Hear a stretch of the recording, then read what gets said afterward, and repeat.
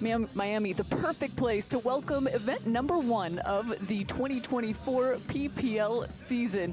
And this has just been a stunning and exceptional tournament to this point. The Ultra Paddle Club playing host to event number 1 as well as event number 2 just around the corner.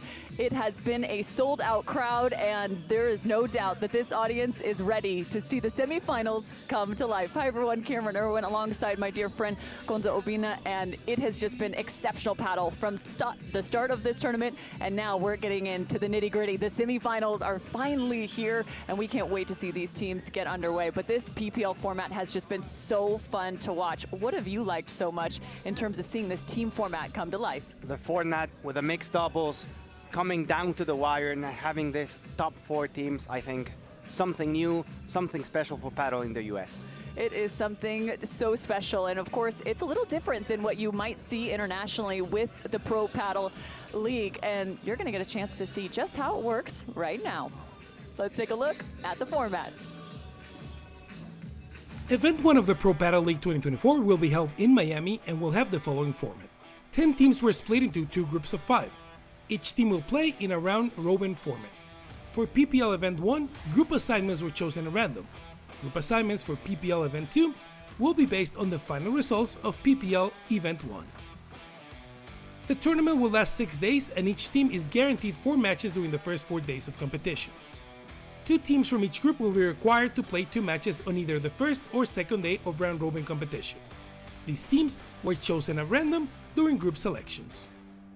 Each match includes a men's double, a women's double, and a mixed double.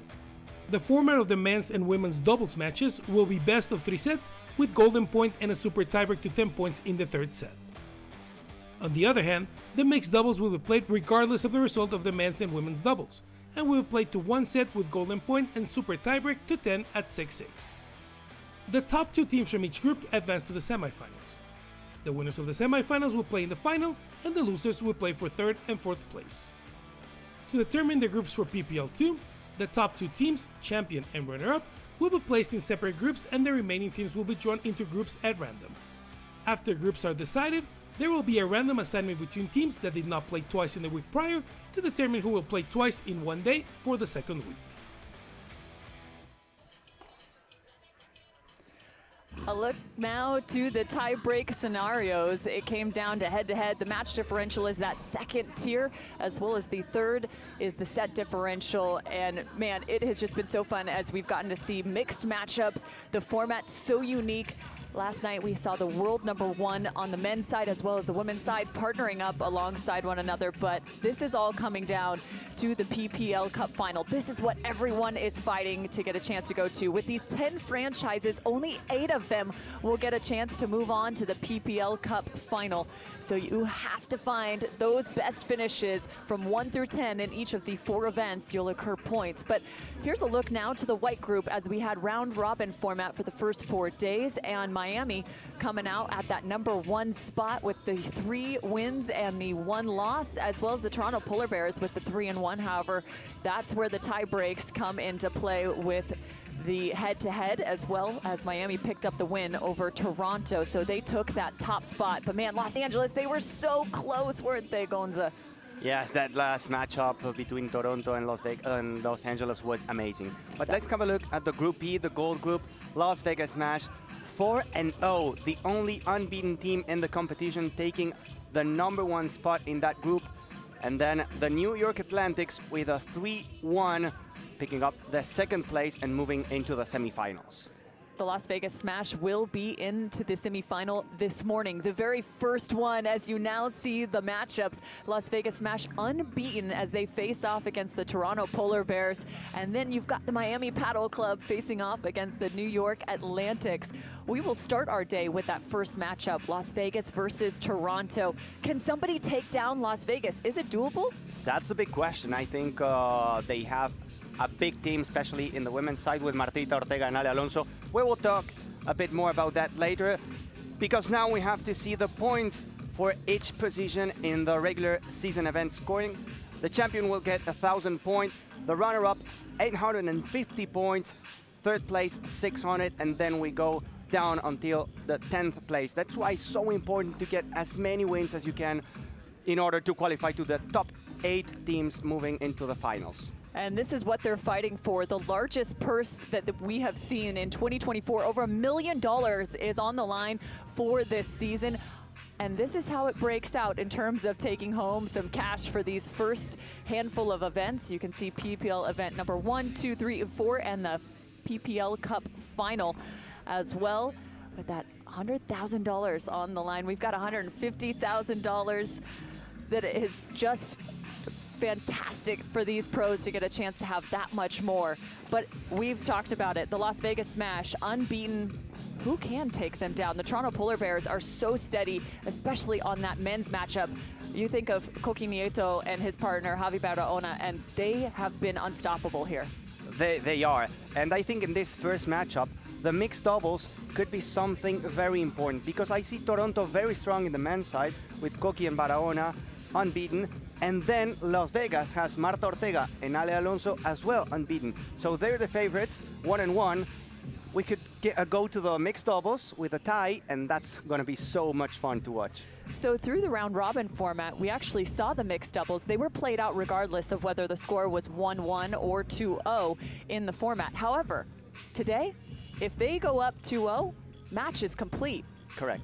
1-1 could come down to that mixed doubles competition, to your point, and that could be wild to think about, because you really don't get a chance to see mixed doubles on any other tour or league across the world. So it's a new challenge, and it is one that is just so wild to watch. What have we learned about the mixed doubles competition over the last 4 days? They have to adapt. They have to learn how to play. It's a new format, something that the players are not used to. Some players are doing better. For example, in Las Vegas Smash, Gonzo Alfonso and Marta Ortega are doing well. They get along well inside the court, and in other teams, it hasn't worked. For example, yesterday we had the number ones in Miami Padel Club, Tapia and Sanchez, and sometimes having 2 number ones doesn't mean that you're gonna do well, because it's new. It's something that the players are not used to. They have to learn how to play in this format. Well, let's talk about our second semifinal, just in terms of a slight preview, because the Miami Padel Club, you mentioned a few names there, but they are going to have to face off against the New York Atlantics, who, by the way, are coming off a rest day. That is massive in terms of the turnaround time and having the ability to stay fresh heading into the semifinal. Yes, they are. I mean, the favorites are clearly the Miami Padel Club. They have 2 number ones, but you never know, because the New York Atlantics are doing well. They have Andrea Austero, in my opinion, the biggest surprise of the tournament, the lefty, 16 years old. And when they are playing with Campagnolo, the mixed doubles, they are strong. And Virginia Riera, as well as Andrea Austero, in the last matchup, playing together in the women's side, they were also very surprising. So if somehow they're able to pull that win, because we believe, or I believe, that Tapia and Sanz are going to win their match, that mixed doubles could also be the key to see who moves into the final. So our 2 semifinals have now been displayed in terms of the matchups, but if you think tomorrow, what would you like to see in terms of a final? Who do you think is going to end up in that last and final matchup? That's a tough question. I'm going to go probably with Las Vegas Smash. They are the 2023 champions, so maybe that is going to give them some extra motivation. And you have to go with Miami Padel Club. Of course, anything can happen. This is sport. But they have Tapia, they have Ari Sanchez, they have a super team, and whenever it comes to super teams, they are usually playing the finals. Well, we did see some upsets at the early stages of the round robin, so maybe we'll get an upset in the semifinals. Who knows? But now that we've got the top 4 teams, we cannot wait to show you just how this sport is taking over the world. Take a look now as everyone's starting to flood into the Ultra Padel Club. This is a sold-out event. People are just going to start piling into that VIP section, and understandably, as we sit beneath the palm fronds and right outside the court, chairs set up along the length of the court, and this is going to be the beginning, the very first event, the semifinals just around the corner. I'm going to send it to our 3rd crew member, Javi Carrasco, for the introductions.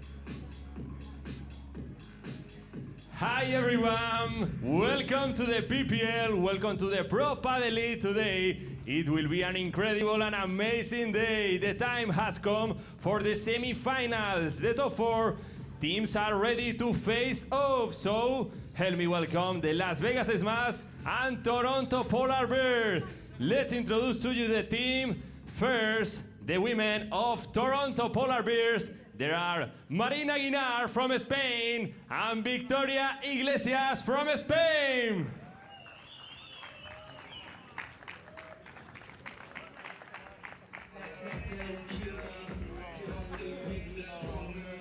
The women for Las Vegas Smash, Alexandra Alonso and Marta Ortega from Spain.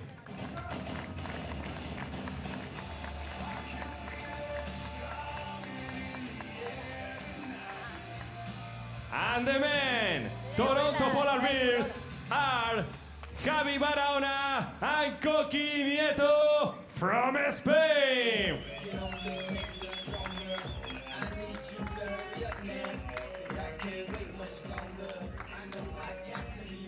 And the men from Las Vegas Smash, Gonz Alfonso from Argentina and Pablito Cardona from Spain.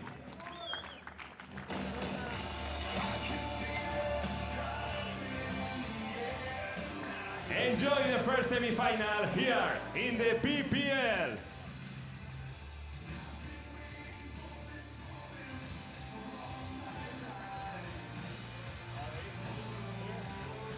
The Toronto Polar Bears and the Las Vegas Smash are ready to face off. Some big-time names on both sides of the net. The roster is rounded out.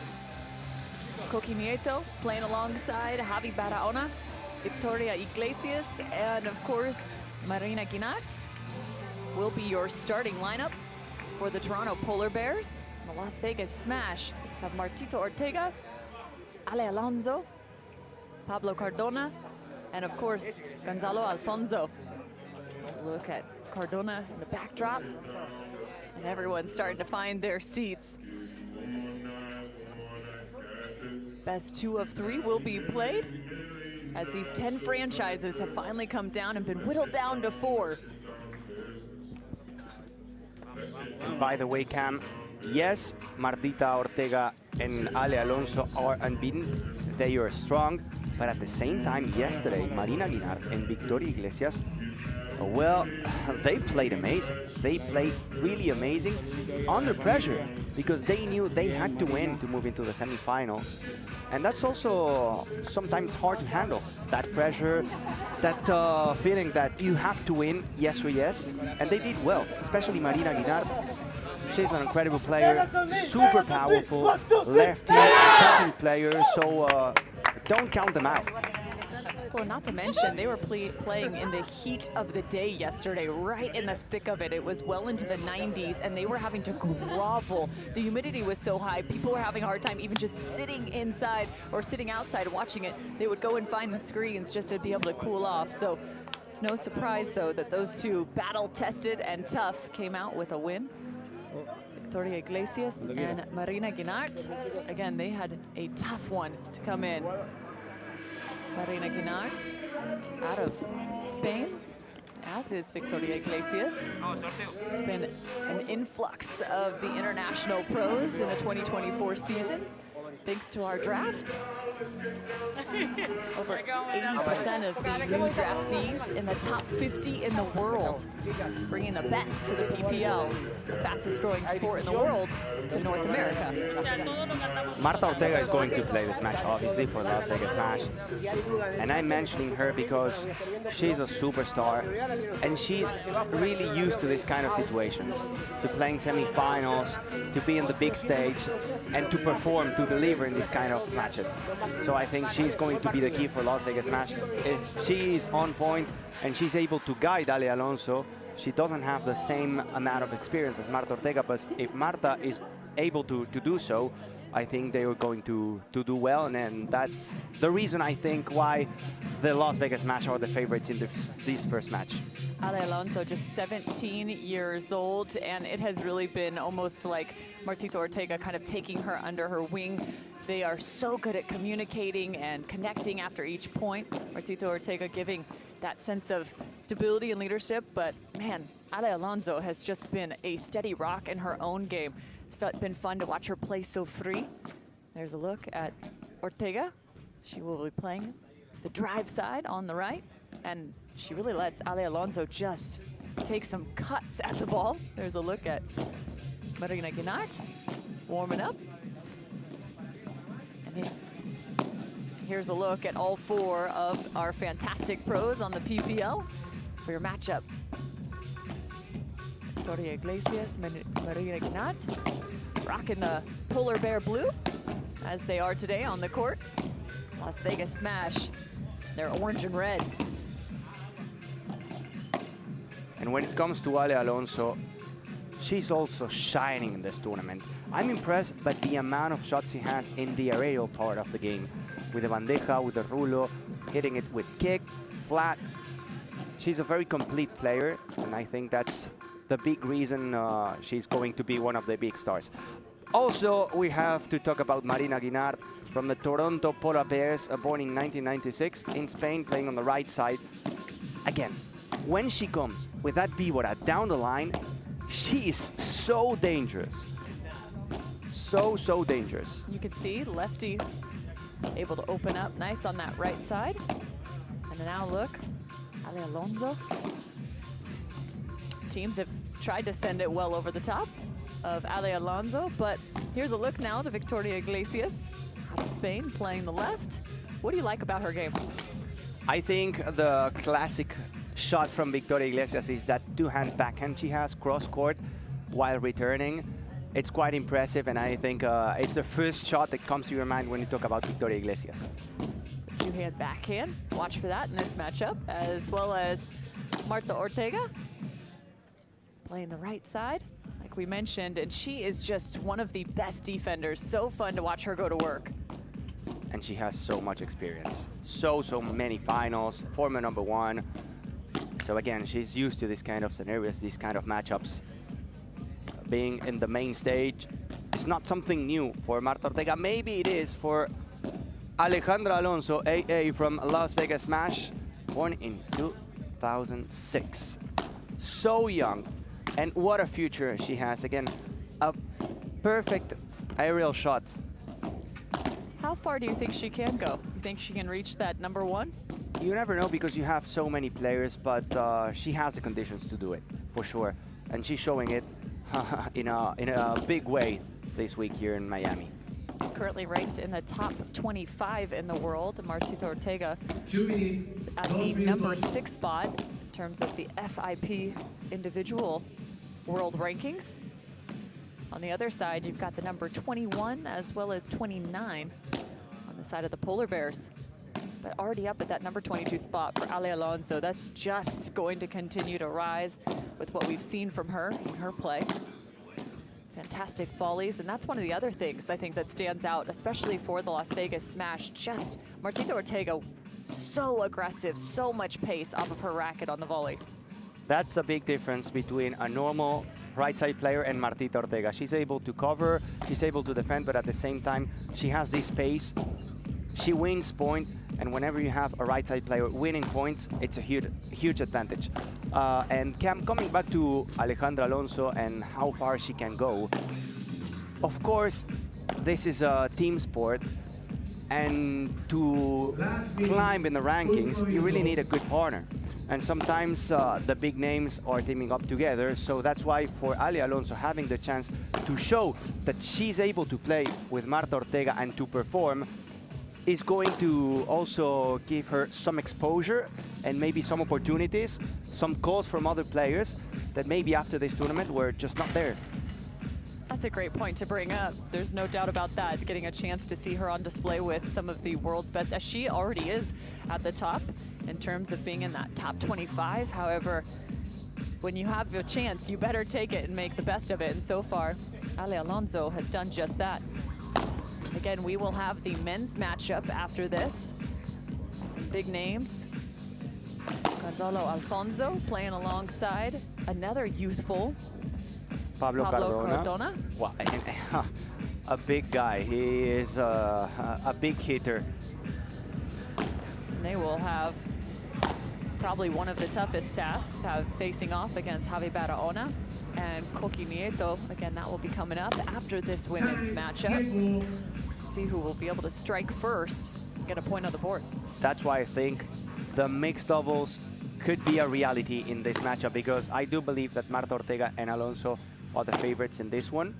Of course, Marina Guinart and Iglesias are playing amazing throughout the week, but Marta Ortega is the player of the match. And in the next one, we have Javi Barahona and Coqui Nieto, unbeaten.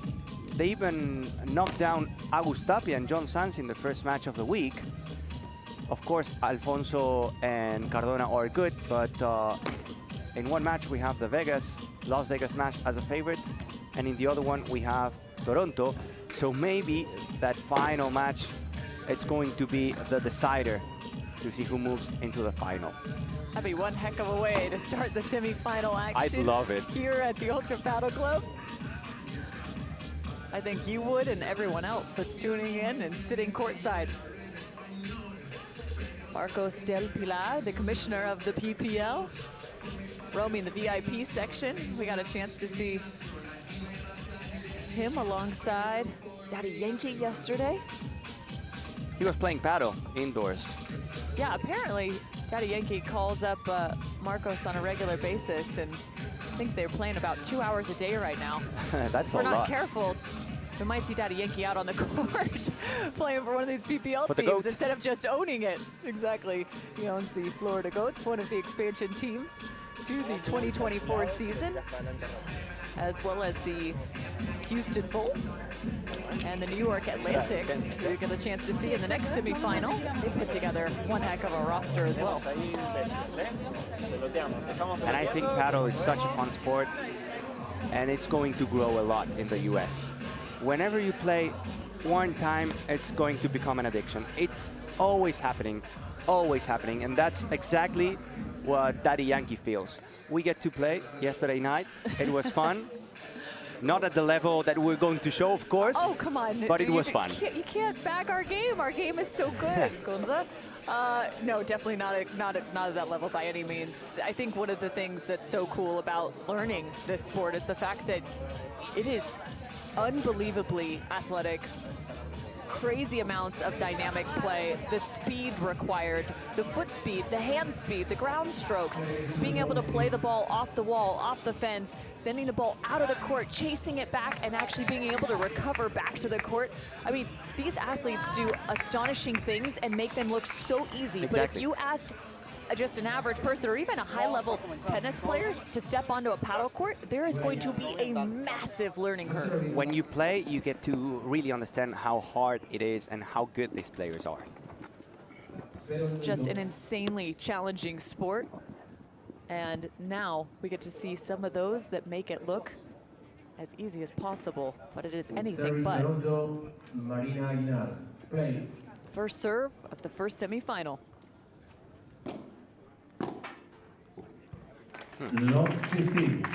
Quick on the return.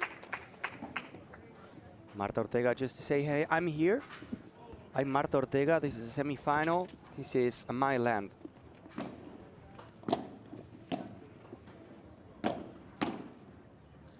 She strikes again. Quickly finding the space right through the middle.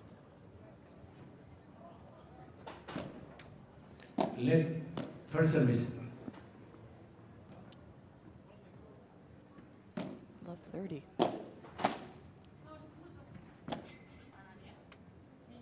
Iglesias checking across the net. Here's a look at the bandeja, the defensive overhead. Playing off the glass. There's the strength. Marina Guinart. The first of many. Once you get the chance to see that the lob shot is short, she just goes for it. And the ball just comes back.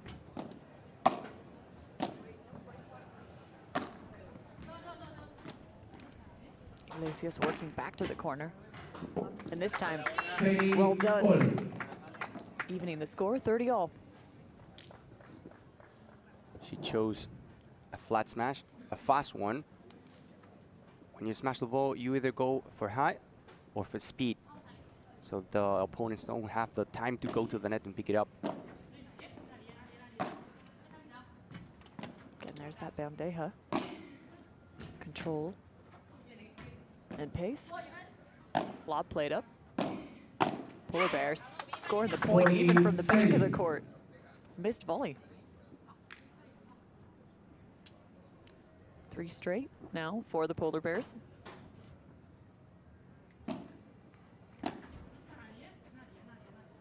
Push back to the fence. Getting called off there by Guinart, and it was the right decision. So 4 straight. They were down love 30, but ultimately find the hold. That's a Víbora down the line we were talking about.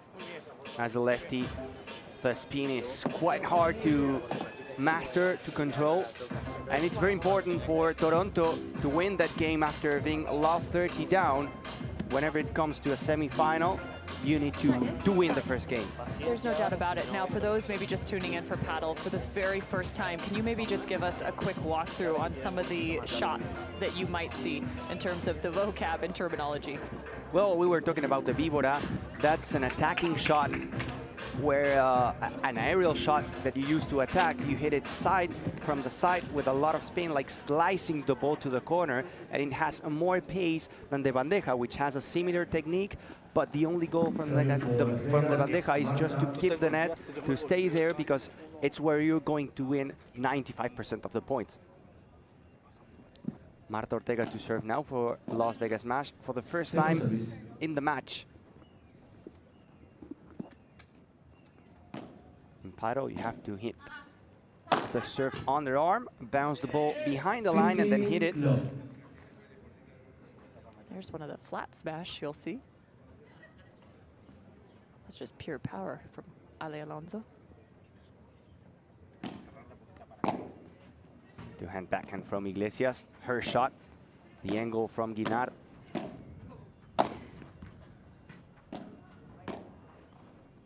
Soft touch from Victoria Iglesias.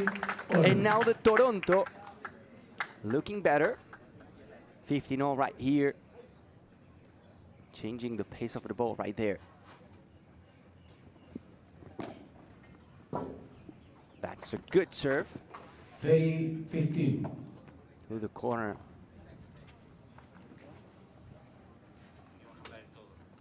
(30-15) with a smash.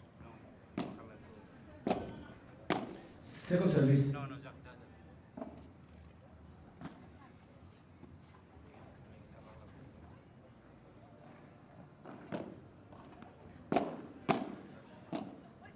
That's gone.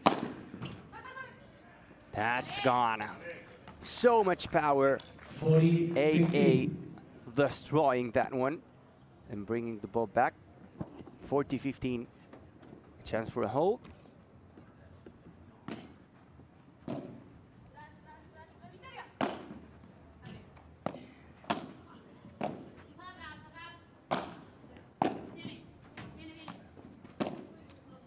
Alonso has to go back now. A fast lob shot, but goes too much. It flies to the glass wall. 40-30.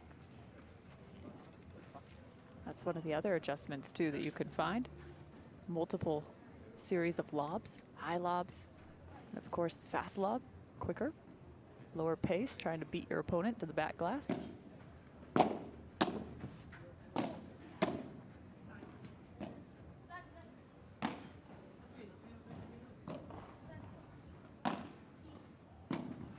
Guinart, 3 lobs in a row. Marta Ortega with patience, finding the right ball to attack. And she finds it. There she goes, Marta Ortega, with the winner down the line. That's a hold for Las Vegas Smash, 1 game apiece. Beautiful patience here from Ortega. Multiple overhead sent to the cross court until she found the ball just a little bit lower on that last and final lob. Serving Victoria Got those Iglesias. feet back behind. Shot selection is so important. We've seen Ortega have just an arsenal of weapons in terms of what she can do. Rulo on the side of Victoria Iglesias. That's changing the spin. Trying to find that side fence. like an inside-out overhead. Second service.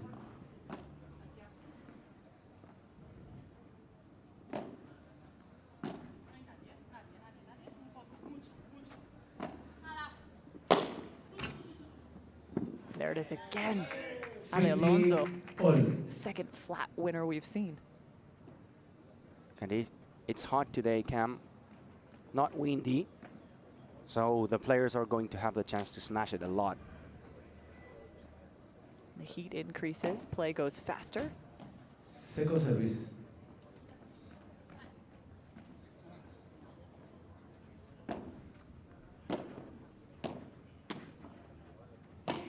Lob off the volley. Wow.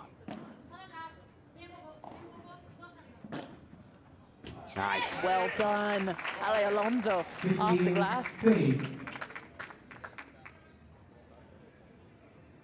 That was perfect because she had to go back before this shot to pick a hard víbora from Guinard in her quarter, then go to the net and execute that perfect bajada. I think it was out. I think so as well. Second service. Second serve.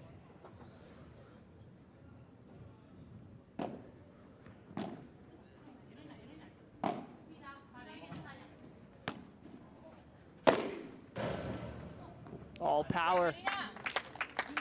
30. Tough All. ball when it hits that 4-meter fence or even the 3. Can really change the trajectory of the ball. It went down. 30 all.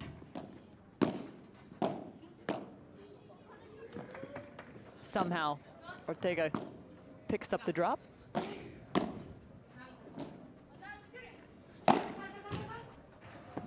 Ah, so good. Marta Ortega picks up the drop shot and then finds this. The importance of the physicality.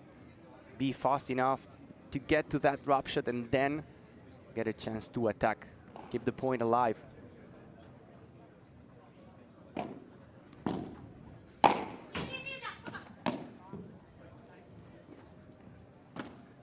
Las Vegas with a chance to break here.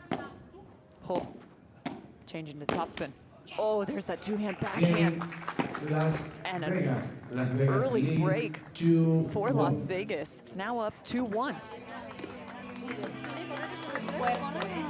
Cuando logramos tirar bien el globo y nos tenemos la pelota con rebote, Este lo tendría que haber bajado. Sí, porque hay huecos, o sea, están, pero no. Le he querido dar a uno y no, pero porque se le ha quedado pegada. de última la haces goleada. Termina el nick, Sí, no la se la toma ve. y la siguiente otro globo bien. No es rápida que se te pega la regata parte del hueco. Has visto volea de derecha, dejada. Bajada de derecha, ángulo abierto. Chance. Revés.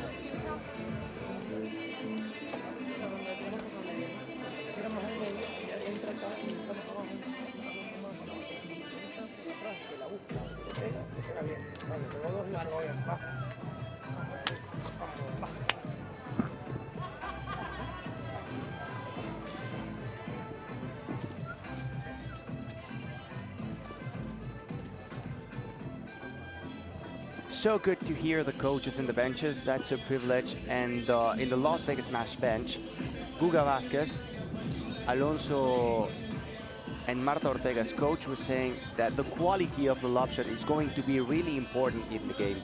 They have to be super focused on the quality of the lob shot. And then he was also talking about the personality they need to have for this match. Whenever there's a chance to attack, he was saying you need to be brave. Go for the risky shot. Don't just go for the safe play. If it's a shot to do it, just go ahead. Because you're doing it, and you're doing it well. That's Guga Vasquez, like you mentioned, who is from Argentina, was a fantastic player, and is a fantastic player in his own right. Serving He is. Alexandra We saw him Alonso play in from the Las All-Star Vegas. event in 2023. Now he's putting on the coach's hat here with his crew. Las Vegas Match with the first point. But just to make it clear, it's not going for an unnecessary risk. Second Just service. whenever you have the chance, go for it. Ale Alonso to serve for the first time in the match.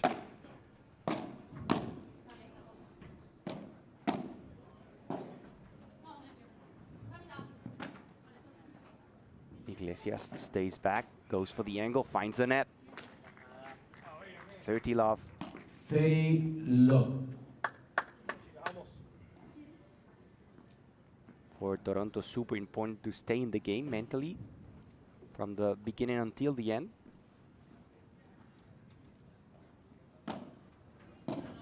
Second service.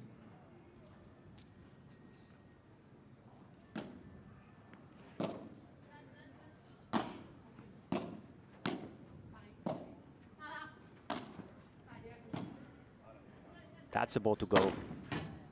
Exactly as they talk. 40 Whenever you have the ball, go for it. That was the perfect condition for Marta Ortega. Ball shallow to the net.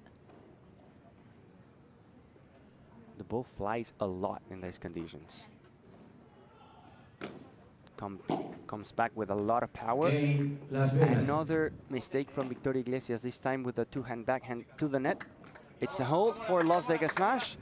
They extend the lead to 3-1. Serving Marina I think it Guinard. would be really fun to see this Las Vegas women's team face off against Miami. And Ariana Sanchez. And of course, Marta Taliban. 15 love.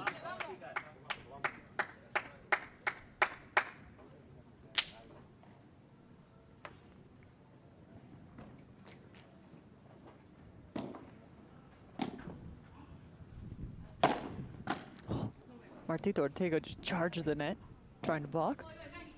Them jumping out of the way.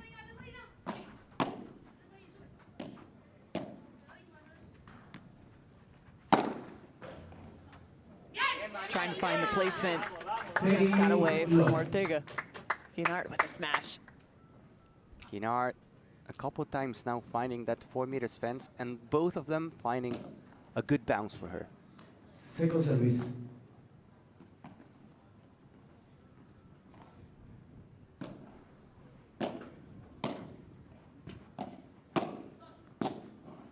Strong volleys from the Polar Bears here. Until that 30, last one. 15. It's a little too much on it. Trying to find that court position and maintain it.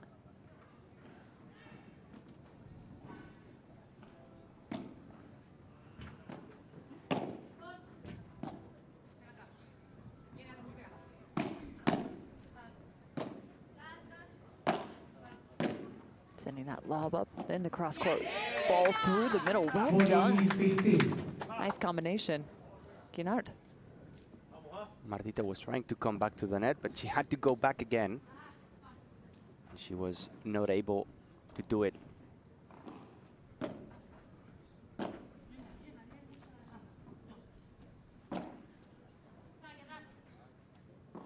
From one lob to another. It's shallow. Now, Guinard. What a block from No Alonso. way. 40, Fantastic 30. block. Ortega. Smiling as that one just ended up right on top of her. The block from Alonso was good, and then Ortega was already waiting in the net.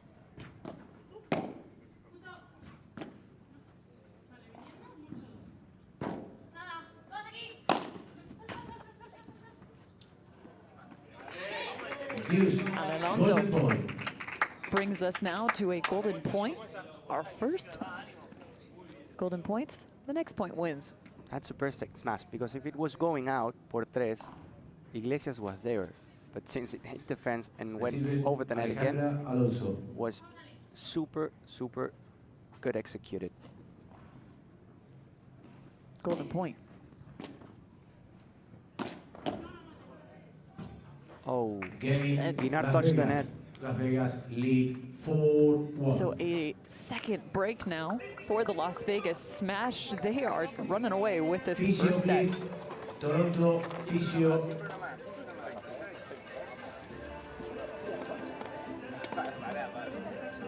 Sí. No, pensaba que se iba a animar.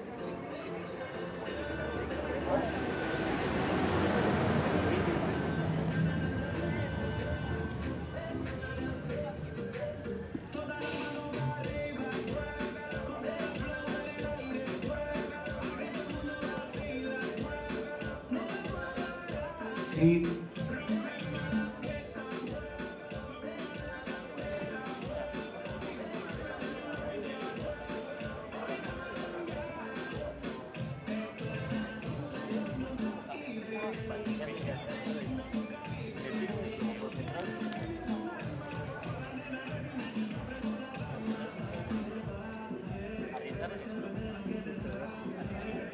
Marcelo, come here please. Marcelo. Ahorita la acomodamos. Fisio.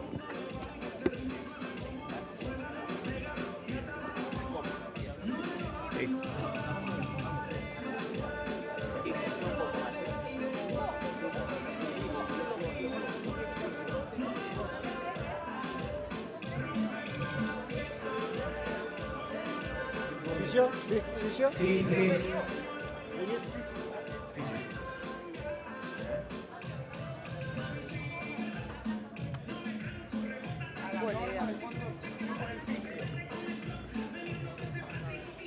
Ah, no saben. Se supone que es como en la FIP, que son 3 minutos. Se supone que es como en la FIP, que son 3 minutos desde que valoran.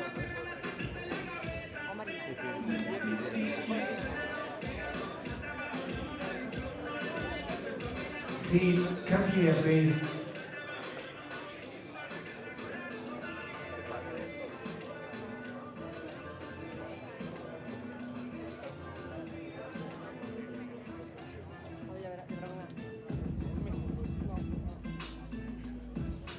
Buenas, ¿qué tal? Tengo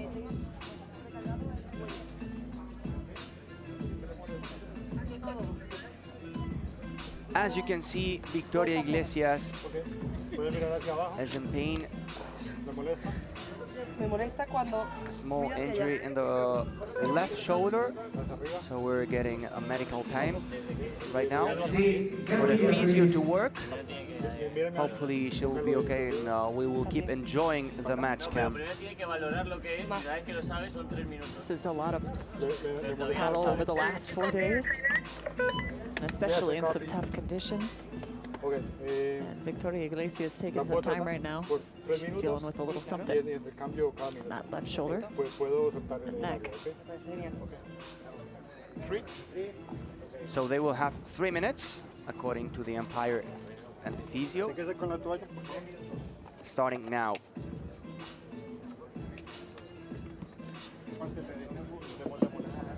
Until now, we've seen a dominating Las Vegas match camp with a couple breaks. Marta Ortega solid as usual, and Alexandra Alonso handling perfectly the pressure, the big stage, playing a semi-final in the first event of the season, knowing that you're the 2023 champions, that you're expected to deliver, and I think she's doing well, not doing any mistakes, winning some points, smashing the ball whenever she has to do it, as well as Marta Ortega. And the strategy, in my opinion, is really good. They're going with patience, building up the points, and whenever you have the chance, the shot selection is nice, it's good. You know, and I think it's really fun to see their game grow even alongside one another through the last 4 days. It seems as if the more time they spend on the court, the more they understand where each other wants to be and the shot selection and how it can be complementary to one another in terms of finding exactly the right time and space. But there's no doubt that those two are leveling up their game, and that's going to be the case when you think of this from event 1 to event number 4. All of these athletes will now have a chance to spend that much more time as we go through these events on the court with their new partners, this just being the first, so they're really having to figure out exactly how to play alongside one another. Exactly.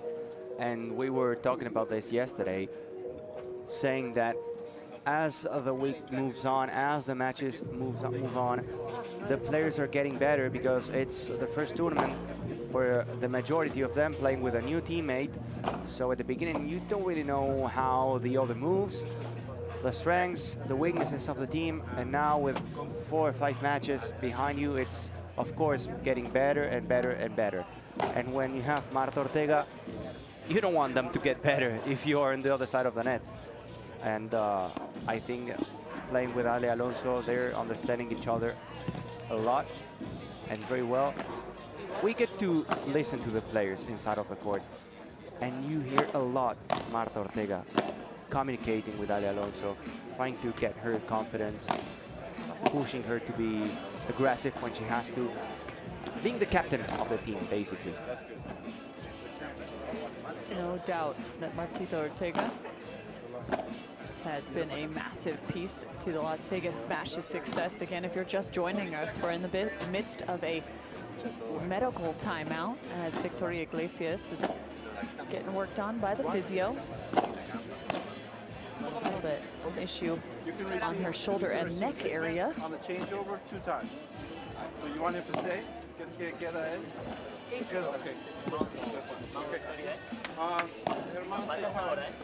Now 3 minutes is now up. Victoria Iglesias looks like she's heading back out to the court. There she goes, Victoria Iglesias.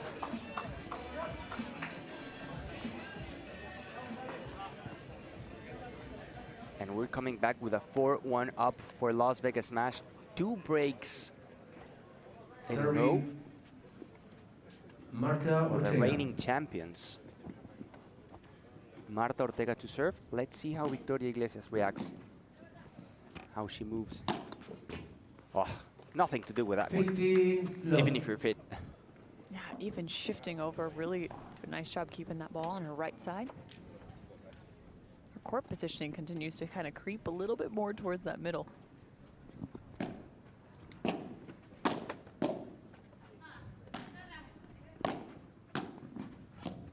Perfect Chiquita, then she goes for the fence. The por tres. What a display. A Chiquita, then the rulo, and then the por tres from Alexandra Alonso. Just unstoppable.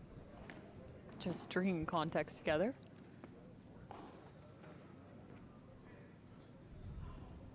Iglesias trying to recover this. Good effort by her. Now Ortega with a víbora. Good pick up from Guinart close to the net, but she goes down the line. Ortega is on fire right now. Las Vegas Smash dominating. Silence, please.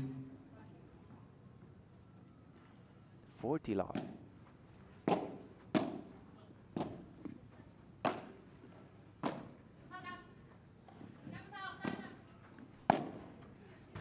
Two-hand backhand down the line. But then the mistake. Las Vegas. Guinart couldn't reach. It's another hold for Las Vegas. Without dropping a single point in that game. 5-1 for the champions. This is moving wildly quick for the Las Vegas Smash. Serving With the Victoria 5-1 advantage Iglesias. here. They can earn the set with a break. Second service. Got to figure out, if you're the Polar Bears, how to slow down Marta Ortega. Because right now, she is coming up with winner after winner.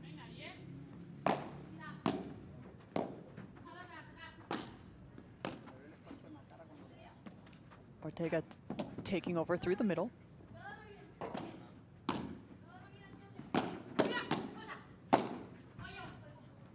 Insane speed on the volleys. But again, how does she come up with that angle? 15. Straight down from Ortega. So far, the best match of the tournament from Ortega. And I'm saying this from a player that has won 4 out of 4 matches.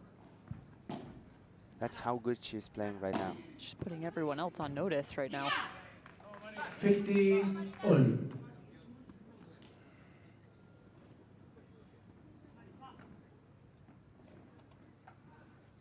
all.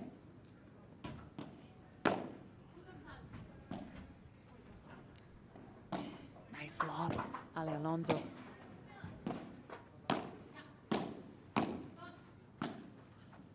Unreal. Oh, the miscommunication, but the setup shot was a thing of beauty. The double shot. They both went for it. Racket clink. That shot created such a gap.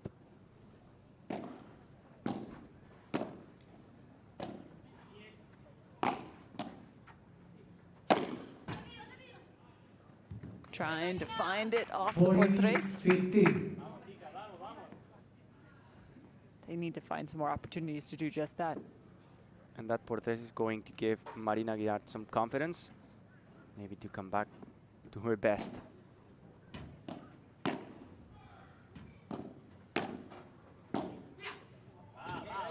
And they find a hold. Speaking of gaining confidence, that's a good start to find some.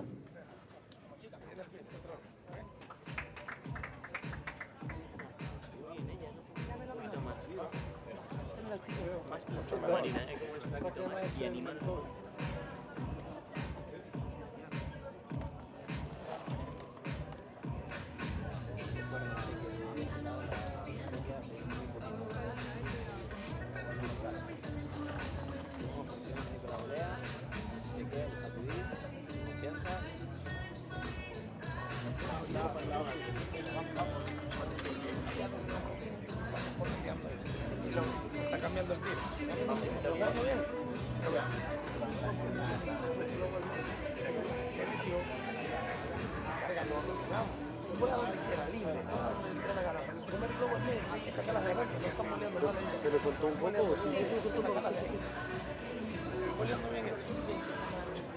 Muy bien, hay que sacarla.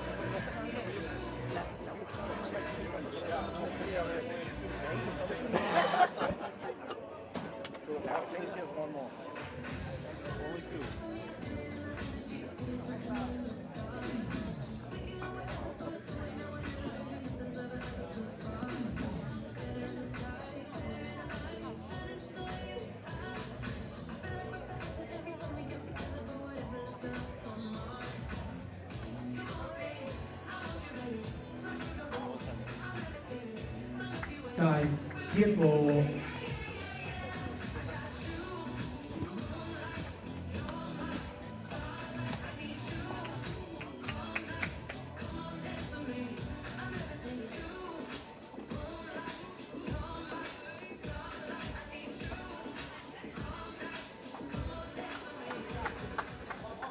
Serving Alexandra Alonso for Las Vegas.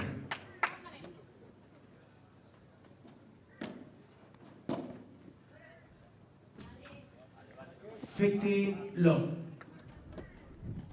Back to the main court. Las Vegas Smash serving for the first set. 15 love.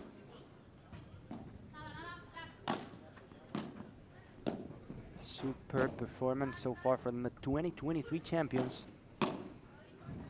Especially from Marta Ortega. Meant to be the leader of the team. 30 love, glass finder from Victoria Iglesias, clearly not feeling good.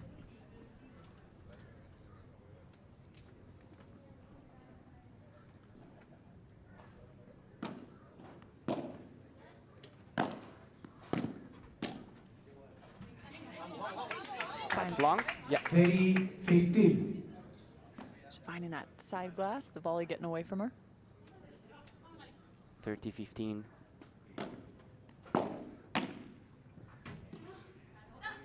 Good volley from Marta Ortega, squeezing the ball close to the baseline. 40-15 and the first set point of the match for the Las Vegas Smash. They only need one because Marta Ortega is on fire. MVP of the first set. Las Vegas Smash up by 6 games to 2. And Cam, we have something very special prepared for everyone watching from home. Yeah, you know, it's so fun when we get a chance to have all these pros come to Miami. You'll get a chance to sit down and have conversation with all of them. So check out Marta and Barbara from Las Vegas. de las Heras, jugadora de Las Vegas Smash. Hola, soy Marta Ortega, jugadora de Las Vegas Smash. Pues la PPL, yo diría, es una oportunidad. Yo creo que va a ser como la clave. Yo creo que está bien el cambio que han hecho de que no sea un mes y pico seguido, sino que sean semanas independientes y que sean enfrentamientos así por grupos. Yo no sé si a lo mejor haría grupos más pequeños. En lugar de enfrentarnos tantos equipos, ¿sabes? Hacer grupos más pequeños. So that's what they've been talking about in terms of just this different format instead of going through a traditional tournament format where you might have a matchup per day. Now you're having multiple and working through a group to then fight out of the round robin format and find themselves here in the semifinals. But that's one of the big differences in terms of challenging these athletes. Multiple matchups, and it's an extended period of time to play.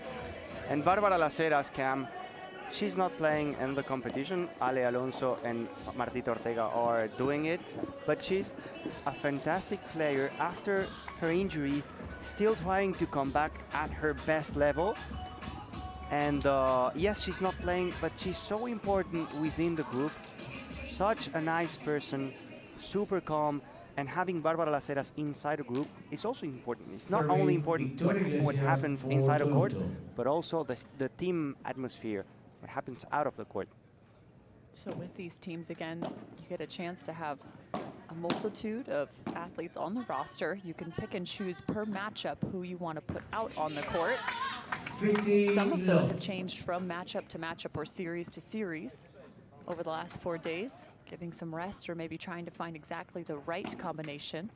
Some have stayed more steady, like this of the Polar Bears. They've stayed pretty steady in terms of their lineup, as we now are into the second set.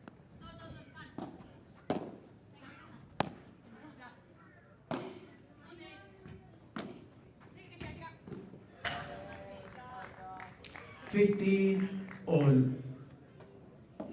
15 all now. Polar Bears, this is not really what we've seen from them over the last 4 days. Another beautiful winner. Bajada de pared with a backhand from Marta Ortega down the middle. She's feeling it. She is locked in. That was a good shot right there.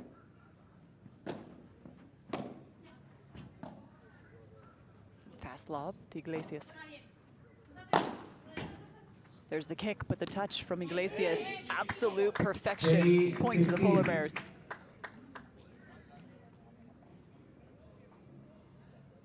With a no-look touch right there.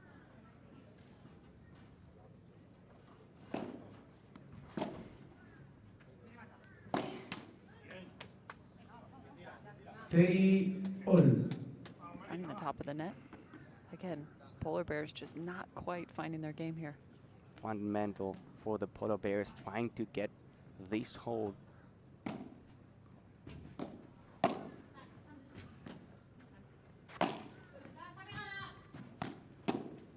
Amazing. Ale Alonso takes that ball off the glass, back to the net. Backhand sliding that. Opportunity for an early break. But it all begins with the quality of the lob shot. That gives Ale Alonso the chance to push. Another good one.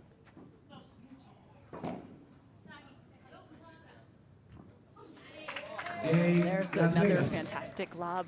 Guga Vasquez, that's what he talked about as the Las Vegas Smash earned the break, making sure they create opportunities. They have to be able to lob well, and so far, everything working in the favor of the Las Vegas Smash. Coming back to the shots in paddle, Cam, we were talking about the Víbora and about the bandeja. You'll see a lot of lob shots, a lot of them. And maybe you think it's not important, it's not, doesn't look good, doesn't produce anything, but it's actually super important. The quality has to be good. If it's short, they're going to smash it. If it's long, it's gonna go out. You have to be able to put it as close to the back wall as possible to go over your opponents and then go to the net. If you're hitting good lob shots, you're gonna be more time in the net. And that's so, so important, and that's what Las Vegas Smash is doing well, perfect here in this first match. Again, multiple types of lobs too. You see those, whether it's a high lob, a fast lob, both with different challenges that they present to their opponent. But really, it's just about trying to get yourself back up to that net, back to a position of advantage. Marta Ortega to serve, the second serve. Las Vegas Smash 1-0 up in the second set with a break. Changing the pace of it. Alonso.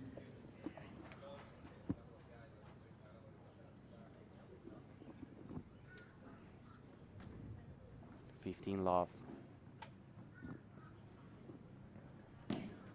After this, we will have the men's matchup.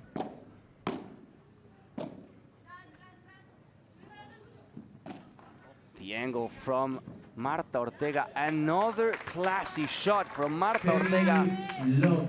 On fire. What a match she's playing. Look at this. Hides the shot, goes for the angle, finds the fence. That's perfection.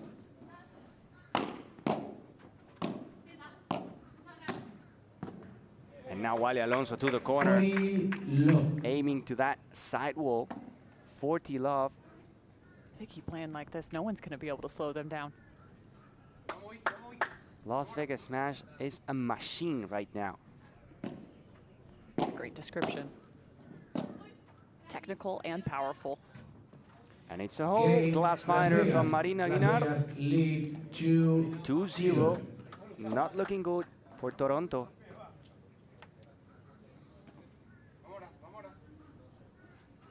See what the engine can do now on the return.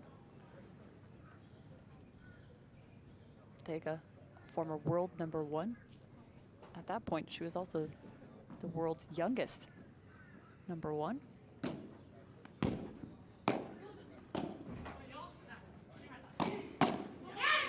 Just amazing experience to get to share with her partner, Ale Alonso. That was a tough block, Cam, because it was a high ball close to her position.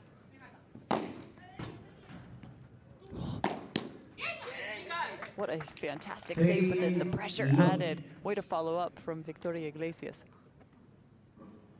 Marta was unprotected, out of position.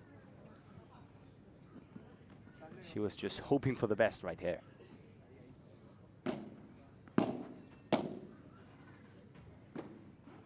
Oh. Amazing, the Chiquita, adding that top spin. 15. That's a shot we haven't yet talked about. Rolling over the top of that, taking the pace off. Good block, way to follow it in for Ortega.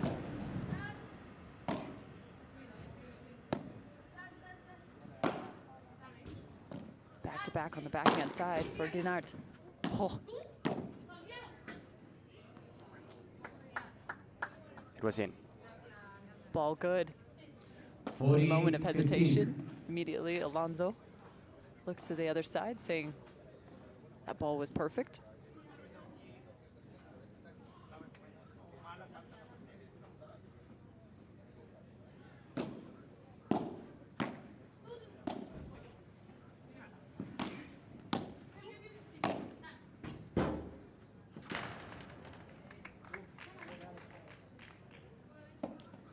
Tough to see from here. Let's see if we can have a better look at that one.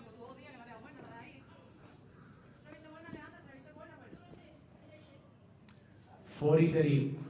40-30. Point for the smash. Second service. Alonso was not sure.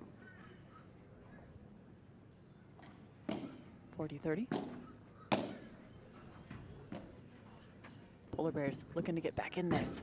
A hold here. Would be a good jump start.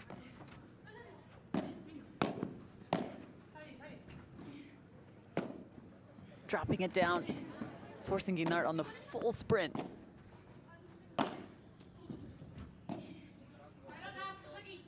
Challenging their speed. Not the bounce she wanted off the back glass. Taking advantage, Victoria Iglesias.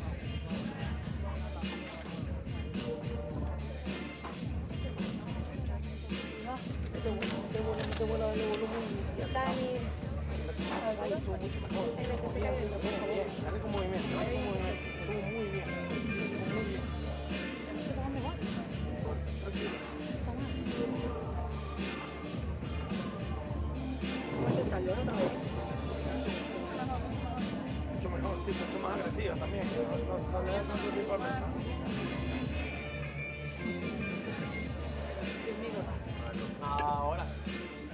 Ahora veo. ¿Este es qué? Ahora dan palo. Primero adentro y trabajamos. Es como Ay, perdón.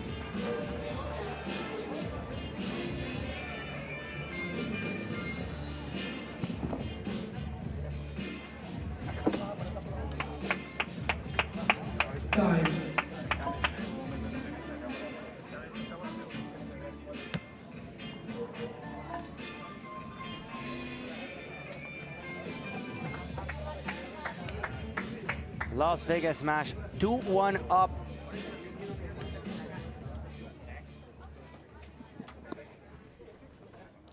With a break. Leading also in the second set. Alonso. Alonso will be serving for the first time in the second.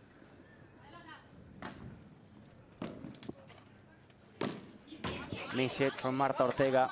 Low 15. Probably one of the few mistakes she's made in this match.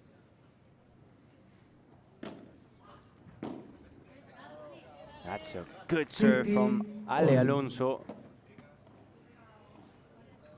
Going to that corner, using the sidewall.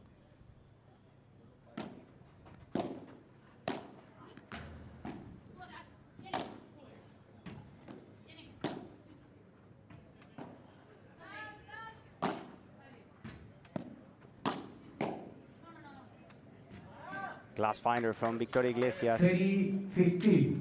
Trying to practice the movement right there after the miss.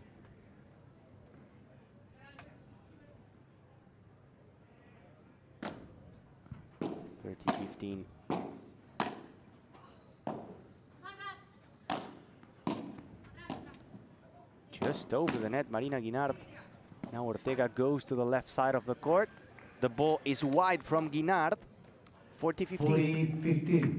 It's like watching Ortega dance across the court. Finds her shot and quickly dances back to the corner, knowing what shot's coming next. Well prepared for it.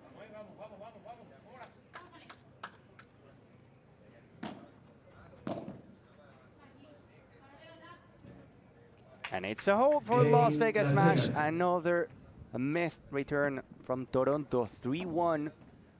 Ortega and Alonso. Through both set 1 and set 2 now. Toronto still unable to find a break.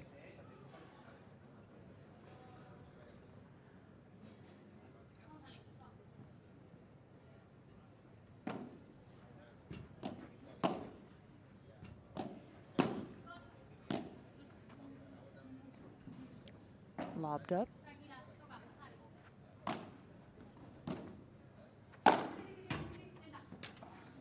Oh, Guinard was on top of that. 50.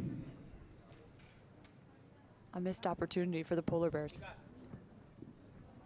That flat smashes are hard because you have to really adjust your position to hit it with a racket. Not easy. The ball's going fast.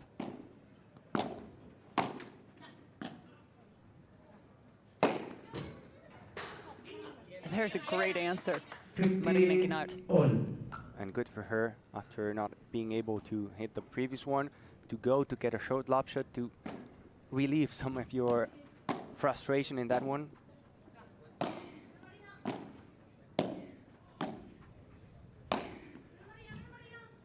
High bounce off the glass. Right now they're adding the pressure to Ortega. Contra pared. Nice block. Making Ortega work here. Kept the ball away from Alonso in this rally. They've iced her out, and she comes up with the error. Well played from the Toronto Polar Bears. Ale Alonso hit it just too high. The ball needed to drop a bit more to find the perfect place and timing to hit the ball. Second service.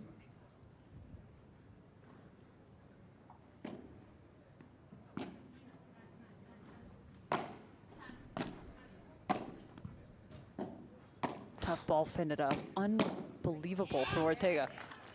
Ferry all. That was played about 3 inches above the height of the court. Off both glass. Side and back. Today she's on point, not only attacking, but as well defending. I remember in the first set, a great pickup in a drop shot. Now this one was another amazing ball. Today she is doing everything to perfection.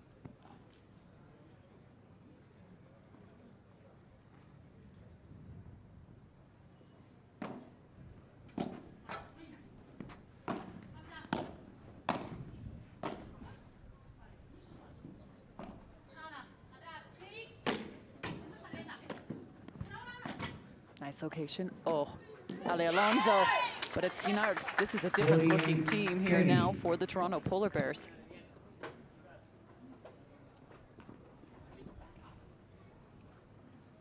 Things starting to work in their favor.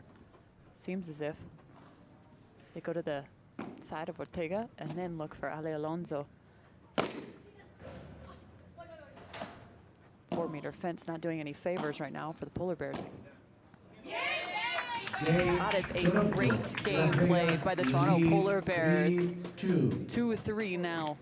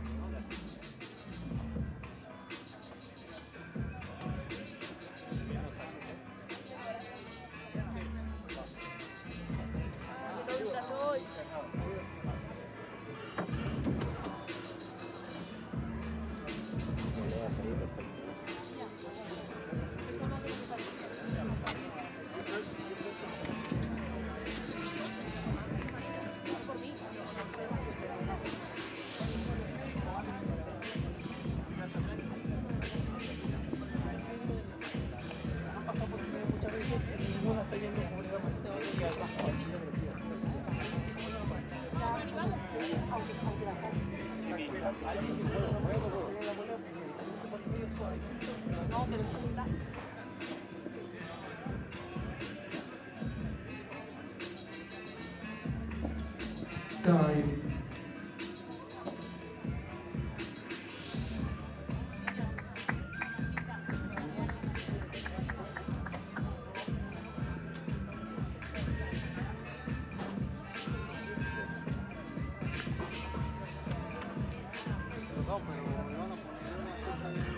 Serving for Las Vegas, Marta Ortega. ¿Qué querían hacer? Pusieron cosas encima de todos los cables. No le dije, no, está no. Las Vegas smash, still a breakup, but Toronto looking much better, finding something. Martita Ortega to serve.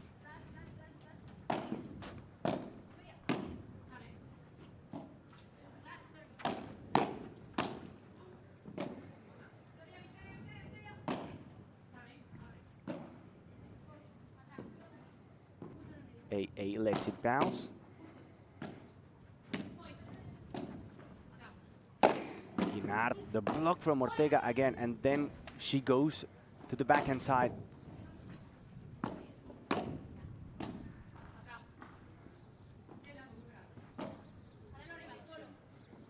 Ale from the right side.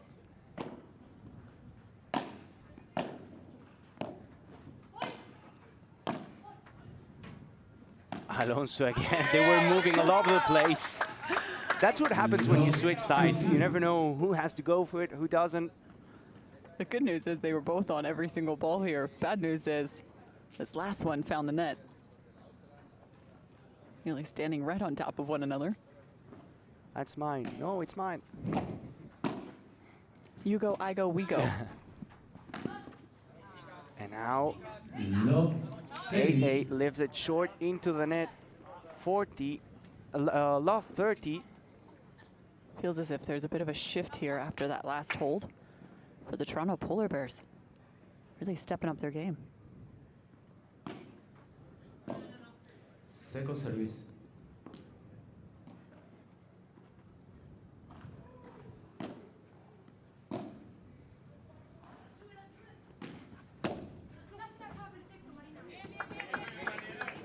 Marina with a missed opportunity right there. We were listening and she was saying, si lo habías hecho perfecto, Marina.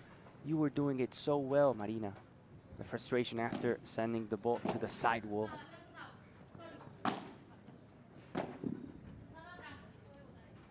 Again, Alonso lets it bounce, goes down the line, and then boom, finding the 4 meters fence. She was not able to send it por cuatro. Bajada, down the middle. Marta, Marta, again.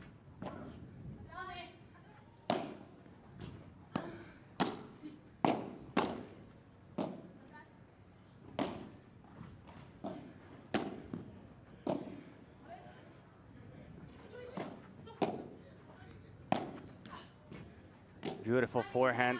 Toronto with an almost double shot right there. Long rally.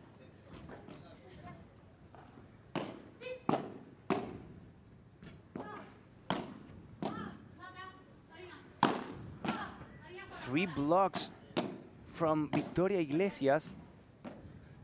The angle from Guinard. Iglesias goes for the two-hand backhand and she misses it into the net. Exhausting point this was. A fantastic rally between these four. Victoria Iglesias trying to find that last and final two-handed backhand on the cross court. That was the initial smash from Ale Alonso that was fended off. Multiple blocks from Victoria Iglesias. Great defense. And unfortunately finding the net. Second service.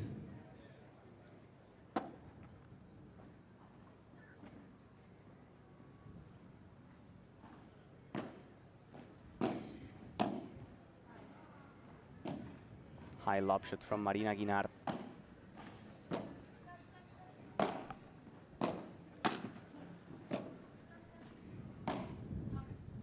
Ortega goes for that corner. And the smash por tres down the line from Alexandra Alonso again. The shining star from Las Vegas Smash. Utilizing that kick, finding that down the line, sending that por tres. Watch how technical. Great extension. And from loft 30 to 40-30.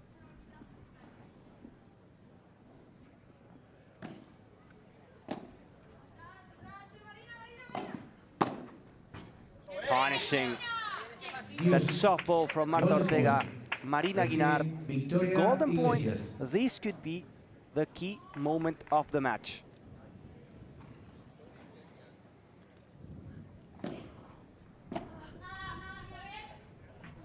And it goes for Las Vegas Smash.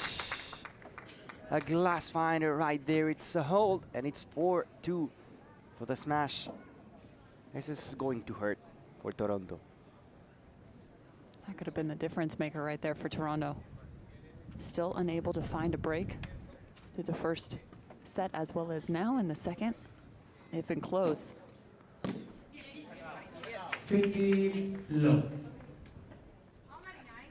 Our last service round was fantastic play on their side. But they've got to be able to find something on the return.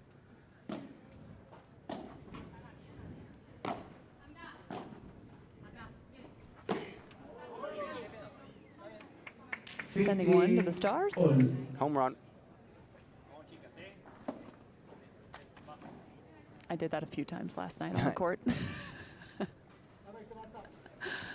Everyone does. Yeah. If they do, why wouldn't you do it? Exactly. 30. Everyone looking to Ale Alonso, saying that was the right choice, but just the wrong execution. Like the thought process there.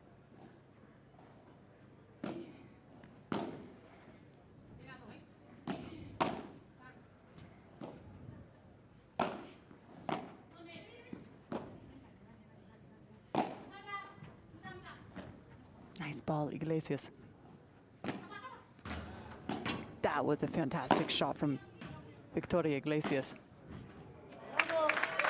But yet the defense, this is where you have to be able to find every part of your game. And Las Vegas, throughout this matchup, has not only been a fantastic defensive team, but also offensively.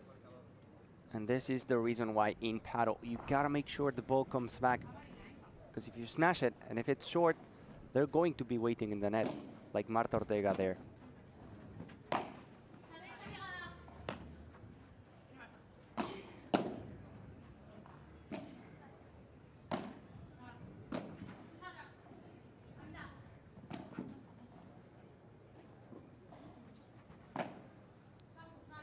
Been lobbing more so towards the middle now for this Las Vegas team. And I think maybe trying to create just a little confusion through the middle on the lob. Who will take it? At times, it's Ortega. At times, it's Ale Alonso.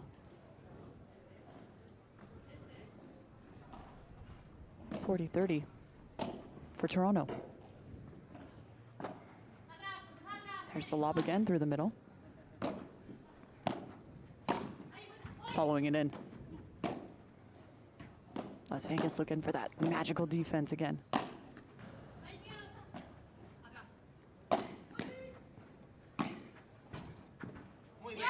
Just a fantastic ball. Marina Gnad. They've got to still be able to find a break. Now trailing 3-4. That last and final opportunity felt like the juncture to maybe switch things in their favor. However, maybe this could be it.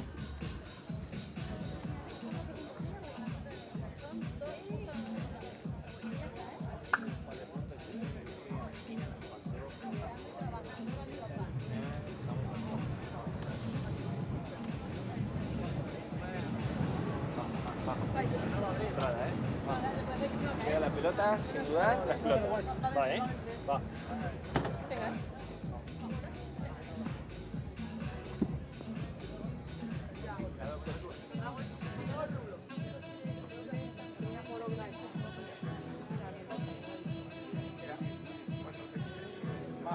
Tira la víbora paralela, esa que estás tirando, estás corriendo una barbaridad. Cuando te quede aquí, pégale para allá, no la cambies, síguela, pum. Está corriendo. Pasa que cuando me sube Marta le estoy explotando la cabeza. Claro, sí, sí, sí. No, no, porque si le tiro lenta me la está volviendo muy bien. A la misma velocidad de la víbora, duro. Duro, te está corriendo, cuando está atrás o está adelante te está corriendo. Y bajita. Tírala y llega en el medio. Si la tocas, muy bien, muy bien. Vamos, Solo tengo más gente. Aparte es la que te gusta. Sí, es la mía. Y ella es la que le está molestando porque no juega con tanta velocidad.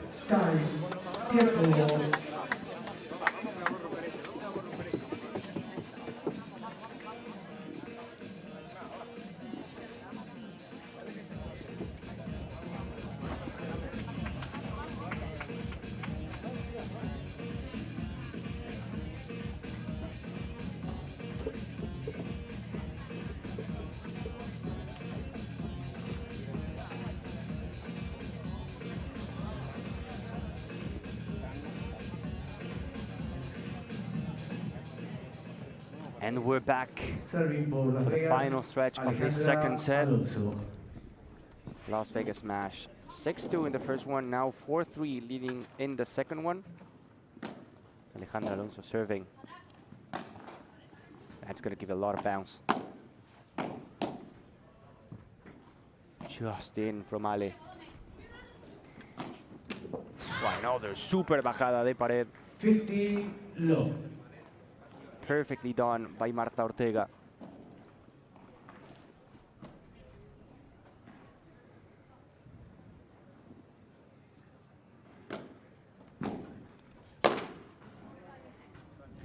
Unfortunate break right there for the smash. The touch in the net made the ball go straight into the fence.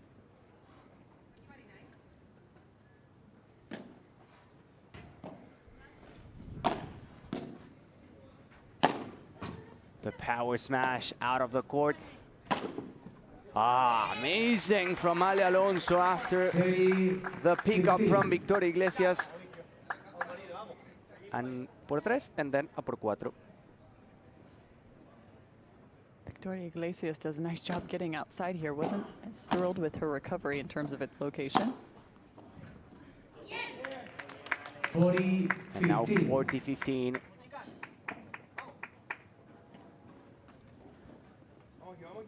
Putting on a show today. The smash showing why they are the favorites, at least in this first match. The superb Marta Ortega.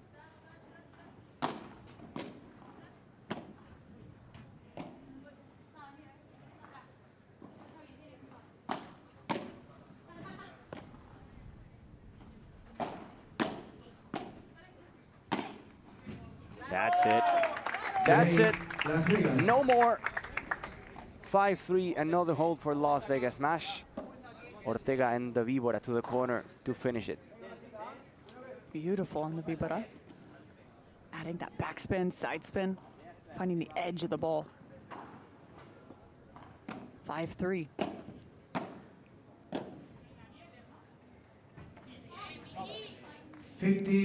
Low.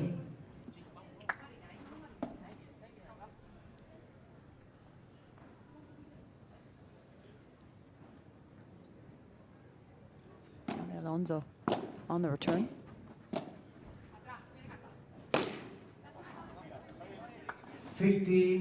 All. And even that finds the middle of the net. Trying to risk it now. They know they have to go for everything here, the Toronto Polar Bears. 15-0. There's no more time.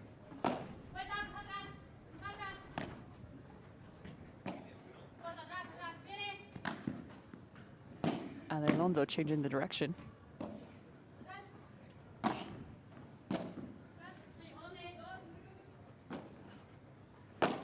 What a lob down the line.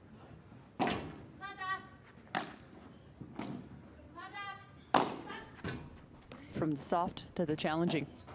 Alonso.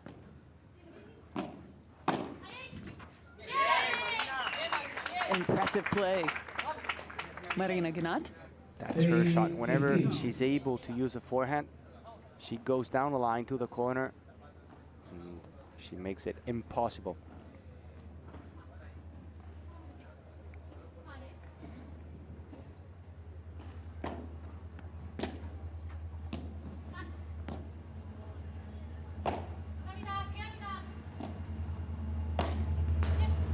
Oh, beautiful. The lefty on the drive side finds the fence.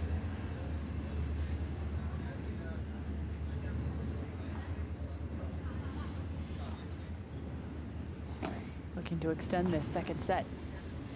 The Toronto Polar Bears. Strong volleys from Iglesias.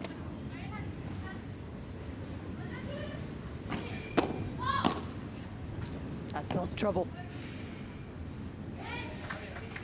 Alonso closing down the net.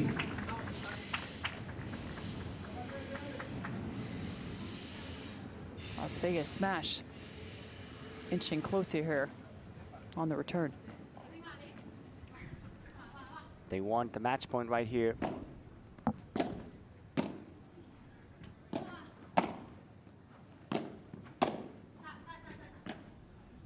A little slower on some of those volleys from Iglesias. Changing the pace of play. A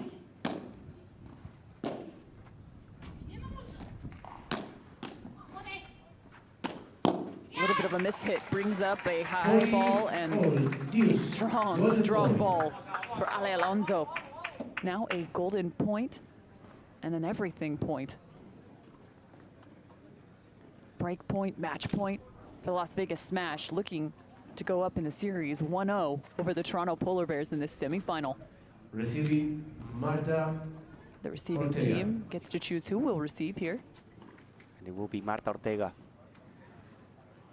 Match point, Las Vegas Smash. Alonso from the corner.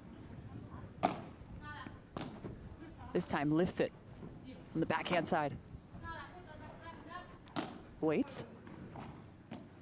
looking for opportunity. Match to the Las Vegas Smash in just 2 sets. 6-2, 6-3. Brilliant performance from the 2023 champions.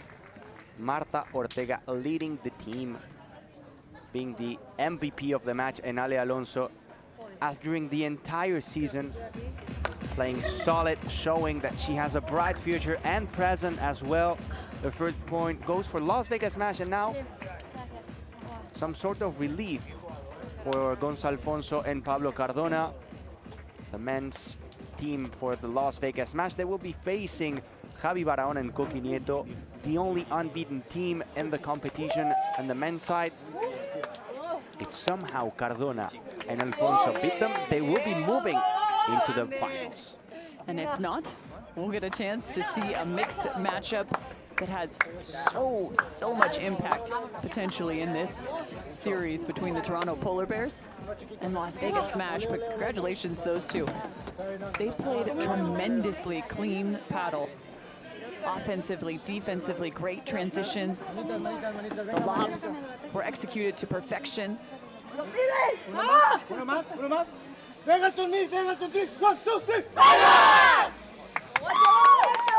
A team celebration for the Las Vegas Smash, now up in the series 1-0.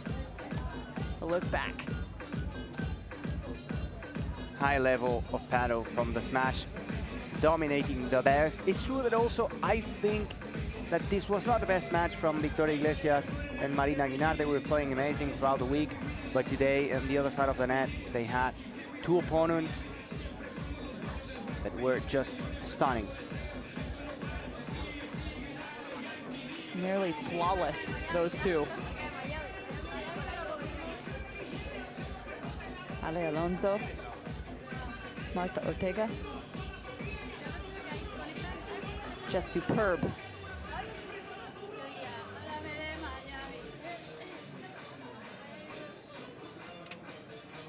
We're gonna send it to Javi Carrasco.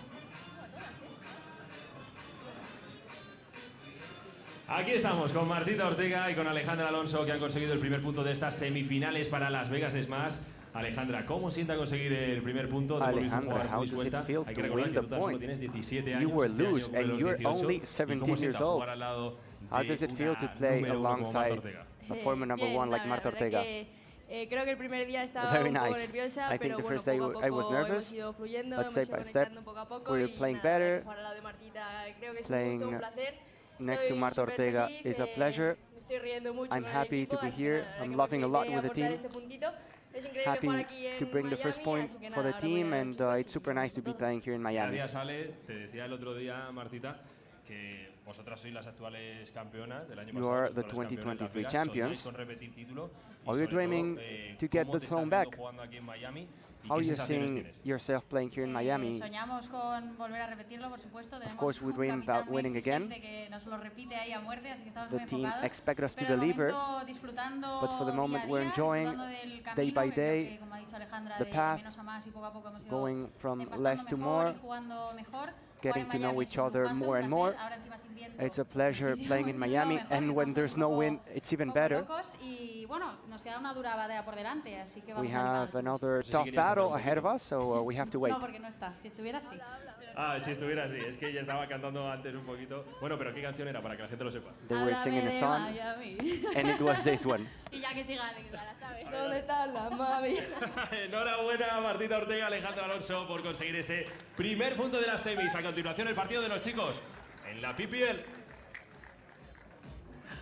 Well, they surely were dancing across the court as they have danced their way to a 1-0 lead in the series between the Las Vegas Smash and the Toronto Polar Bears. Everyone just taking a few short minutes here to get reset as the men are about to head to the championship court as Coqui Nieto and his partner, Javi Barahona, look to find an answer for the Polar Bears.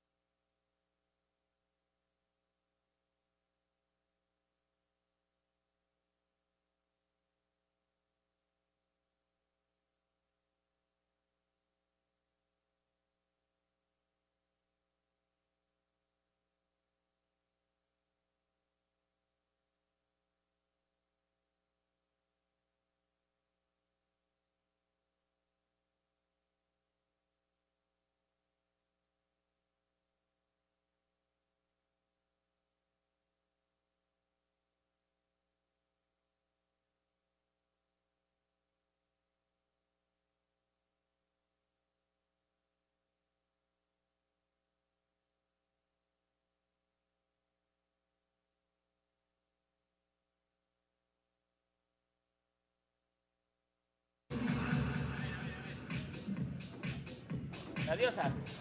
¿Sacamos, restamos? Sacáis vosotros. Una bolita. ¿Quién va a sacar? Yo. Vale. ¿El arbitraje es pasivo, activo o...? Yo, lo ven lo canto. Si vosotros decís algo diferente, queda vuestra decisión. O sea, si yo, por ejemplo, salgo del canto saque malo, una vez que fuera, me queda 2 bolas. Vale. Hay que ir a por más, creo que ha ido sí, pero si ves que sí. Está peloteo.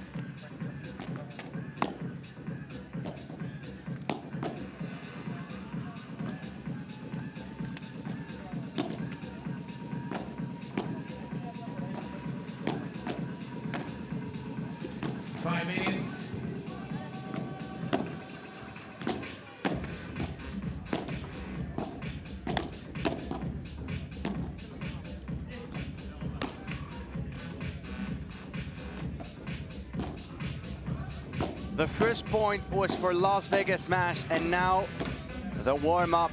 The second match is on the way between these 4 players, Pablo Cardona and Gonzo Alfonso for Las Vegas Smash, facing the unbeaten Coqui Nieto and Javi Barahona. What a match we will have. We were saying, Cam, that in the previous one, the Smash were the favorites. I think in this case, it's going to be the opposite. Coqui Nieto and Barahona have now the favoritism, let's say. They're supposed to win based on the numbers. There's a good look now at Javi Barahona. This has been a duo that really has, we'll say, surprised just in terms of just how good they're playing. The expectation was they were going to be a tough team to have to face. However, they have just gone above and beyond through the first 4 days and the round-robin format. Javi Barahona, the lefty. Now you're taking a look at Gonzalo Alfonso. Plays the right side as he's also partnered up alongside a lefty. There's Coqui Nieto out of Spain. He might be one of my favorite players to watch just in terms of how he can cut up the opposition, just so calculated in his approach. Oftentimes he's the setup man, but also one of the great defenders in the game. We say he's a right side player, playing on the backhand side. And this is Pablo Cardona from Las Vegas Smash, another young player born in 2004 in Spain. One of the big hitters on tour. Of course, he had to be in the Smash team. It only makes sense, right? Just 20 years old is Pablo Cardona. Get a chance to see 2 lefties going head-to-head. There's a look at Gonzalo Alfonso. He's pretty spicy on that left-hand side. He's so quick around the court. Great speed on his side. He's known as the inventor of the impossible shots. He's called that way. It's a highlight guy. I like that. Start calling him Tom Cruise, Mission Impossible. 3 minutes. These 2 teams, like we mentioned, coming out of the group play. The white group had the San Diego Stingrays, the Toronto Polar Bears, Miami Paddle Club, Los Angeles Speed, and the Florida Goats. And the gold had the Las Vegas Smash, the Houston Volts, the Cancun Waves, the New York Atlantics, and the Arkansas Matrix. And as focused as we are on these semifinals today, the last 4 days we've gotten a chance to see some of the most iconic and legendary names in the sport. Just give us a little glimpse into some of those and what they mean to the sport. Having 2 number 1s, for example, not bad, huh? Having Ari Sanchez, having Agustin Tapia. This is going to create a culture around the sport, and that's the main goal of the PPL. Not only having a superb event like the one we're having, but also trying to spread the sport, to spread paddle across the US. So far, we can say that only in Miami, New York, and a bit in other cities. That's the main cities in terms of popularity, but the idea is to make it big. to make it something special in a few years.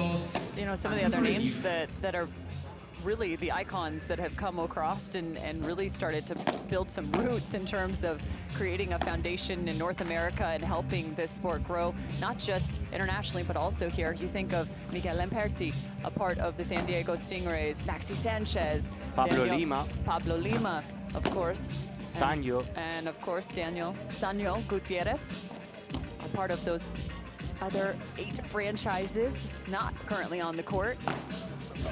But some big-time names. Lucia Sainz, also. We have a lot of former number ones. World number 1.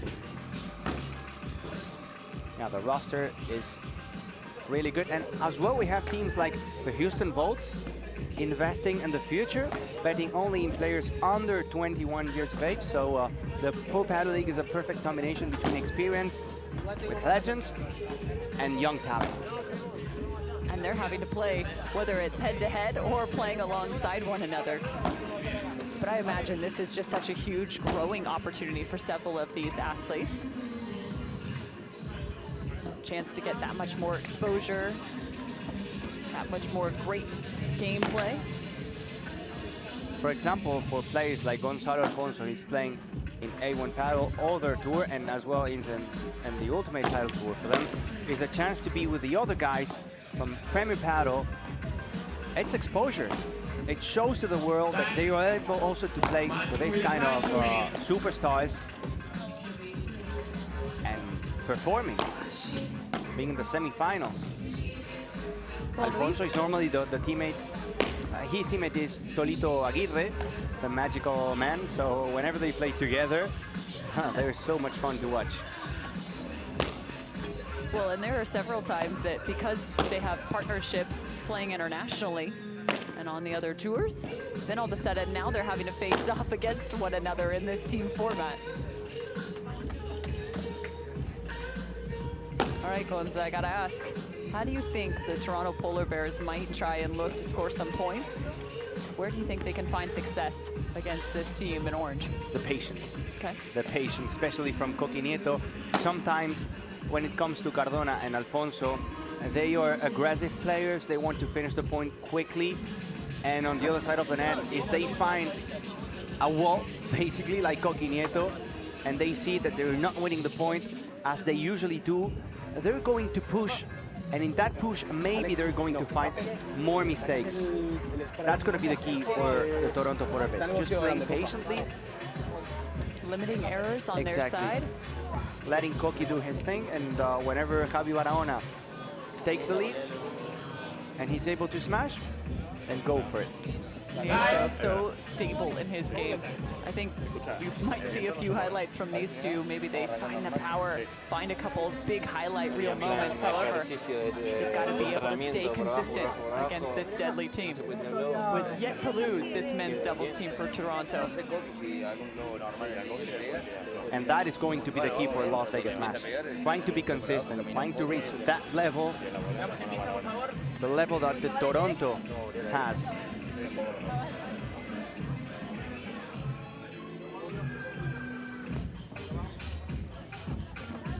The Toronto Polar Bears have to win this match. If not, Las Vegas Smash will be moving into the final, and we won't have any mixed doubles in this matchup. We won't have Marta Ortega playing with Gonzalo Alfonso, another unbeaten team. But it is true that in this case, Coqui Nieto and Javi Barahona are the favorites to take the win. Things are getting a little hotter now in Miami, reaching about 80 degrees. First set. Pablo Cardona to serve for Las Vegas Smash. Play.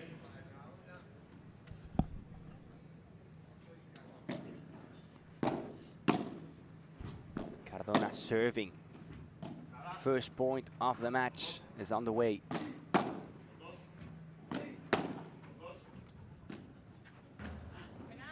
The risk we were talking about. This time going to the fence from Gonzalo Alfonso. Love 15.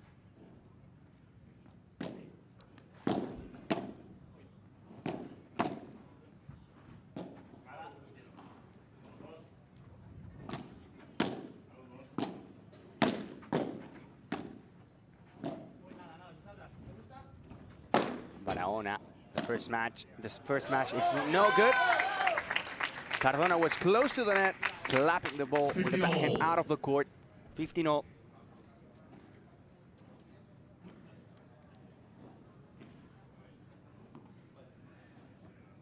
Fun to watch Pablo Cardona here. As soon as he sees the smash go up, he immediately sprints to the net, gets himself in position, the backhand flip.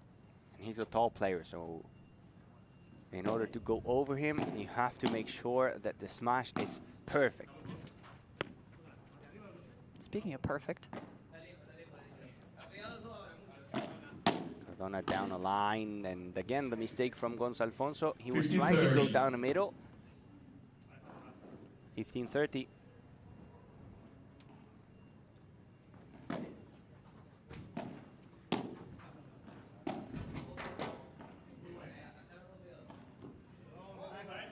It's a glass finder from Javi Barahona, 30-all.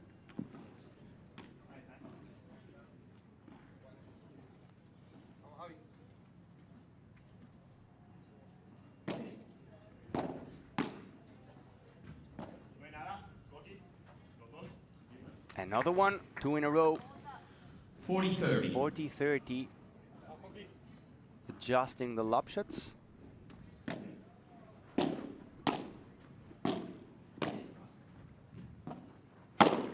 With power, Pablo Cardona, and the first hold for Las Vegas match.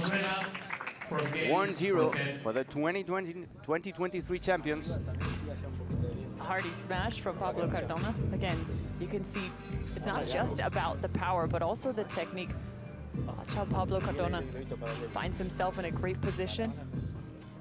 And then just the absolute heavy swing through this. Keeps the shoulders rather square, finding the torque. Heavy heater. A ver, Gonzalo Barahona to serve.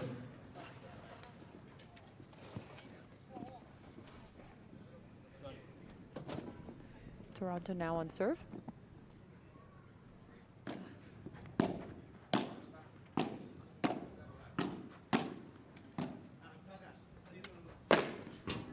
Barahona changes the direction. That's going to be important too. Finds the kick smash over the top of Alfonso.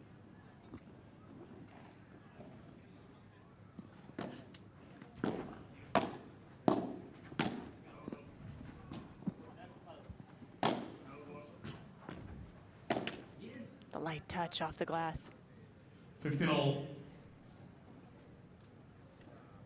They have such amazing racket control that oftentimes this ball actually sits on their racket a little bit longer on these shots. It's as if they're grabbing it by hand and then holding on to it and locating perfectly, tossing it to the other side. 50-30. That's 2 forehands in a row from Javi Barahona, staying into the net.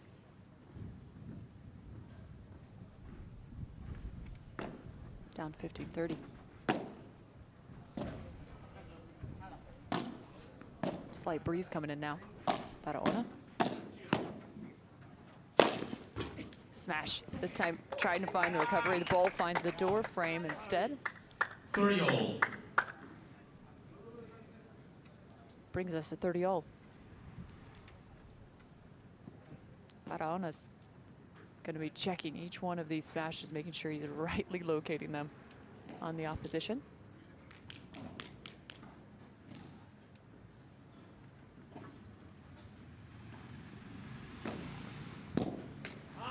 Tough serve. 40-30.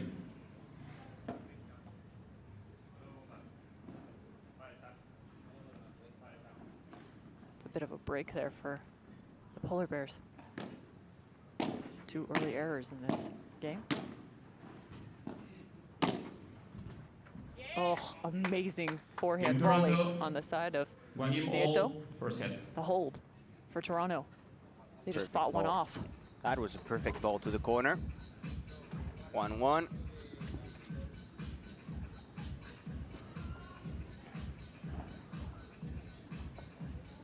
It's a hot day in Miami, but Marta Ortega was saying it's not windy today. It's easier to control the lob shots. So the quality of them has to be good because the ball is not going to be moving in the air. If it's not perfect, when you have Javi Barahona and Pablo Cardona inside a court, it could be risky. Beautiful portrait from Gonzalo Alfonso, leaning back, 50 love. and winning the point, 15 love.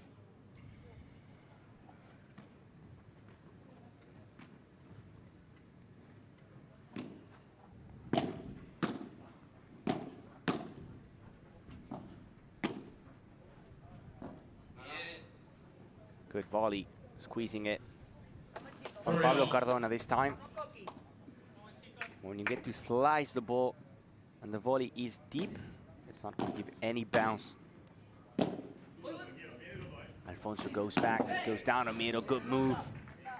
Power and placement. 40 love.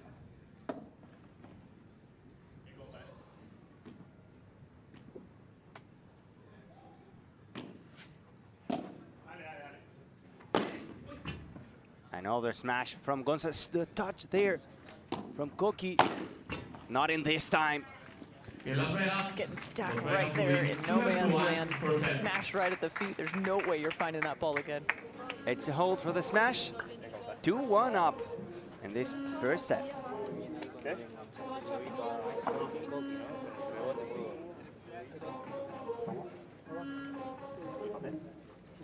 Salida paralela para fijarlo a este, para poder tirarle el globo al medio y la volea a la víbora. A ver si hay. Igual ahí con el. Porque de revés también cruzarla aquí y allí. No, si podés, genial. Ahí cuando estemos complicados, habría que volearse Barahona, que falla más. De revés la tía siempre gustado y de derecha ha fallado ya. Vamos a buscarla ahí a muerte. Y el globo se puede tirar, ¿eh? Bien, si le pegan para adelante tengo que ir a buscarla con espuma, tío, porque esa hielo.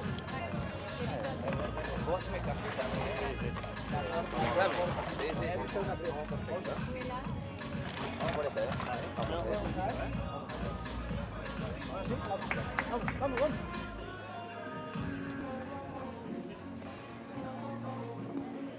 Time.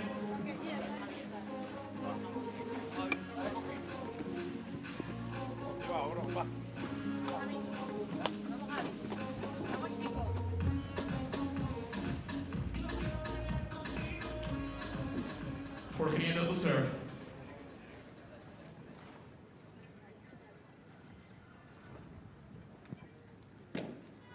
Several holds to this point here in set 2, or excuse me, set 1. Barahona finding the success.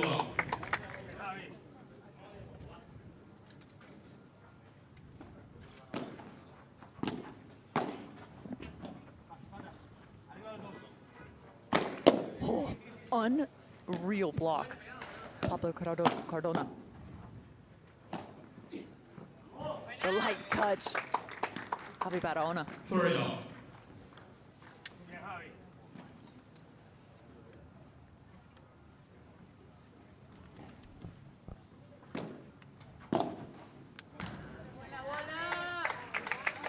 Nice return. 30-15. Beauty. 30-15, make it 30 all. 30 all. Might be the only air you'll see from Nieto up at the net.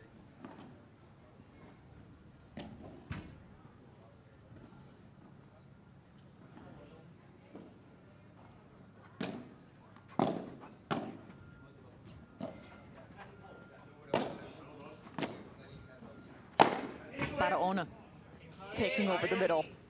The heavy hitter. 40-30. 40-30 now. Koki was there. He was just about to execute a bandeja, but suddenly Barahona called it. Ooh. Unique lob. Alfonso. kind of shoveling that golden across. point. Brings us to a golden point. Pablo Cardona to receive.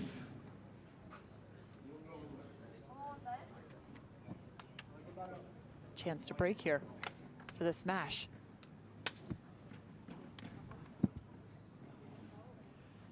Nieto on the serve. Pushing Cardona into the corner. Now it's Koki Nieto with his own. In Toronto, Says, sorry partner, this one's mine. Pablo Cardona to That's serve. why the quality of that option has to be good, especially today. With the weather, it's hot, it's not windy. The ball has to bounce after the baseline. If not, this is exactly what's going to happen.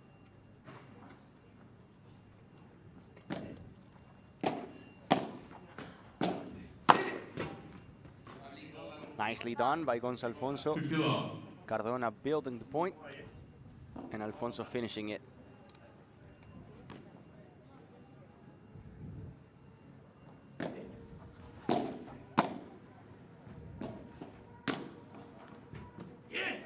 Perfect volley again, slicing it as much as possible right there. Gonzalo Alfonso, and another winner, 2 in a row for the Argentinian.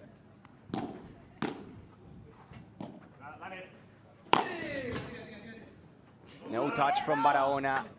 Make it 3 for Alfonso. 40 love. 40 love.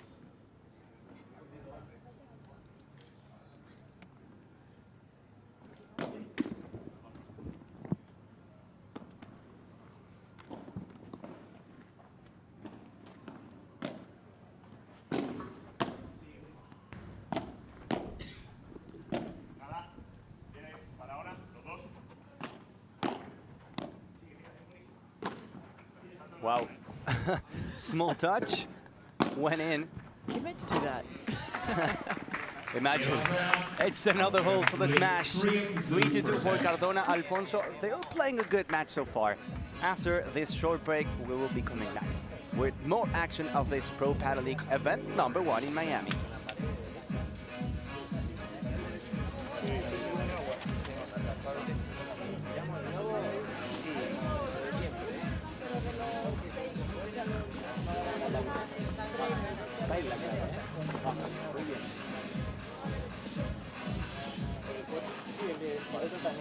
Por la derecha nos toca más, por los revés. Cuando tenemos que vamos por debajo, por la T, incluso por el cuerpo también. Y ahí se nos va a quedar. No tengo miedo de tirar luego que nos la frena un poquito. Vamos a arriesgar con eso. Si pegan detrás de la línea, que le peguen, que no va a pescar. ¿Cómo? No, sí, sí. En cuanto calibremos un poquito mejor luego estamos. Porque la máquina es bonita.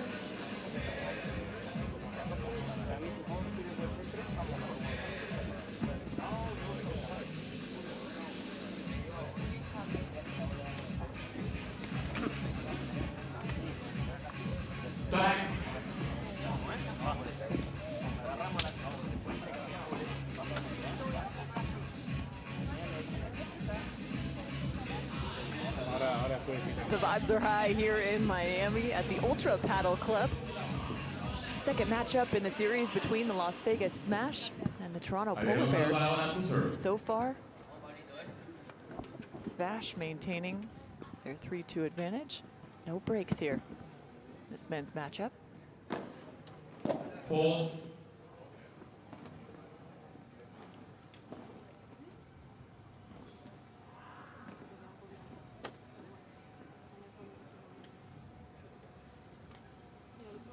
Barahona taking a look to the sky. Hopefully the lob doesn't hit the helicopter just above. 50 love. The drone. Yeah. Sounds like a helicopter. Those things are loud.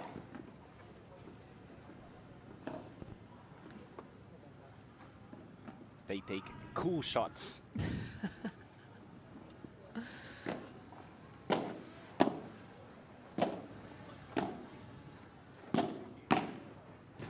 Finding the middle here. Barahona is finding The right ball. 30 off. It's just unthinkable how many times he's coming away with a winner on the smash. But the quality of the lob shot is not good from Las Vegas Smash. He's hitting it a step forward from the line, so not ideal. He's going to win the point, okay. Go ahead, but it has to be from the line or behind it. Another short. This time Koki doesn't go for it. Well done, Koki Nieto. 40 off.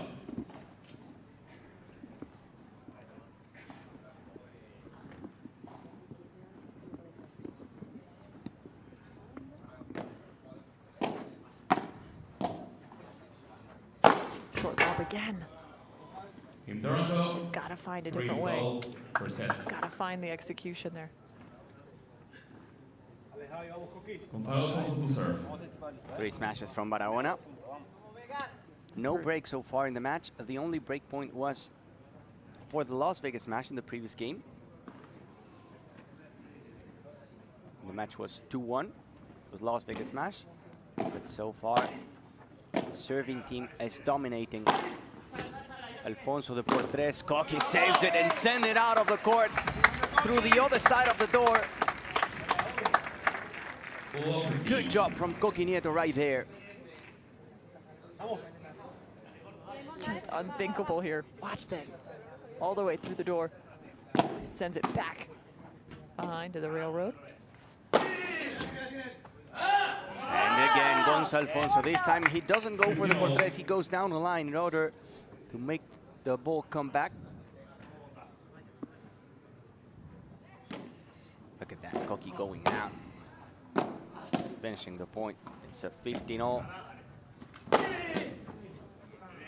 Gonzalo Alfonso and his aerial shot display. Another big hit down the line. Back to back for him.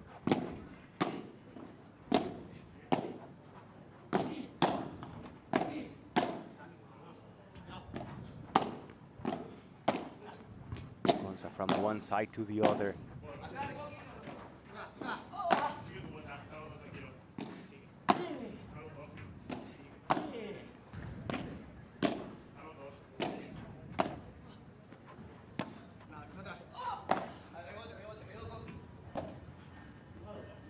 Koki working down the line. Soft touch, fake smash from Gonzalo Alfonso, but Barahona didn't bought it. 30-all. He didn't buy that one. Barahona, good read, waiting close to the net. Gonzalo Alfonso was trying to fake the smash. 30-all. Well, he had 2 successful kick down the line. I like the changeup. However, Barahona just one step ahead. Wow, what a pickup. But then Cardona finishes the job, sending the ball por tres. 40-30. So far, it looks like Toronto is making Gonzalo Alfonso smash the ball. So their strategy is putting the lob shot over Gonzalo Alfonso, letting Cardona out of play. And in the same sense, Las Vegas Smash looking to Barahona, forcing him to have to make the transition plays to the net. But Gonzalo Alfonso is answering in a good way. Another hold for the 2023 champions. They are 4-3 up in the first set. La más de ese, boludo, porque no me da para pegarle. Por eso la primera también le pego por tres. Se me viene un poquito, me resolviste de loco. La que le pegaste estabas atrás, muy bien, ¿eh? Muy bien, valiente, muy bien. Me parece que me entró, el globo medio. Es lo que sí, está clarísimo, yo creo que está bien la idea, sino que hay que hacerlo bien. La primera ahí para comparar, el que viene difícil es fácil, y ya luego comparas con el difícil. Hay que intentar para mí que hay alguna más, intentar alguna más por abajo, porque está todo el rato con el pie para atrás. Dale. Ahora ya puedes coger y evaluar. Y ahí es como el que nos ponemos la red. Ya se está esperando el globo. En agua fría, boludo. Era un vaso con hielo. Un vaso, boludo. No duda del otro lado.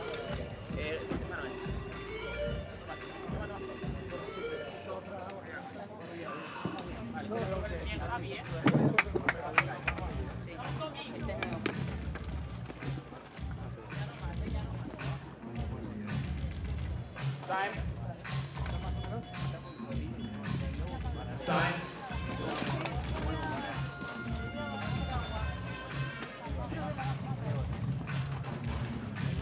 Got a chance to listen into the benches. What'd you pick up, Gonza? From the Las Vegas match, they were talking about the strategy. They were saying that they are going to try to make Barahona make a couple extra volleys before sending the lob shot, because he's waiting maybe a step behind. He thinks it's going to come, and then the lob shot is going to go to the middle to try to create some confusion between Coqui Nieto and Javi Barahona. Javi Barahona, as a left, is going to hesitate before going to that one. So the idea is making Barahona volley and then lob shot to the middle. We saw that in that last game too. Just a few extra. There's the first volley. There's another. And they come up with the error. Ball through the middle. To your point. And making Barahona volley. Forcing him to have to get that much closer to the net and try and send it over the top.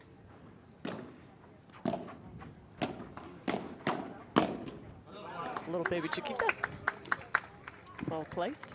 Las Vegas.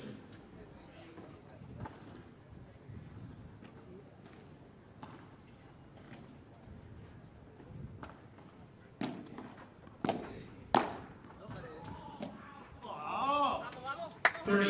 They were off to a good start in this game. Now 30-0.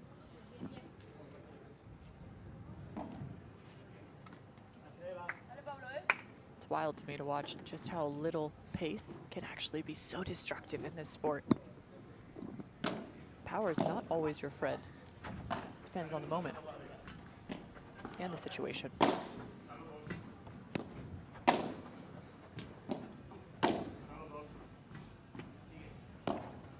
Oh, well done, Alfonso. Quickly sending this over Nieto, and again, not a whole lot of power, but great placement. 40-30. And the effort, because the lob shot was good, but he refused to let it go. And he found a winner. 40-30.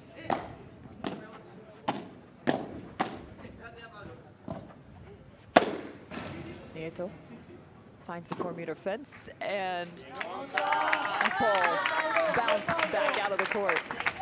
He was hanging right there, close to the net, trying not to touch it. Giving that ball a little extra boost. And then, well, I didn't touch it. We find ourselves at yet another golden point. Chance to break for the smash.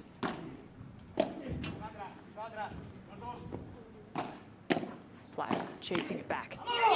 Golden point belongs to the Toronto Polar Bears. They hold yet again, even with their backs against the glass. Coming up big, 4-all. Good transition from the baseline to the net from Javi Barahona, playing the bajada and then executing the volley to perfection. Barahona to serve.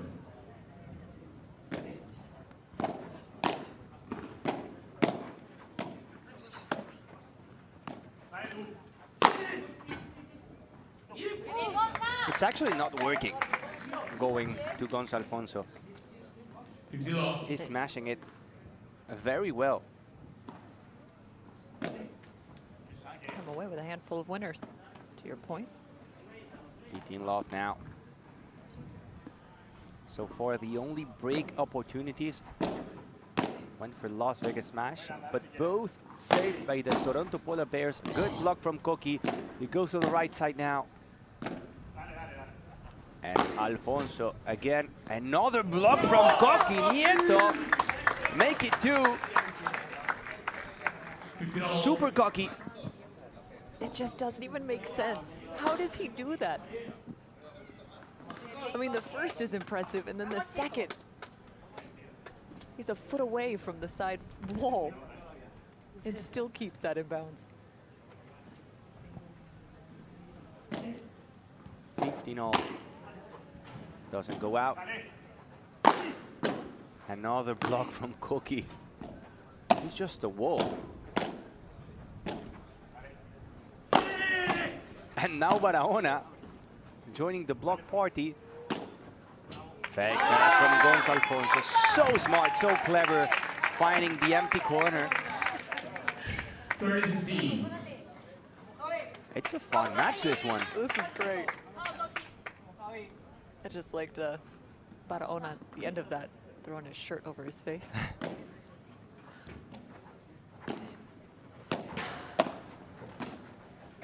Soft touch. Beautiful Chiquita from Koki right there.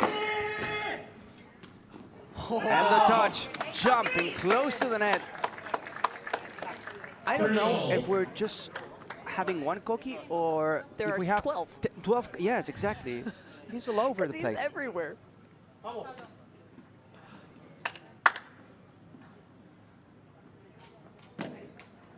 Net, first serve.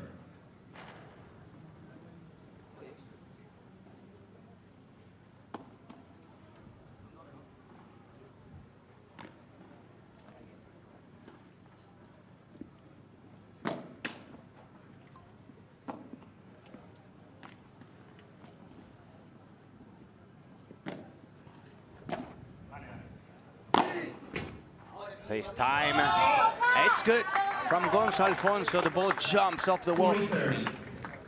And Cam, they're insisting towards that side. It's clearly that the directions are going to Gonzalo Alfonso, especially with the lob shot. We haven't seen a lot from Pablo Cardona with the smash. 40-30, a chance for a hold.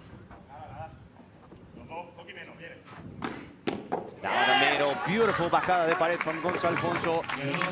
Las Vegas smash, 5-4 up in the first set.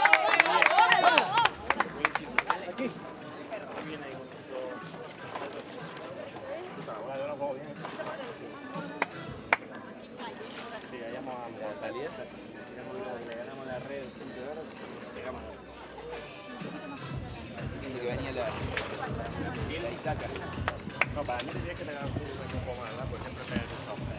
Yo la próxima y la siguiente que bajar ahí copa. A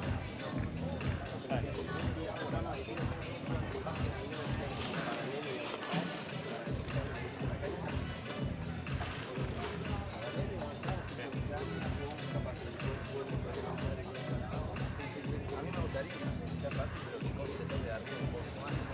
Viendo que en alguna con vidrio, no todas, pero en alguna con vidrio hay. O le puedo tener chiquito un globo o hacerlo bolear, pero yo creo que ahí podemos respirar un poco más.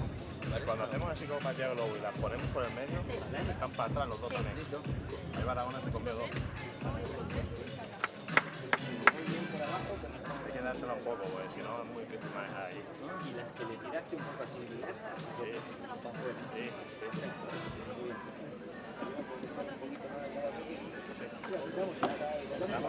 Vamos a tirarlo cuando se fuma realmente, si no, seguimos pegándolo para abajo. Venga, Concha, venga, Pablo, vamos.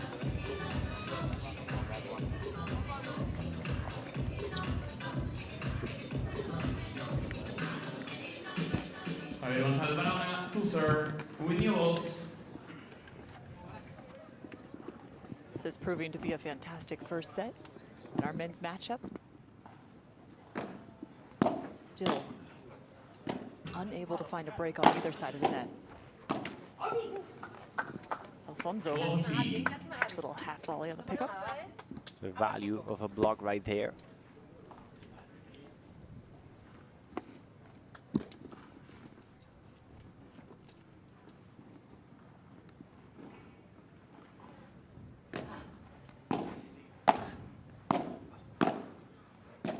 There's those handful of volleys, the direction of Barahona, then the Chiquita. There's the pace taken off. Nieto, again, 15-all. making the right choice.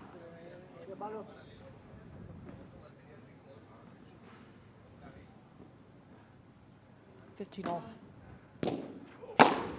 Joy. And another good choice. Another one. 30-15. Two straight for Nieto.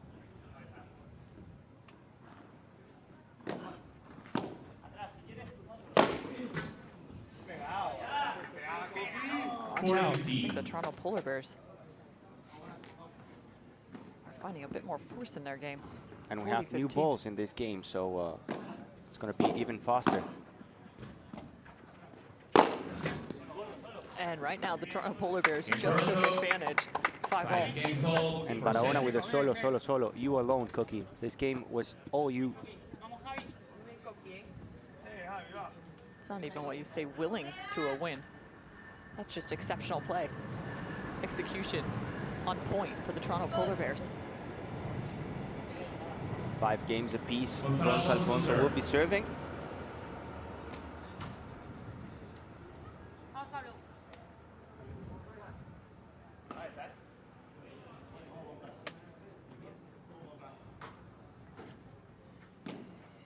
Cool.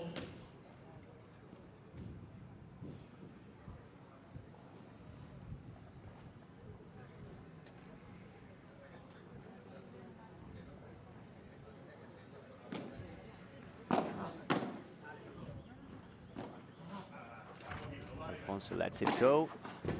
Beautiful bajada, cross court. That was a narrow. The only choice that Koki had right there is just dodging it.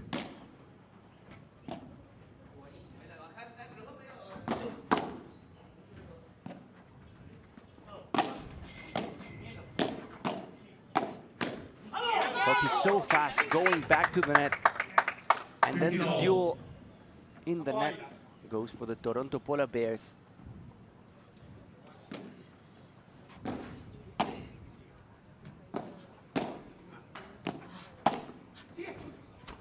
Smart move down the line. First Cardona to the fence with a backhand volley, and then with Barahona out of position, Gonza went for that empty corner. Incredible backhand volley.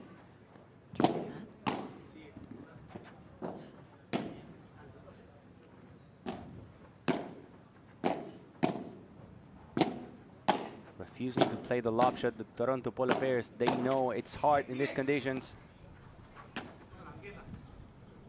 Wide lob shot from Gonzalo Alfonso. And you can see, Cam, how they're not playing lob shots right now. They're just playing flat, waiting for the chance to go for it, to push to the net again. Playing with some pace from the back of the court, too. Really haven't seen the Chiquita in this match, or excuse me, in this game from the Toronto Polar Bears. High lob shot. Oh. The block from Barahona goes straight into the glass wall. 40-30.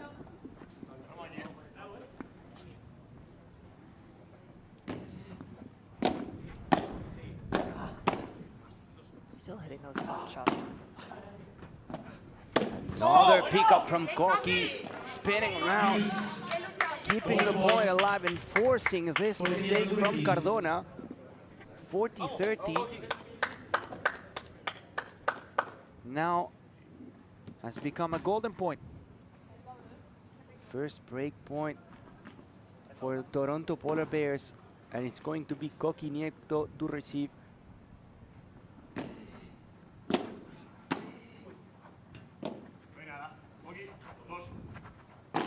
Another bajada, this time blocked by Koki. Gonza goes for it. Barahona, fake smash. Alfonso gets it. Koki goes for the big hit. Sends it back to his court. And Toronto has the break. They take the lead, and after the break, they will be serving for the first set.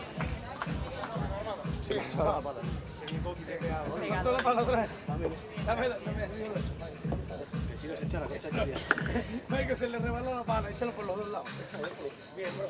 Bien, échale.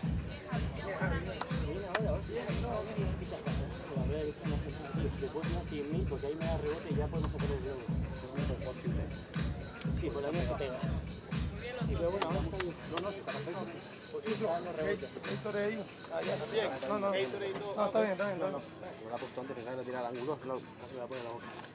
Va tú saqueado.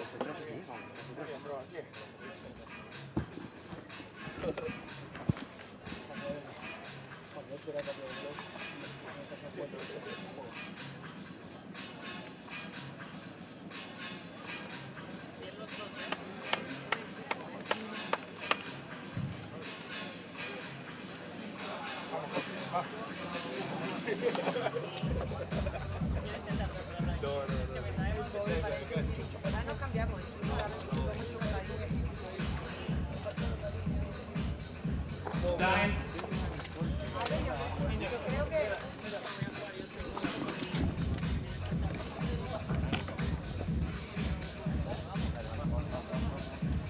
Coming off the golden point, the Toronto Polar Bears now up 6-5. Nieto has just continued to level up his game in this first set.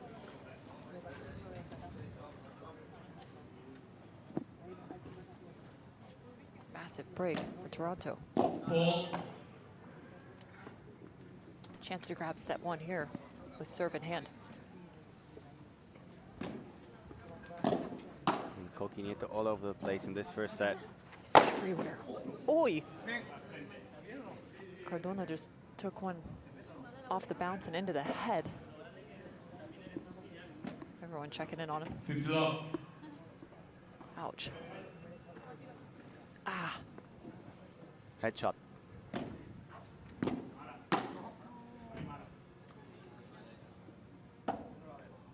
Got to be in the right place at the right time. The core positioning becomes just from a safety perspective.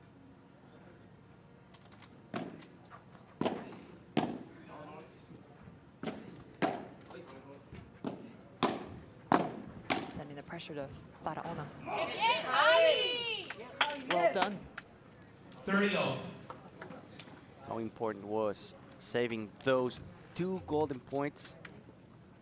They won the 3 golden points of the match, Cam. That's massive. Absolutely massive. Nieto. Quick hands. Defense again from Polar Bears. Alfonso. No. The strength. Alfonso has been so good on the smash. Destructive. That was easy power, fluid. 30-15.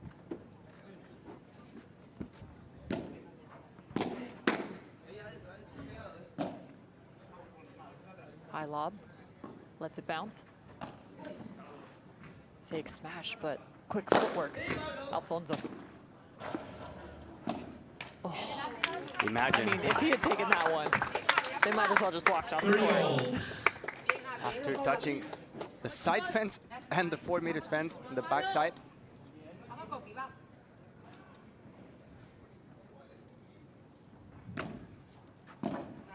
$30 all.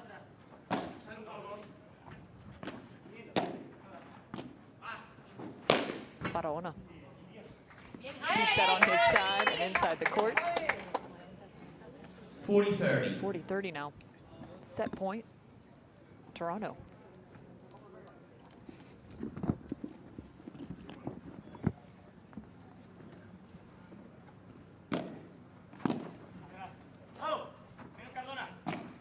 Flat through the middle.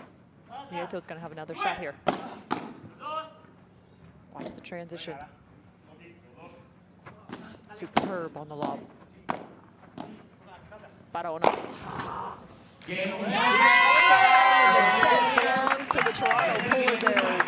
7-5.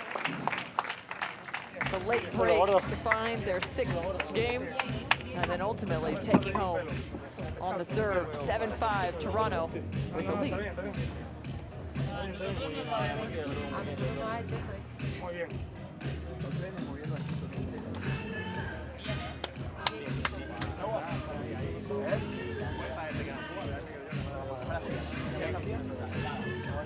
Perdona, y luego cuando ya después nos da con pared, y vemos que luego chiquita, ¿sabes?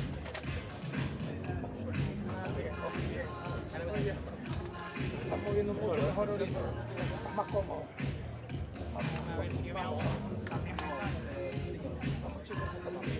Seguimos, tú solo. Seguimos igual. Los dos juntos vamos bien. Va. Ay, muy buena pegada. Ay, muy buena pegada. No has fallado una o da igual.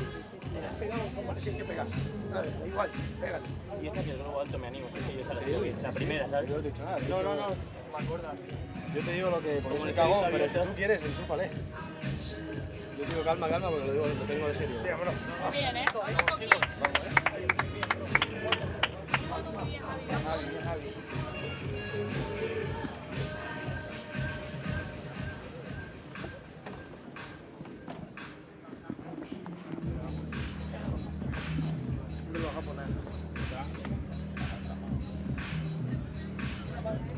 7-5 for Nieto and Barahona in the first set, winning the 3 golden points of the set. And that was, Cam, in my opinion, the big key. Those big moments, the important points, the clutch points, were all of them dropping for the Toronto Polar Bears. One break. It's huge. Especially how it came about so quickly. Pablo Cardona serving for Las Vegas Smash, 2023 champions. Soft touch from Gonzalo Alfonso, classy. 15 love. 15 love.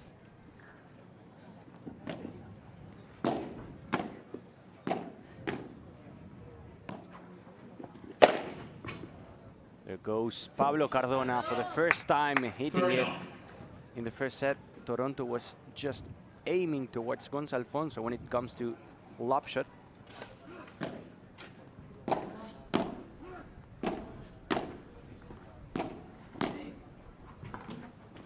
Nice volley.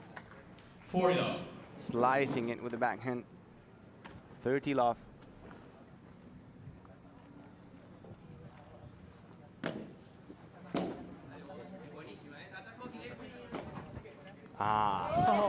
That was a fake. Barahona knew that Koki was waiting in the baseline. He tried to go for the read, but he was catch off guard right there. And to your point, too, Cardona hasn't seen much of an opportunity in terms of lobs going up over his head. But in this first game, a little different story.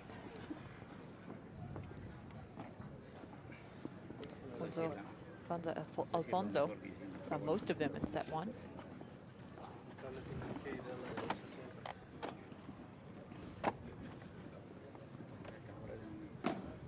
Maybe looking to spread the offense around a bit here. Try something new.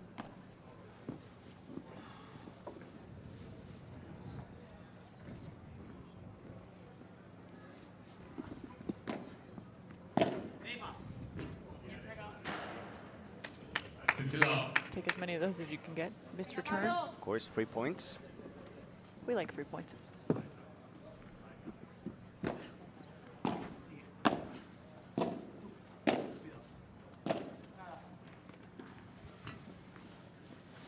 Right now, trying to keep Cardona in the back. Forcing him into his corner. Watching him play defense. Not finding a lot of precision, Cardona. Goes back to the same ball. There's the precision you asked for. Perfectly executed. See if he can steady that.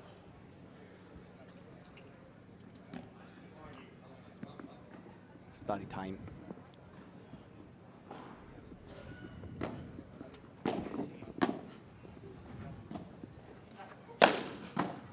Oh. Lets it go. Incredible. And yet again, Alfonso finds himself up against the fence. I don't think he's missed one. Exactly. There's no way you can get that one.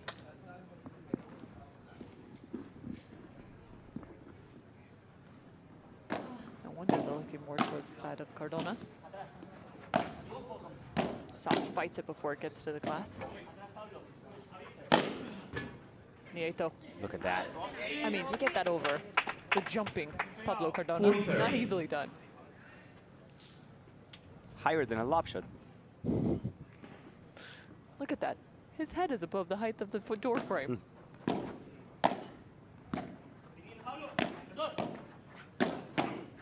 Oh, absolute insanity, Alfonso.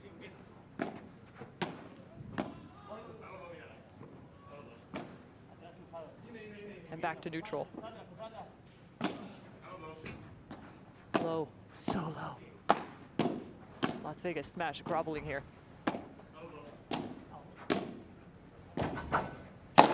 Still trying to fight, but Nieto steps across the middle and enforces. Game Toronto. 1 all, second. 1 all now.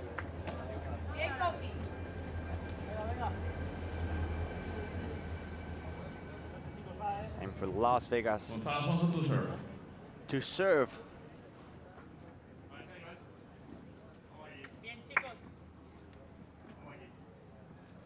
So even, so hard to get a break under these conditions. The team in the net has a big advantage. Beautiful fake smash from Gonzalo Alfonso.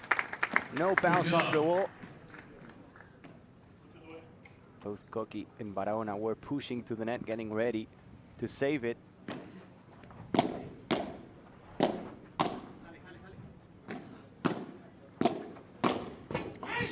Glass finder from Pablo Cardona. 15-0. Again, how they're choosing to go flat. Not a lob shot.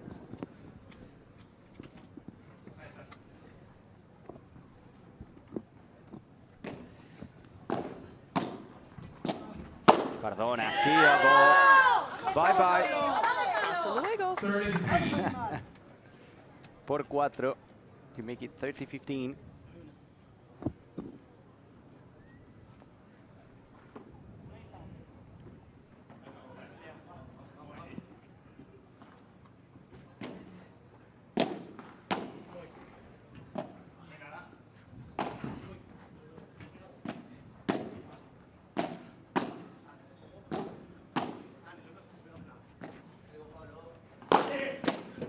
Another block from Koki.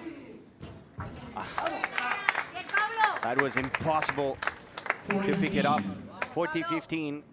But the amount of blocks he does is impressive. Another chance for hold. The smash.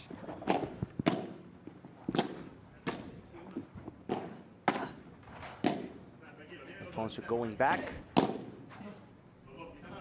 And then again.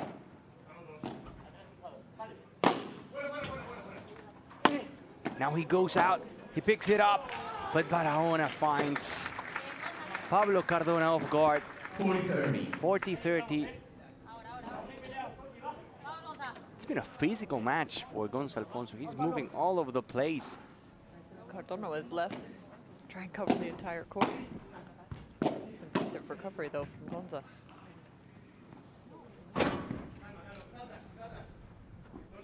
Just in from Cardona, making it awkward for Barahona. It's another hold for the Las Vegas Smash, 2-1 up. This second set.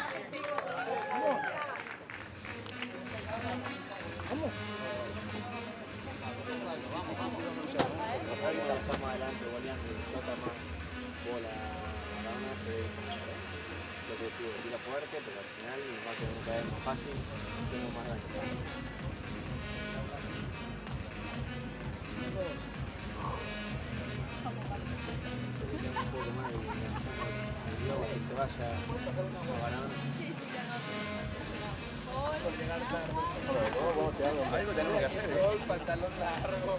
Yo soy de eso, bro. O sea, venimos perdiendo ya 20 games intentando hacer cosas que no salen. Arriesguemos un poco. O sea, no. Vamos bien, muy bien. Pero bueno, sí que está perfecto. Ay, muy bien por arriba, la defensa, todo. Y ya estoy. Tengo que concentrarme un poquito más. Cuando la bola se me quede fácil, concentrarme un poquito más. Es lo único. Aquí detrás. O sea, porque les veo pegado, sigo con el globo. Cuando se me quede fácil, les clavo el globo. Que se me da, se me da. Cuando lo tengo, no la pidas. También te va mejor así. Muy bien, Javi, Bien, Coqui, Vamos. Dale.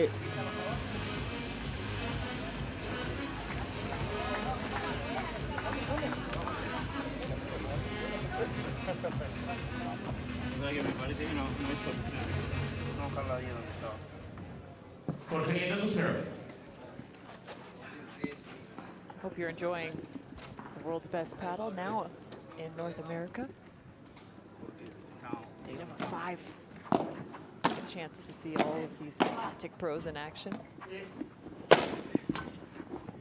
Right now, the Toronto Polar Bears on the serve. They have set 1.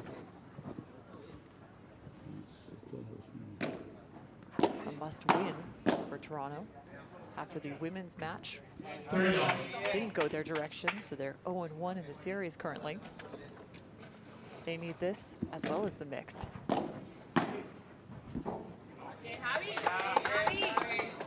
40 love. What a volley that one. Doesn't get better than that.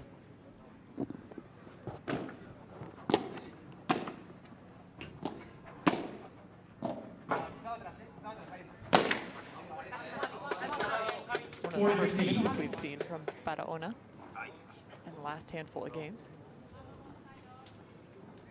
Talked about the strategy they saw in set 1, or we're looking for on the side of Las Vegas. Trying to force the volley, then go over the top.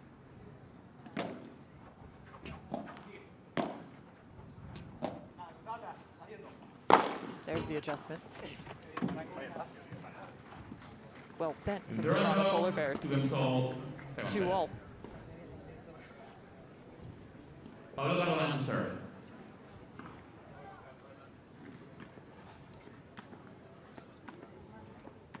He was saying that he needs more space. Bit more space to get it.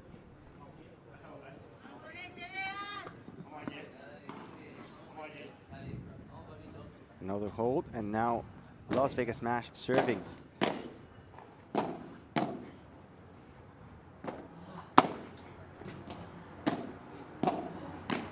Same strategy for Toronto, going flat volleys. So Alfonso says it was out. Yeah, I actually think I Barahona. heard it too. I thought It sounded I heard, out. I thought I heard it hit the fence.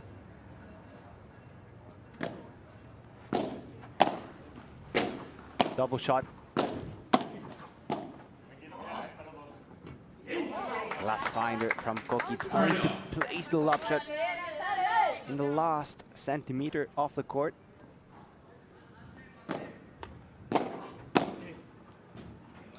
Awkward bounce off the corner.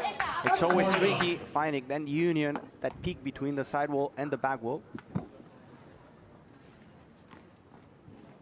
40 love. Tranquilo, viene Barahona. Poco mitad. Half volley. Now the twinner from Cardona, and the finish, the power smash from Javi Barahona.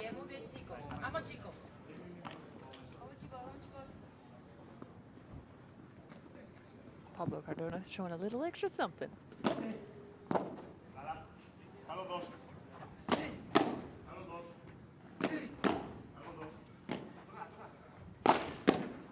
Great ball. Refusing to let it go, refusing to go back, Javi Barahona. Finding Pablo Cardona really close to the net, unprotected, from a 40 loft to a 40-30.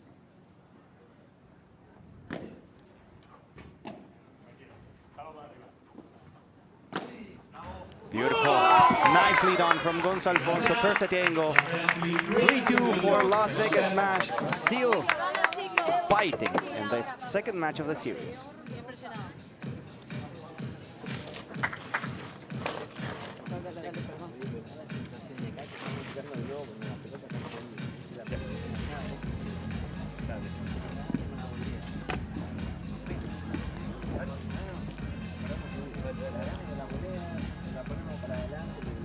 Yo al principio estaba un poquito incómodo y ahora estoy perfecto, me siento cómodo, me siento cómodo, vamos a defender, vamos a defender. Lo que hace Barahona, quiere jugar más y más, porque me queda un poco y intenta tirar el gol. Sí, Barahona está volando bien ahora. Está metiendo una fuera de él. No me puede gritar que el punto, boludo. No, que gol la deja, pues no. No había ni votado y ya estaba gritando. Además, las condiciones son las que le tienen Barahona. No es bueno acá, no es bueno en ningún lado. Dale, vamos nosotros jugamos un huevo, loco, jugamos un huevo, vamos nosotros. Vamos nosotros. Dale, Gonzalo. La claridad perfecta. Luego, sí, hay que tirar luego intención. Claro. Bueno, ahora estamos medio jodidos. Yo creo que los dos tenemos miedo de tirar un globo afuera, boludo, y al final le están ganando de palo igual. Vamos a errarla, no pasa nada, vamos a tirarla afuera. Vale, vamos. Somos equipo, ¿eh? Somos equipo ahora, Somos equipo. Guga Vasquez yet again going to work on the sideline with the Las Vegas Smash. Did you pick up anything? And Gonzalo Alfonso saying, I think we're scared of hitting the lob shot long, and we're leaving it short, so I think it's better for us just to risk. And yes, if we miss it long, it's okay, but just go ahead, because if we do a short lob shot, they're gonna hit it, and we're gonna lose the point either way. So go for a bit more risk, more depth. Found a bit more depth on that one. Class finder instead. Fall.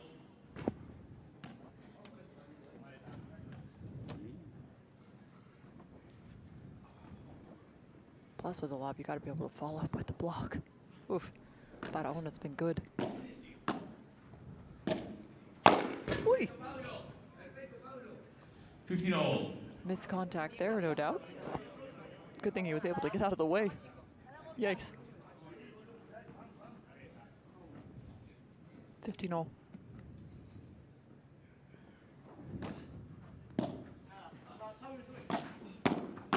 Strong lob, but there's the block, and it's an even better counter. Barahona.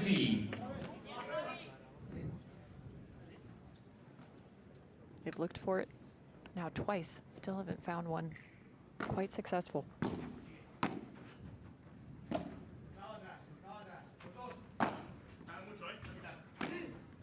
Nice. Bravo, Alfonso. Yet again. 30-all. Striking like lightning here. It's been a couple of times that Barahona goes to the middle, trying to block, to anticipate. But he leaves his corner absolutely empty. This could be the point for the smash. 30-all now. And second serve. Put themselves in a good position.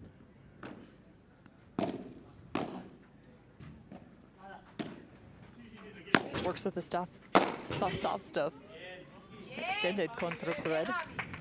40-30. Just when you think an opportunity is created.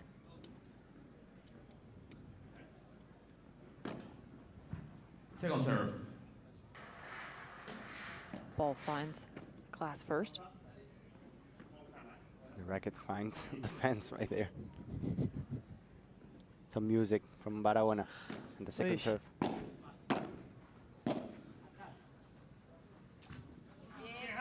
Game belongs to Toronto.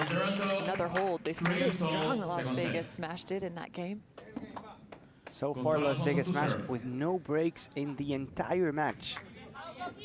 That means Toronto Polar Bears are doing something good. Not giving any chances to the opponents. Now Gonzalo Alfonso to serve again.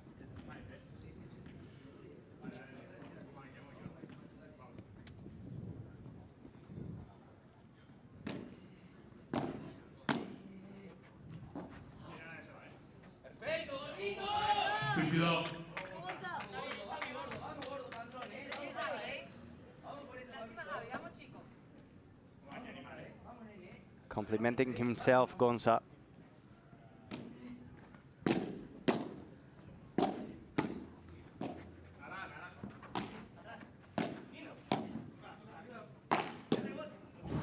What a block from Cardona.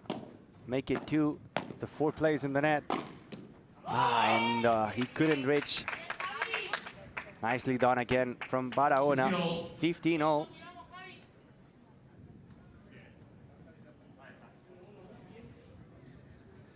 Three games apiece. The first one was a 7-5 for Toronto. Alfonso is going for it. And Alfonso is bringing it back home. 30-15. So fun to watch. Everyone locked in on this matchup.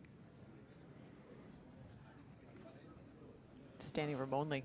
And that's becoming even lesser.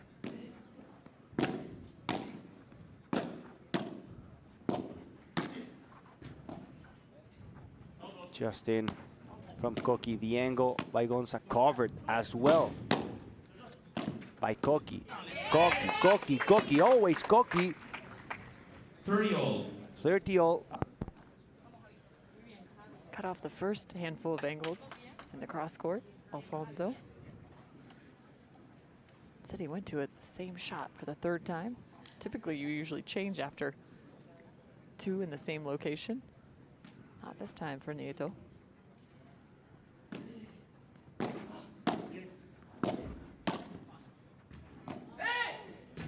Good call from Gonçalfonso. Cardona was about to hit it, and he heard Gonçalfonso. 40-30.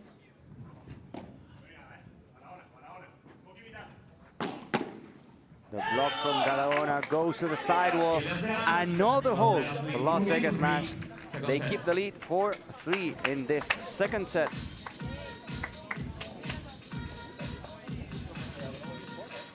No importa, no importa, da igual. Se vio como que quedó fácil y no nos queda. No.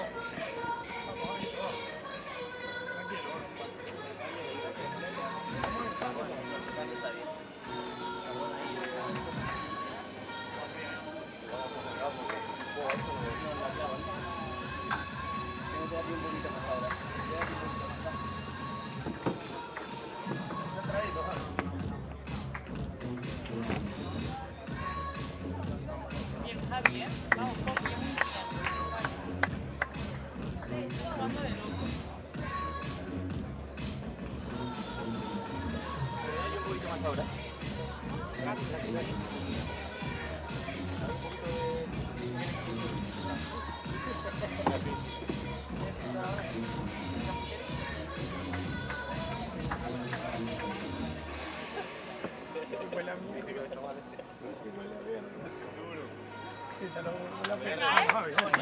Vamos, muchachos.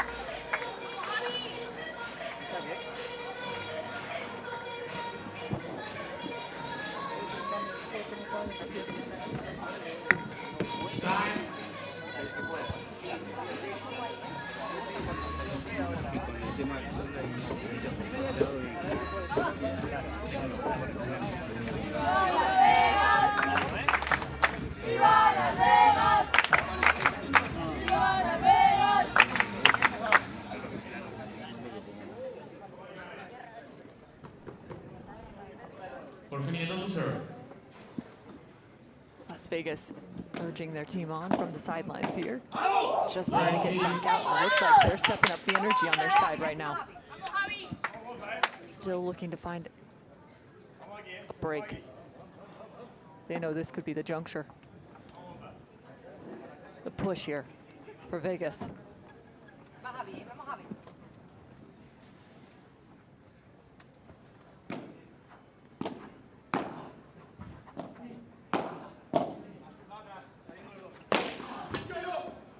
Cardona skips off one and finds one. Ending up, Las Vegas Smash. What a jump from Pablo Cardona. Alfonso was there. He had to avoid him. And then he hit it, touched the top of the fence, and went por tres.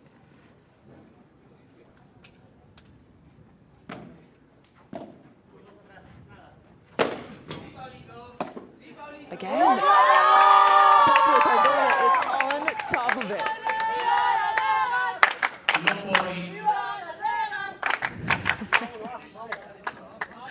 Gosh, this is so fun as a team sport. Look at that, giving the fist pump to his team and them giving the love right back.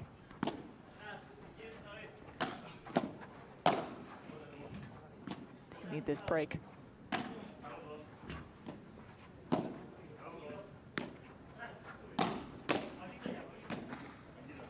Gosh, the amount of finesse. That's where the lob needs to be. Last foot of the court.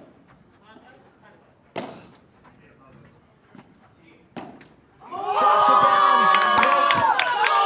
Finally for the Las Vegas Smash. They had the energy coming out of the end change. And right now it's propelling them to their break. Up 5-3.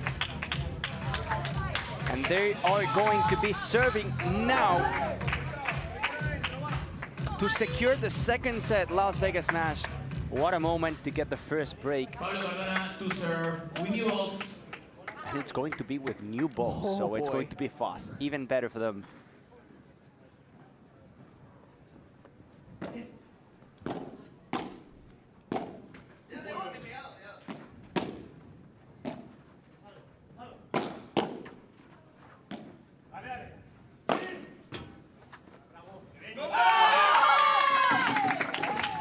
Alfonso is filling it. Another smash. 15 love.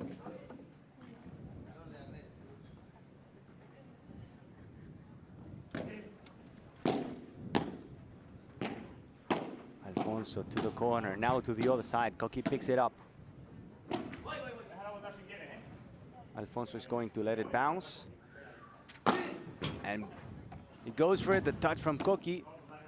Now the Toronto Polar Bears to the net. The push from the smash. That's short. The ball doesn't go out. Barahona was not able to send it out of the court. And Cardona from the right side, using the forehand, misses it to the fence. 15-0. Like organized chaos. It was chaos. Yes.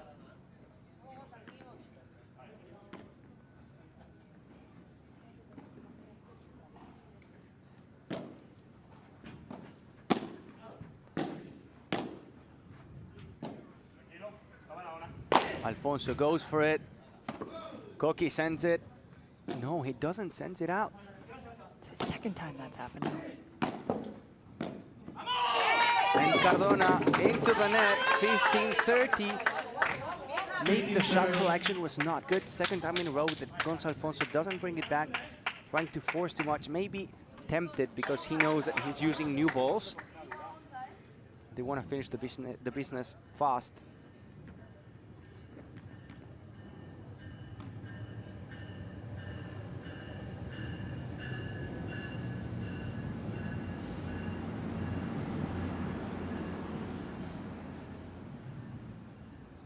.30 after getting a break. Now they're suffering. There he goes for the fake smash. See? There you see. Sometimes it's not often Nieto gets wrong-footed. Even fooled him. Sometimes hitting it soft is better than hitting it hard. 30-0.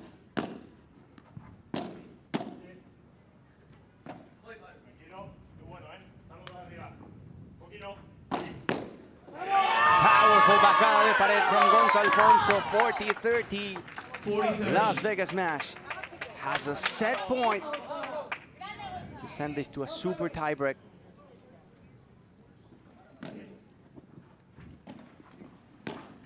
The angle from Alfonso. Alfonso to the corner. Alfonso to the side. Alfonso winning the point. It's set for Las Vegas Smash.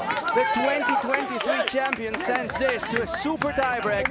And if they win it, they will move on into the big final tomorrow Sunday.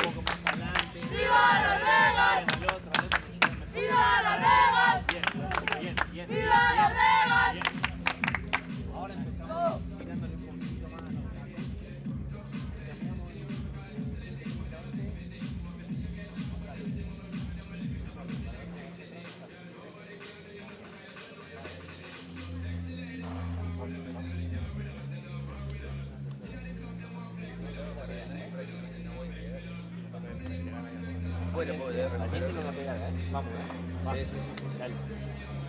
Háblense ahí para dejar picar, lo que sea. Vamos, ¿eh? Confianza, ¿eh? Como equipo, ¿eh? Primero puntito, ¿eh? Muy importante lo que se juega. Vamos a ver. Vamos, ¿eh? Empezamos con saque, va. Sí, gordo, ¿eh? Me lo creo, que va. Ahora, va.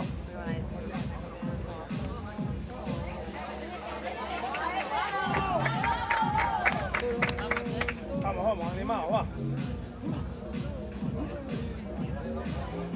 Vamos chicos, muy bien.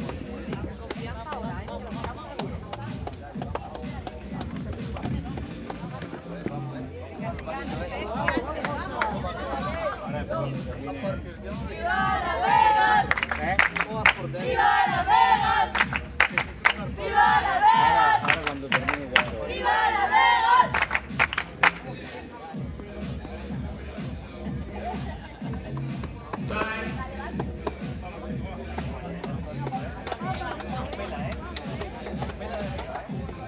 Viva Las Vegas, that was the call. When they needed a break, they came out and found it in that second set, ultimately taking it home 6-3. Now it's time to head to the super tie break.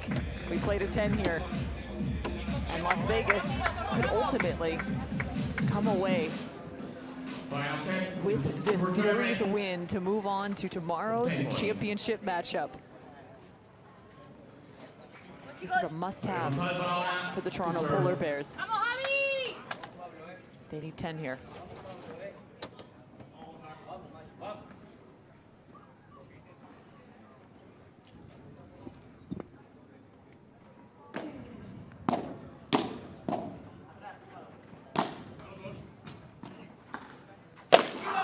Barahona has taken off that. Maybe that's going to clear the vision.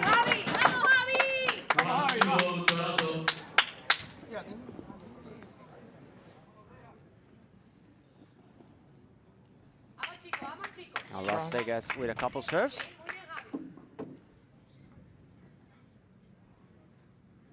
This is something also new from the Pro Padel League. The third set is a super tiebreak to 10 points, giving us an extra tension at the end. Full sprint. Alfonso down the middle.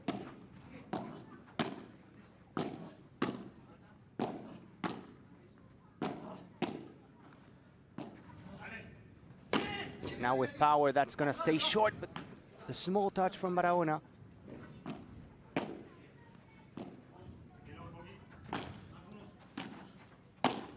So Barahona in defense now, joining the party. We have Coqui Nieto. Oh, no touch after using both walls.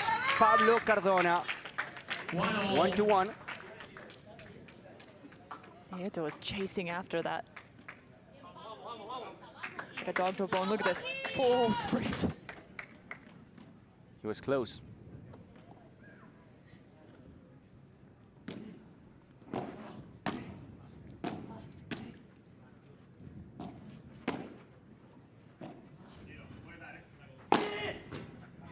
Alfonso with power. The ball jumps off the wall. It's 2-1 for Las Vegas Smash. He has been playing some superb paddle through this matchup. Smash working, say, at least over 90% of the time on his side. Oh, 2 hands on the racket. Double the power. Making it 2-all.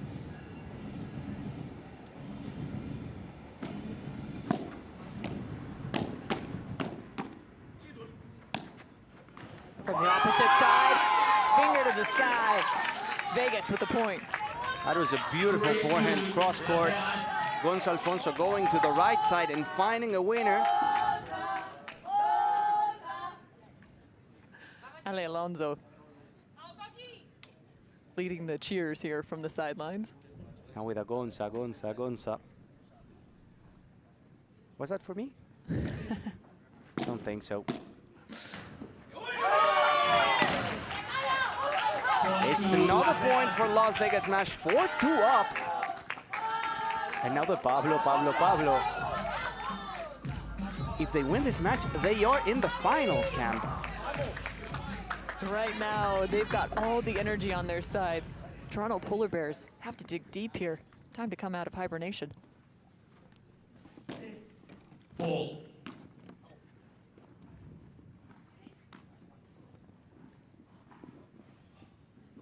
Cardano with another serve. Alfonso, the angle. Coqui gets it. As always. Now the smash from Barahona to get the mini break back. 4-3 for Las Vegas Smash.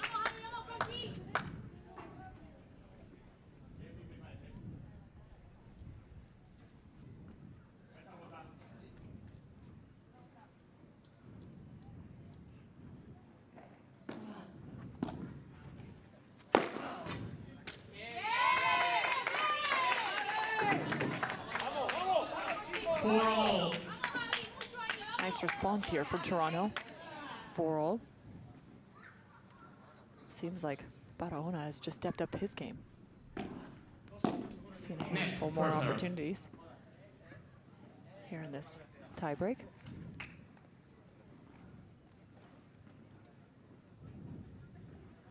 He wants to take over.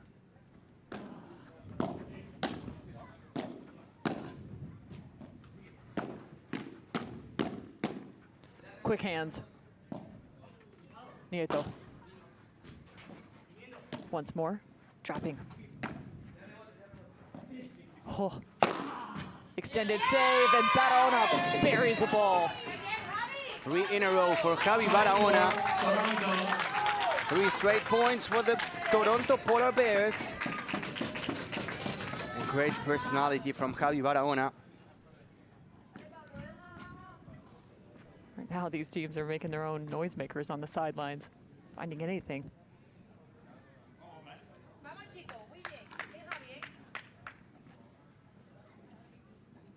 Alfonso to serve. 5-4 for Toronto.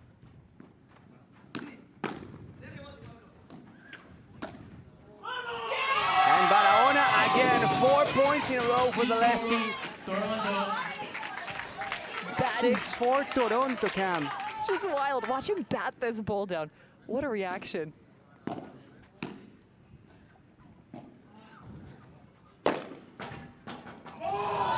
Got it down. Pablo Cardona. 6-5 now for Toronto.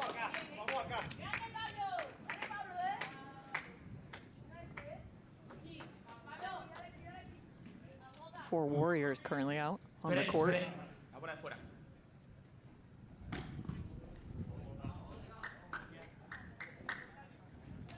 Anticipation now on the side. Las Vegas smash. Just stopped a 4-point run. Alfonso.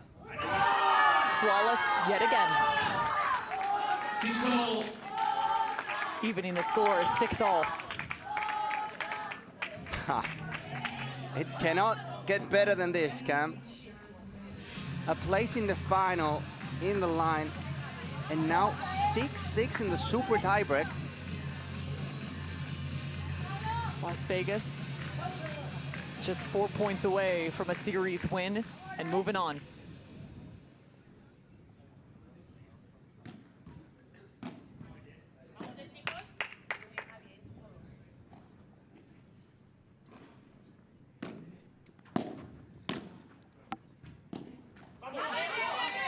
Nieto just throws up his hands. Said, really? Is that easy? 7-6, Toronto. Now a couple serves for the smash.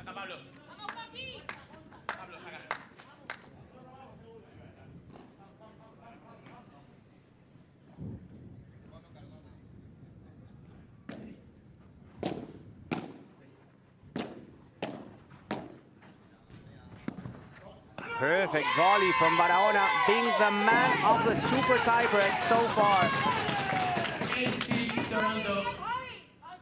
8-6 for Toronto.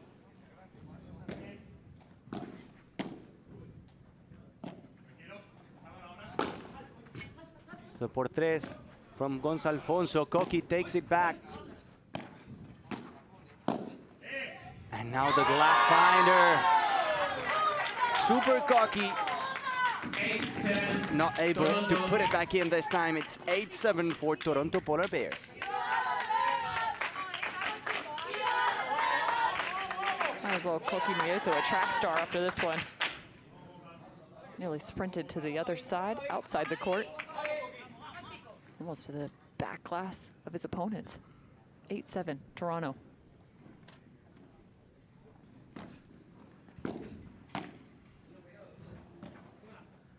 Barahona gets a piece of it. Oh, and there's not a big enough door for Pablo Cardona. So close. 9-7, Toronto. Now with a match point and a chance to send this to a mixed decision.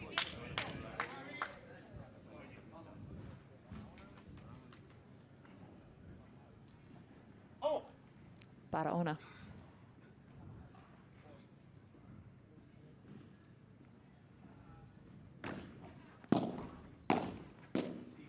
sending it all the way to a victory.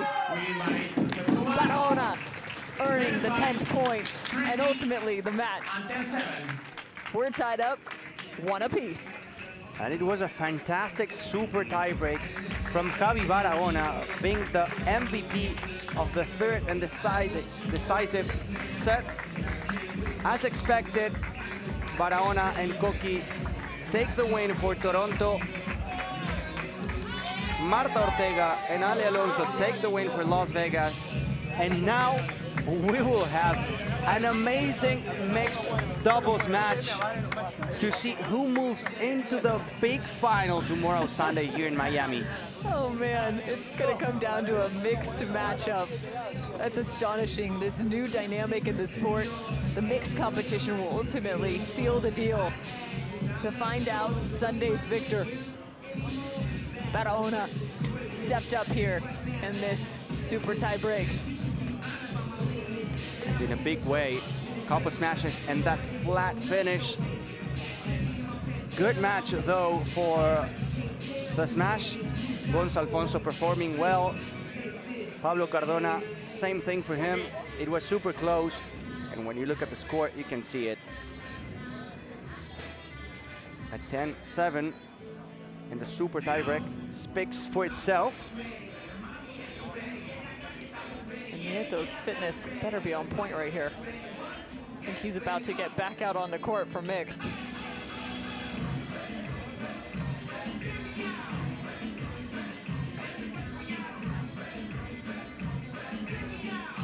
Javi Carrasco about to get our winner's interview. They've got Javi Barahona.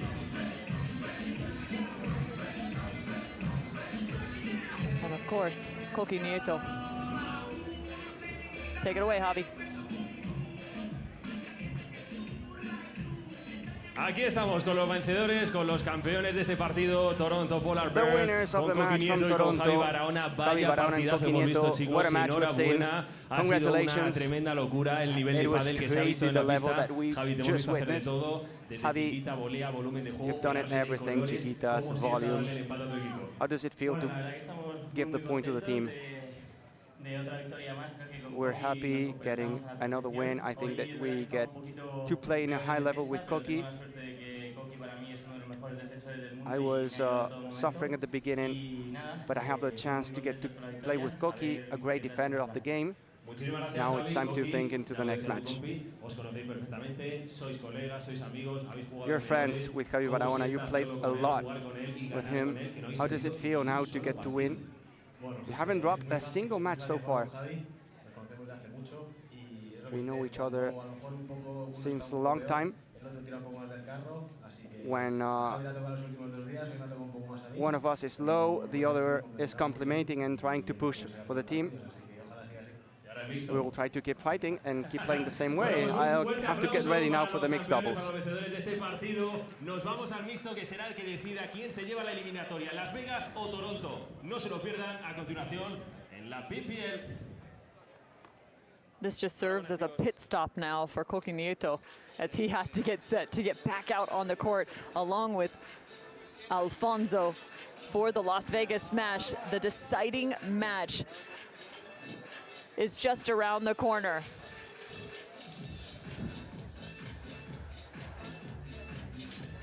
Barahona did such a great job alongside Koki Nieto, evening the score 1 apiece.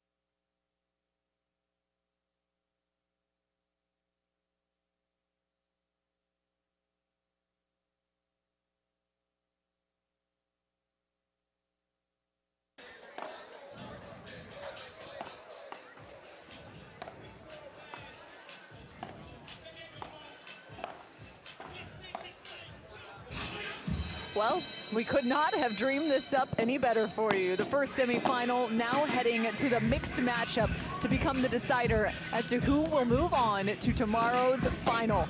Will it be the Toronto Polar Bears or could it be the Las Vegas Smash?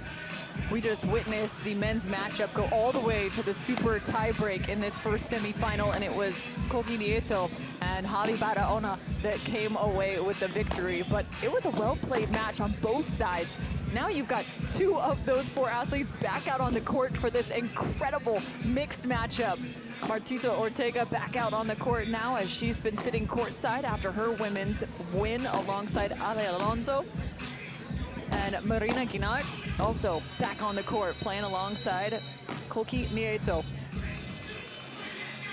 And we were talking about it in the pre-show, Cam, how Las Vegas was the favorite in the first match.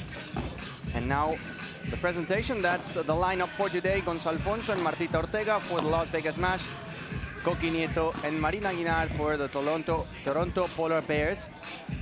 And again, we were saying that Marta Ortega and Ale Alonso were the favorites in the first match. They won. Koki Nieto and Javi Barahona won in the second one, being the favorites. So that everything was going to come down to this match. We're playing mixed doubles for the first time. Semi-finals, first event of the season. Just amazing. Doesn't get much better than this. Getting warmed up now. It has really created different nuances for the mixed matchup. If you think about having men and women on the court at the exact same time, in terms of where the ball goes, how the game is played. If they're just people, if people are just tuning in for the very first time, what have you seen through the first 4 days in terms of some of the strategy that kind of unfolds, or maybe is even yet to be discovered in the mixed matchup? It's to be discovered, but we're seeing that in general, the man player is playing on the backhand position, trying to get the smashes. And when it comes to the decisive point, in my opinion, it's the pace that they are able to get. In this case, we have Marta Ortega on Las Vegas Smash. She has this pace. She's able to hit it hard, to bring the volume. Marina Guinart as well, but she was not playing the best in the first match of the day. Let's see if now it's a different story. She will be playing with Koki Nieto, so she's going to have some backup. Who do you think is the favorite now? Hard to tell, huh? This is going to be tough. It's going to be very tough. I think it's going to be more about what team comes together and plays, we'll say, complementary paddle to each other's games. I think the side of Las Vegas Smash, just in terms of the ability to pick up a ball, defensive prowess. Gonzalo Alfonso was playing phenomenal, but there are those two personalities that's so fun to watch, these dominant players, and now they have to figure out exactly what their roles are alongside one another. Whereas Koki Nieto, I think, is going to be a little bit more the guy that's moving all around the court on the side of the Toronto Polar Bears and letting Marina Guinart just put away some power, and especially have some of that nice touch in the cross-court exchange between her and Marta Ortega. In the first days, the mixed doubles, even if they were 2-0 in the series, it has to be played. And it was, yes, important because of the points and the qualification, but this time, this is going to be the first big mixed doubles match. There's a spot in the final to be determined.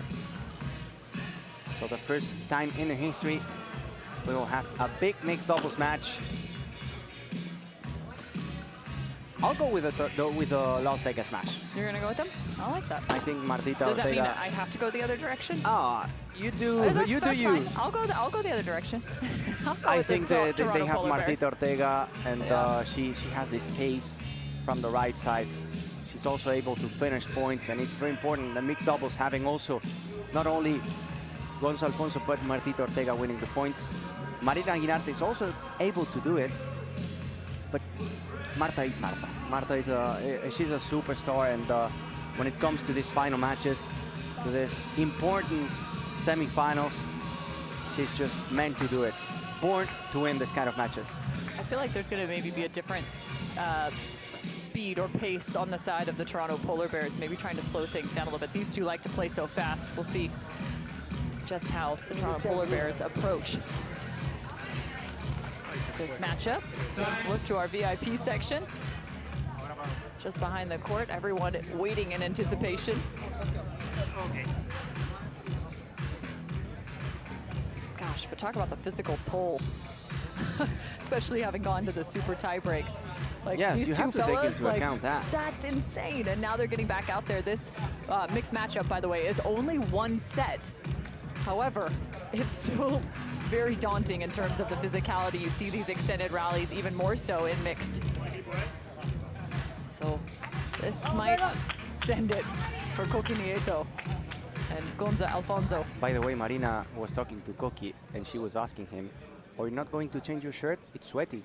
And Koki said, no, this is the lucky one. I like that. Lucky shirt. See how lucky it is. But sweaty. It's hot today. First serve.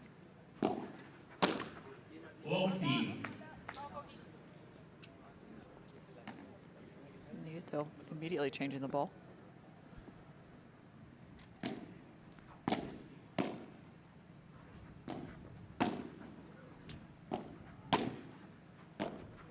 Nieto moving around. Guinart ducking out of the way. He's working right now.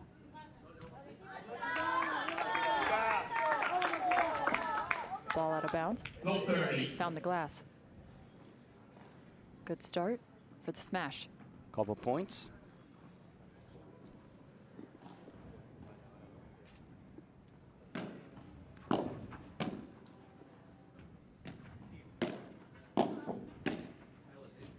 Pressing Ortega.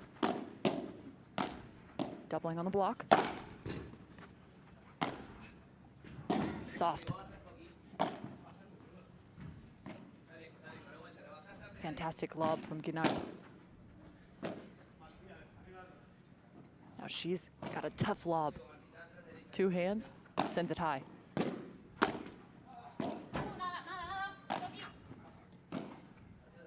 Another over the top of Ortega. Flipped with her forehand. There's the power. Marina Guinart finishing the point. The both jumps comes like super high over Gonza Alfonso. Anytime she can, she smashes it. Usually going down the line. That's her main choice. Problem is going down the line. She'll meet Alfonso. Low lob. Chased out.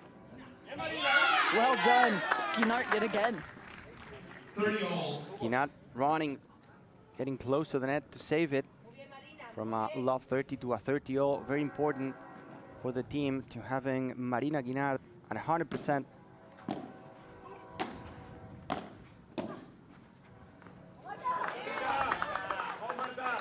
There she is, Marta Ortega again. She was the MVP of the first match. She's having a day today. Break point. Las Vegas smash.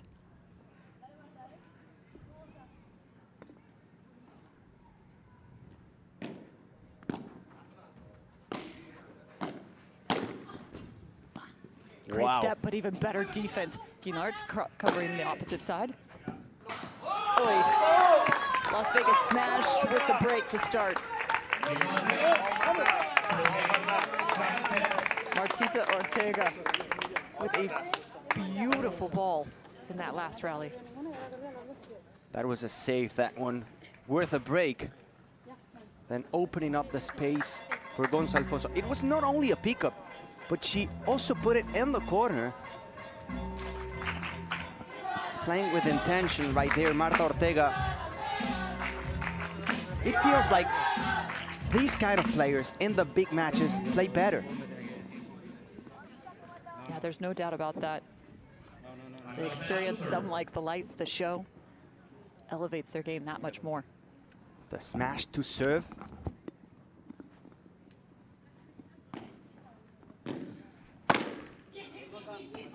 Love 15.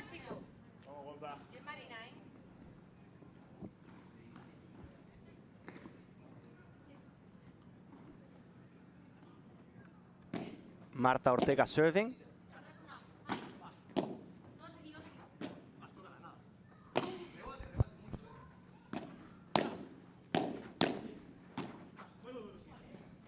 Coqui wants it.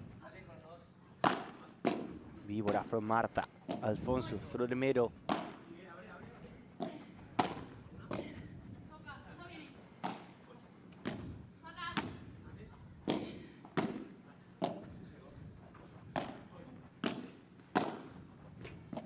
Coqui in his corner, working in defense. Down the line goes Marina, saved by Alfonso.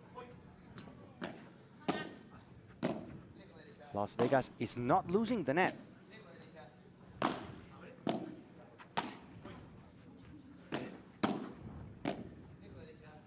They're just staying there. And no matter what, they're not giving up on the net. 15-all. 15-all. Just outstanding play from the Las Vegas Smash, keeping the net, getting pushed back, still finding fantastic bandejas, bring themselves back in, adding the pressure where it's needed. I will say Guinart's found a few nice shots to the backhand side on Gonzalo Alfonso, trying to keep him at bay.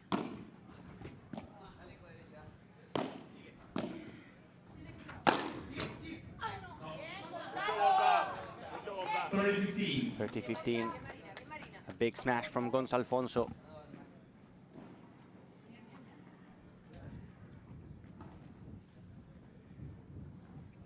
Gonza using his racket to cover his eyes from the sun.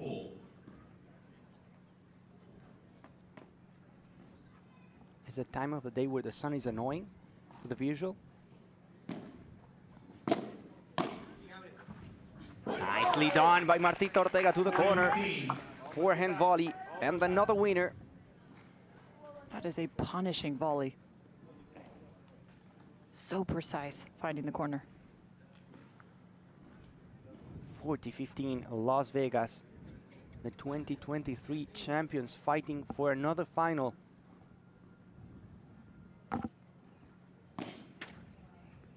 Second serve.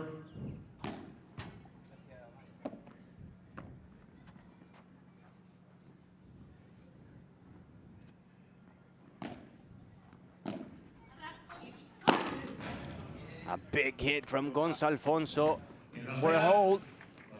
Las Vegas Smash leading the third match of the series by 2-0.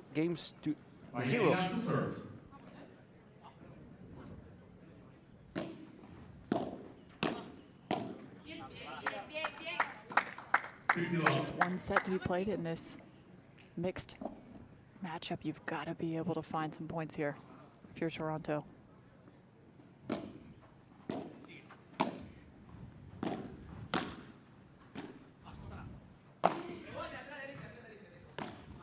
Standing in the midcourt. Good communication from Vegas.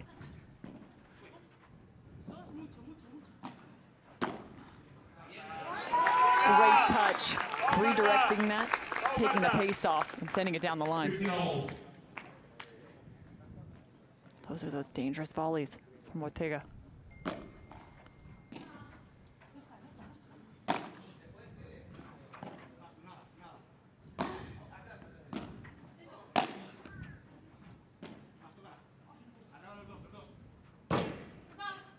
Sends that off the side.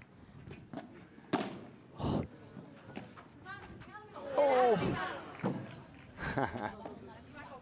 That ball just hung on the top of the net. Not falling the side of the Toronto Polar Bears. They work together as a team, Gonzalo Alfonso and Marta Ortega, sharing the responsibility of winning the points.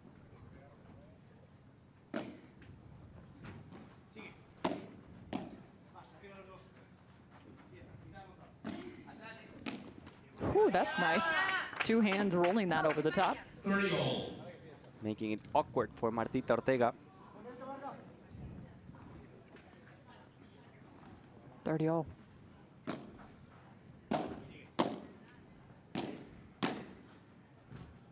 Chopping. Coqui Nieto. 40-30. Marta Ortega was away from that corner. She was late, trying to pick that one up.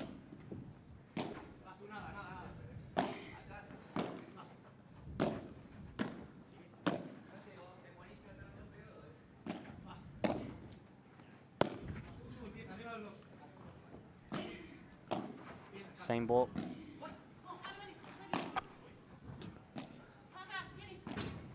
Sit back once more. Blocked. Well done. Toronto with the hold. They're on the board. ¿Te puedo ir hacia el Cardona? ¿En vez de Marta? Vamos.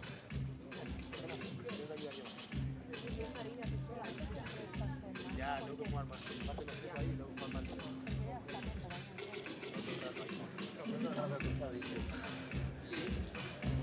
No, todo el rato en Padel. ¿Qué quieres? ¿Qué? También yo, cuando Cuando yo... jugar cruzado, ¿Te queda alguna papeleta cruzada? Apéntate y tampoco es pecado de irte al otro.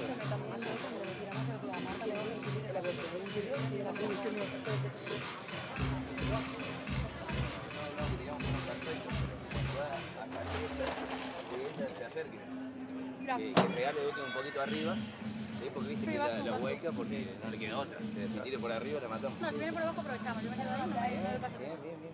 Estamos perfectos, ¿eh? Si quieres rápida para dejarle subir, si quieres otra cosa ahí y seguimos jugando. Sí, pero como me ha tirado 5 seguidos, pues instintivamente, ¿no? Se ha puesto. Vamos a ver. Dale. Mensaje y primero gole. Siento que puedes pasar el año sin duda. Sí, yo ahí me puedo meter a robar tranquilamente. Y hacer lo que quieras. Tranquilamente. Vamos, Martita. Ahí, compa, ¿eh? Vamos, Martita, ¿eh?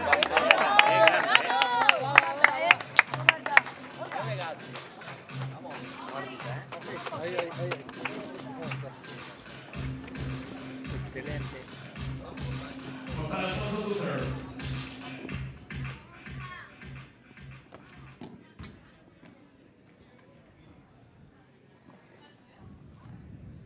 Las Vegas smash, 2-1 up.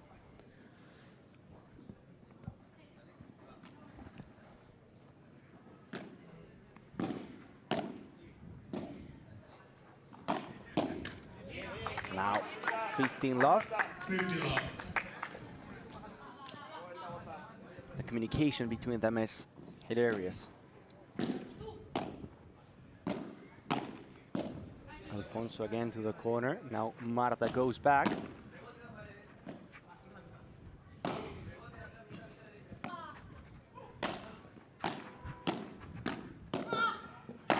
Alfonso finds the fence and the lucky bounce right there. The ball jumped up. Just too much heat coming off of Alfonso.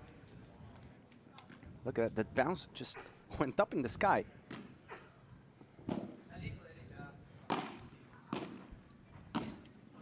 Martita down the line. Great save from Cookie. Wow, Marta Ortega, super bajada down the middle. 40 love, quick game for the smash. Right now, both Ortega and Alfonso scoring points. Finding the finishers. And fighting for the final. There's two teams.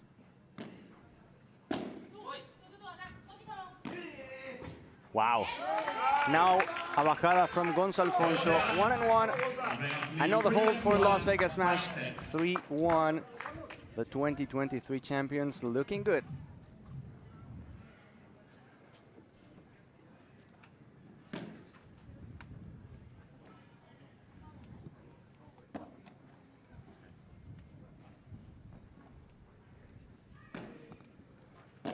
There's a fight just to find their last hold for the Toronto Polar Bears. See if they can smooth this out. And there again. She's it's so just unrelenting pressure coming from both sides of the court right now. She is so good how she goes down the line and then to the other side.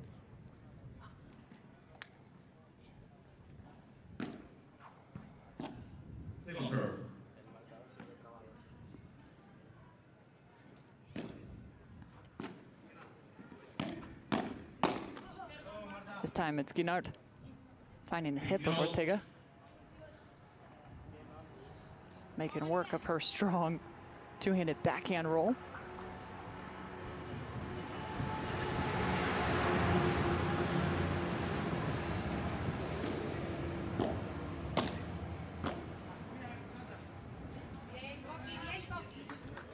30-15.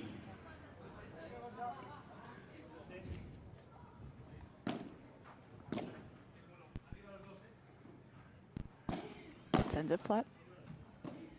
This time over Ortega. Once again. Just a hair too long. 30-all. Brings us to 30-all. They have to win this game. If not, it's going to be way too much. It's only one set, Cam. They have to have In this. a normal match, you know that you have a second chance in the second. 30-40. Nieto sending one. Another chance for a break here. Smash.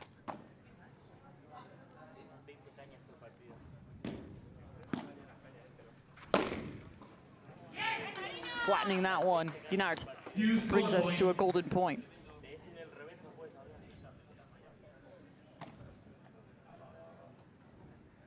Receive.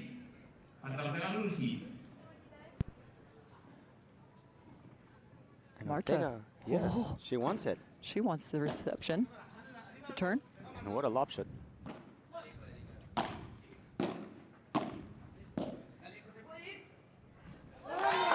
And it is a break. The Las Vegas Smash coming away. Now 4-1.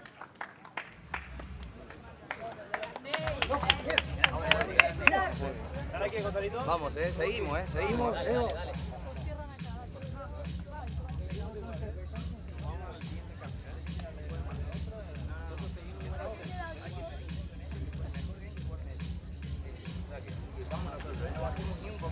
Vamos. Como equipo, ¿eh? Que se hago. Víbora. Acá, todo para allá. Vamos con, Entra ahí. Sí, cuando yo le tiro el globo acá, tiene mucho espacio por Coqui. Coqui si quiere meter, viste que te está metiendo paralelo, perfecto. O sea, a Coqui le tengo que fijar tanto en el fondo como en la volea. Perfecto. Porque así también cambia un poco la... Sí, es perfecto. Perfecto. Cardona, más Juan Martita, el masculino. Que no te engañes. Seguimos, vamos. Va. No tenemos nada, Va. Salimos con set, salimos con la final, Vamos. Vamos, Gonza. Diga así, Marina, ¡Viva Las Vegas! ¡Viva Las Vegas! ¡Viva Las Vegas! No me la creé, It was funny in the benches right there from Las Vegas Smash. Cardona was close to the benches, and the rest of the team was saying, hey, Pablo, maybe you should learn something from Martita to get a win. And Martita was saying, no. Of course not. Of course, that match, the men's match, going to the super tie break, going in the direction of Toronto. And after that, Gonzalo Alfonso was saying, hey, even if we're 2 breaks up, let's go. We have to stay at 100%. Play this as if we were 2-all right now. Vamos, Gonza. Vamos, Marta. Sometimes you can relax and could be your enemy. Just saw them at the back glass having smiles and conversation, looking to still send a bit of fight the opposite way.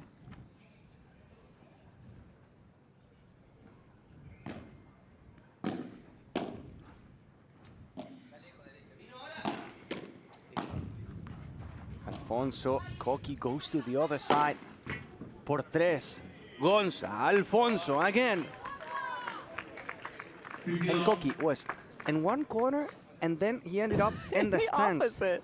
Look, he was that far. I'm wondering And what he his wasn't that 100 close to that far to getting it. No, I'm curious what his 100-yard sprint is. What's his time? Or his 40? I'm sure he's in the 4s.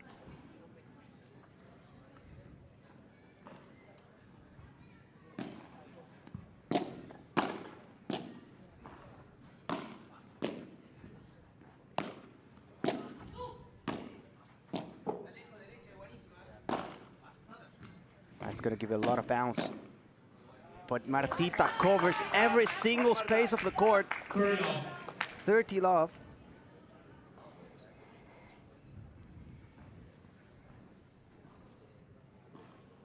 Nieto again standing alongside Guinard, sending words of encouragement and maybe slight adjustments to their game.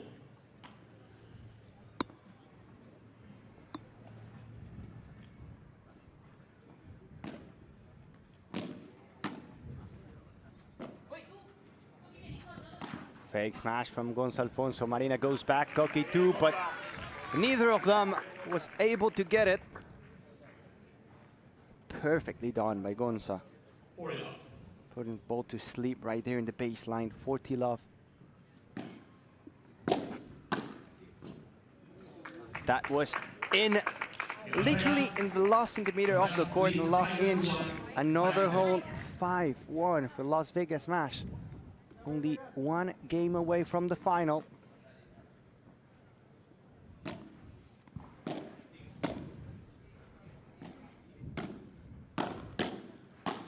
Ortega again, just peppering volleys, creating space down the line, and finds one more. She was phenomenal in the women's match. Came away with a point for Las Vegas. They nearly took it with the men's match.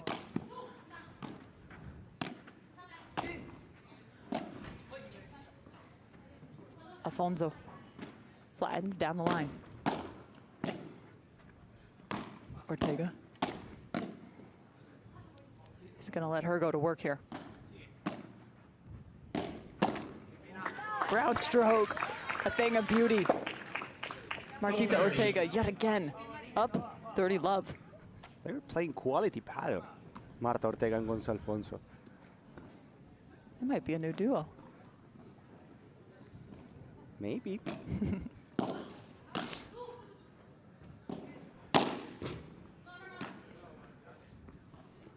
Ortega saying she held on to that one, rolling off the racket, calls it herself. Point to the Toronto Polar Bears.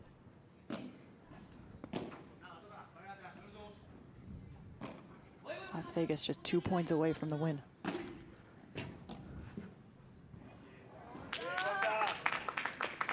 Only one now.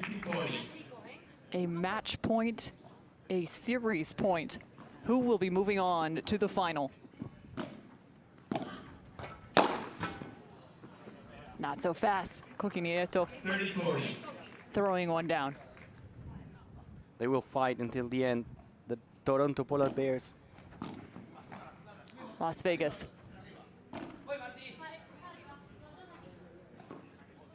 Head to the final, goes soft. And Las Vegas, the champions from last year, head to event #1 finale. Coming down to the mixed matchup. All the direction of Gonza Alfonso and Martita Ortega. The reigning champions are back in the finals, and it's pure joy within the team. Oe, oe, oe. Vegas, Vegas, of course. What a match. 6-1 Martita Ortega, the MVP of the day so far, winning both of her matches. Working perfectly with Gonza Alfonso in that mixed doubles. Not a single chance for Toronto. It was an impressive performance, and we have our first finalist of the event #1 of the regular season. Coming into this event #1, there were so many teams that we had our eyes on. Las Vegas Smash being one of those. You took a look at the rosters, but it's safe to say that they have even surprised us with just how good they're playing. Big names, but playing even bigger. And they have such a strong duo, Las Vegas Smash, or the women's team. They basically know that they have 1 point. They have 1 point. Of course, probably they'll have to face a tough team in the finals, but they have at least 1 point guaranteed, or it feels like it. So they know that they will have a chance in the mixed doubles, where they have Marta Ortega and Gonza Alfonso playing amazing. And if it happens that Pablo Cardona and Gonza Alfonso are able to also get the win, well, even better. It's, in conclusion, a super solid roster. Very complete. So important to have offense coming from both sides of the court in that mixed match. And Martita Ortega She was steady, steady, steady, and she just went after the Toronto Polar Bears. So fun to see those two play alongside one another. A view from our Ultra Paddle Club host.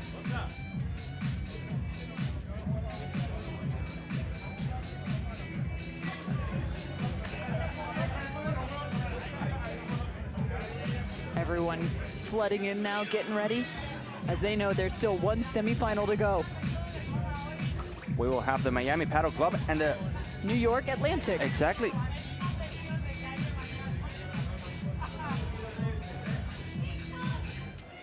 It's time to head to Javi Carrasco with our winners.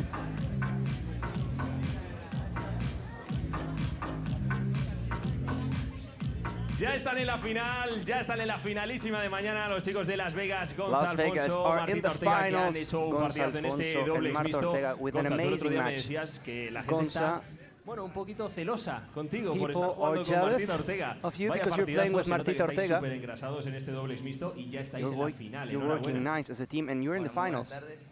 Sí, la verdad Good que afternoon. sí, la verdad que sí. ¿Quién no quisiera jugar con Martita? Un Everyone placer. wants to play with Martita Encajamos Ortega. como pareja It's a en el pleasure, mixto, la and I verdad think que we're working. Estamos siendo fuertes como pareja.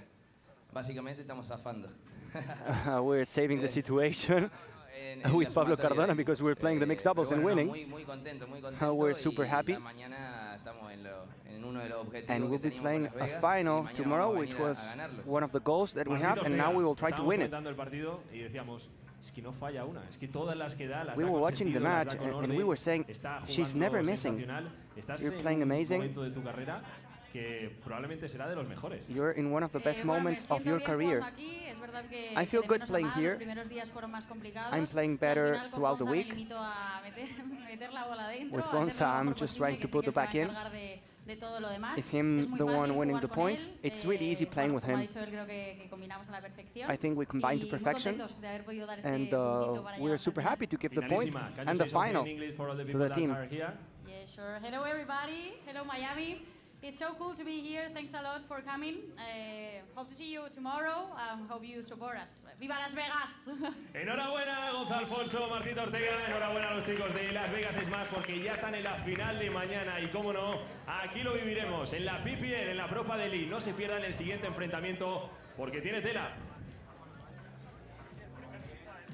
Well, you usually should do what Martita Ortega says, and she said, hey, you gotta either tune in or show up, as they are moving on to the final. You can see they have now advanced in our bracket. And who's still to come? The Miami Paddle Club and the New York Atlantics. The best paddle players in the world are about to take championship court. You are not going to want to miss this matchup.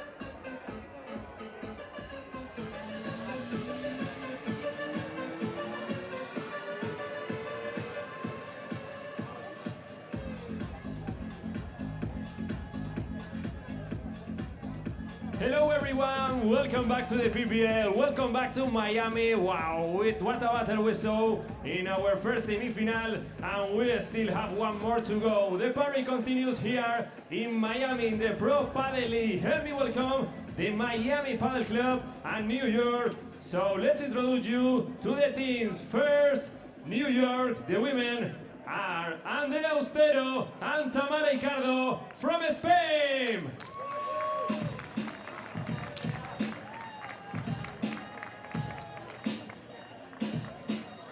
And the women of Miami Padel Club, Marta Ortega and Ariana Sanchez from Spain.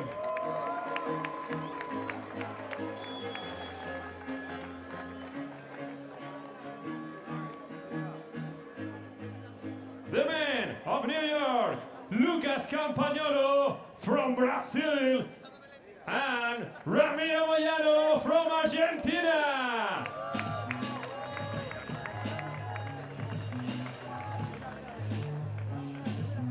And the man of Miami Padel Club, John San from Spain. And the number one, Agustín Tapia from Argentina.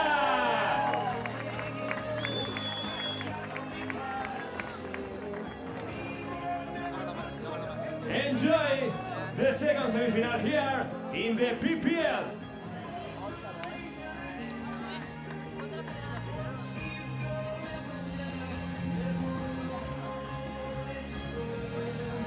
Miami, the home team with the biggest name on the men's side as well as the biggest name on the women's side. The world number ones, Agustín Tapia and Ariana Sanchez. Get a chance to see all the smiling faces as we get set for our second semifinal. The first proved to be something of a beauty, going all the way down to the mixed decision. Will we have yet another one in this matchup? So thrilled to have you with us. As we get set, there's a look to the men for both of these two teams. Agustín Tapia and John Sants. They will be rocking that Miami pink. The pink is bright as their play is. On the opposition, Ramiro Moyano and his partner, Lucas Campagnolo. They call him the Bull. They'll be rocking that New York Atlantic screen.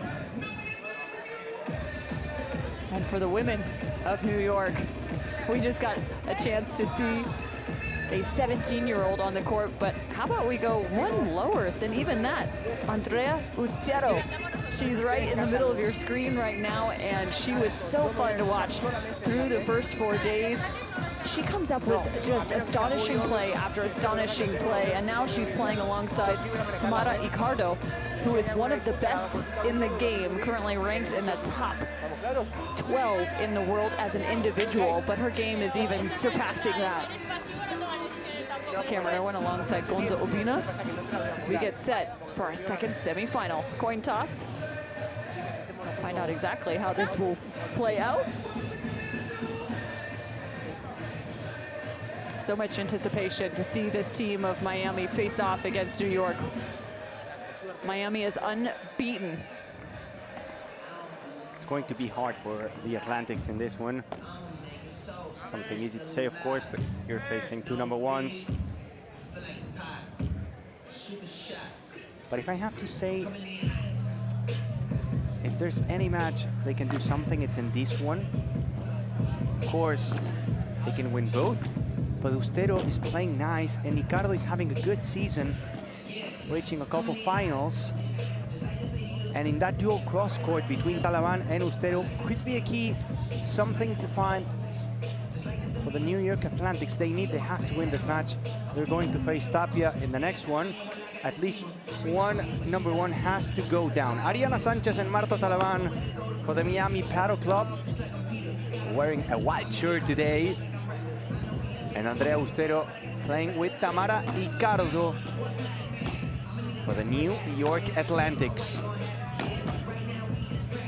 We had a different lineup for Miami in terms of their women's matchup from last night. They actually did take a series loss, however, this specific women's team has been very tough to have to face. Talking about that world number one, Ariana Sanchez. There's a good look at her smiling face. She comes up with just some absolute magic out on the paddle court. So does Ricardo, one of the taller players in the game. And coming back to the team, Tamara Ricardo. Virginia Herrera had to go to the backhand position yesterday. Not yesterday, the day before, because yesterday was a press day for the New York Atlantics. And she did well. Now Tamara is back at 100%. This combination, it's going to be fun to watch, and it's going to be the first time they played together. So far, it was Tamara Ricardo with Riera, or Tamara or Ustero and Virginia Riera. For the first time, the New York Atlantics will be featuring Ustero and Ricardo. On the other side, it was all about Talaban and Ari Sanchez throughout the entire week. There was only one team that even forced this to the super tiebreak against this women's team of Sanchez and Taliban, and that was the Los Angeles beat with Caro Orsi and Jessica Castillo. There's a look at Andrea Ustero, a 16-year-old. There is absolutely no ceiling over her play.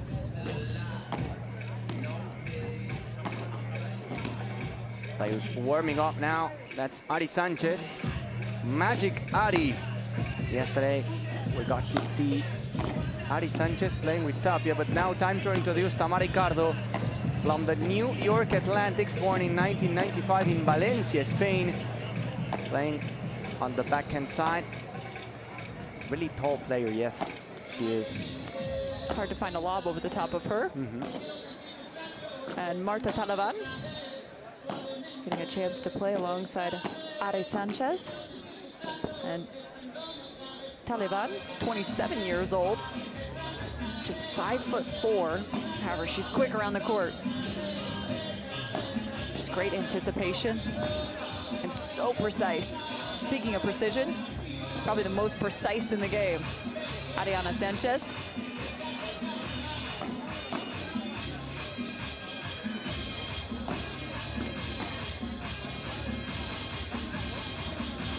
Final details, final adjustments. Really excited to see again Andrea Ustero play this match. She's been amazing throughout the week, showing to the world how good she is and the bright future she has. So precise. She loves playing close to the line, not letting the ball bounce, playing a lot of volleys in that mid area. And that's something hard to do. You need to have a huge control. A lot of quality to do that, to be able to play from that zone. And this team of the New York Atlantics, too. Just looking to my left here to see the coaching staff, because you've got Juan Martin Diaz, one of the greatest icons in this sport. He'll be given the ins and outs and helping this team along the way for the New York Atlantics.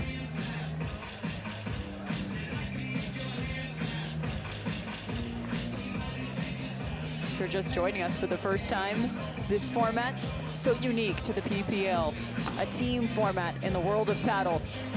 A women's match, a men's match, and if those go 1-1, we will send it to a mixed match like we did in our very first semifinal of the 2024 season. One finalist has already been crowned, and it's the defending champion from a year ago, the Las Vegas Smash, heading to the Event 1 final. They'll either be the New York Atlantics or the Miami Paddle Club.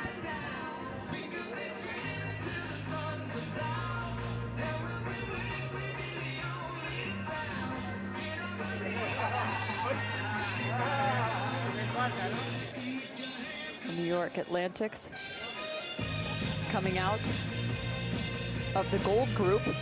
They picked up wins over the Houston Volts, 2-1, the Cancun Waves, 2-1, and then took a loss to the Las Vegas Smash, 1-2.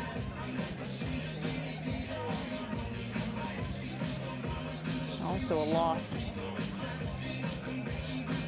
to the Arkansas, or excuse me, and a win, excuse me, they went 3-1. 2-1 over the Arkansas Matrix through their round robin group. The Arkansas Matrix, though, they put on quite a show through the first 4 days.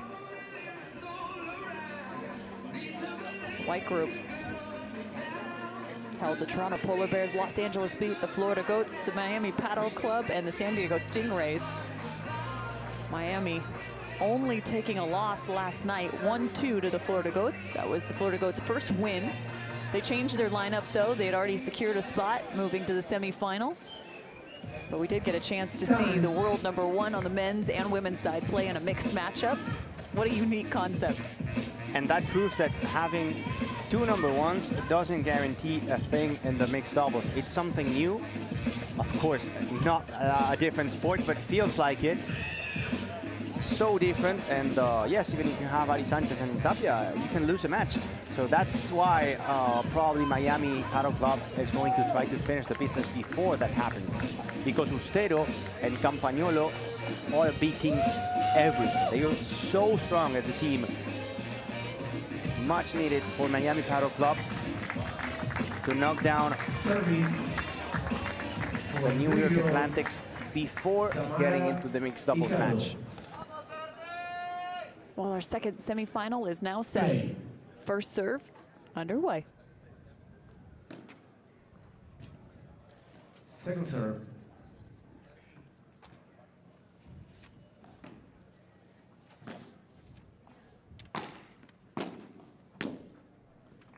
Love 15. Love 15. Good ball from Ari. Tamara was late, coming back to the net.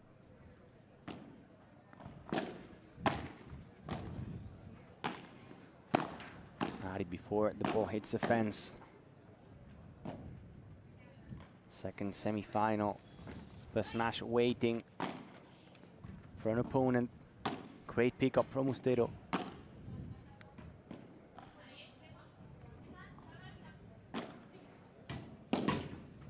Contra pared from Ustero. Tamara in her corner. Small touch in the net and goes over it, but not the block. The block is a glass fighter. 15-0. What a great experience for Ustero. Face off against this team, just such a young age. Second serve. Second serve for Tamara Ricardo.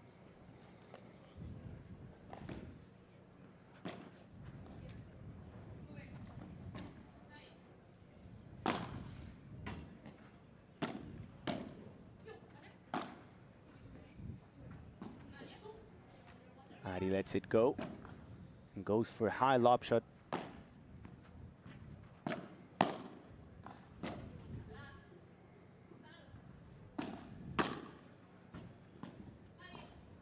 A long point. It's going to be the battle this match.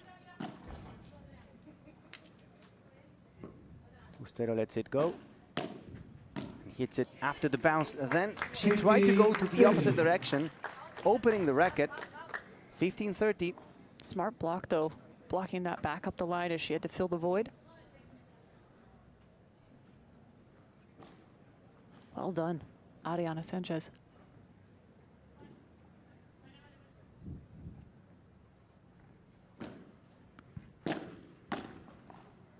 The block again flies forever from Ustero. The power from Ari Sanchez hurting the Atlantics. It's 15-40. 3 break points for New York, for Miami Paddle Club.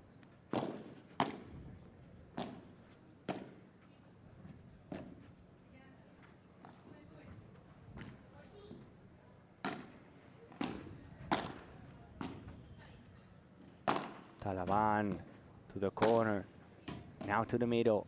Both well defended by Andrea Ustero.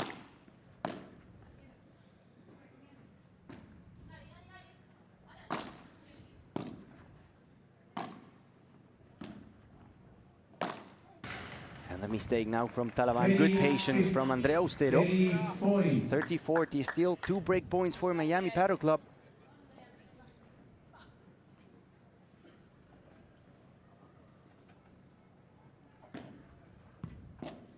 The atmosphere at the club, at the paddle club here, in Ultra, it's amazing. A lot of people coming to enjoy the semi-final. Ari goes to the fence and finds a winner. Ari Sanchez, Magic Ari. And the first break for Miami Paddle Club. Fantastic start for Miami. And to your point, they're about 2, 3, maybe even 4 people deep in the standing area behind the court.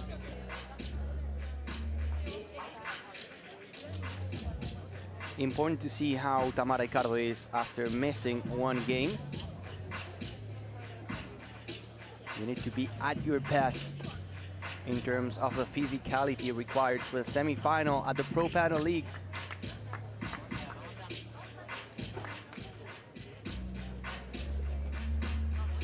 Minor adjustments there. Ariana Sanchez and Marta Talaban. Now on serve. Serve for Miami. Marta's done a nice job Marta being the Talaban. complement to Ari through the week. She's been so steady. Second serve.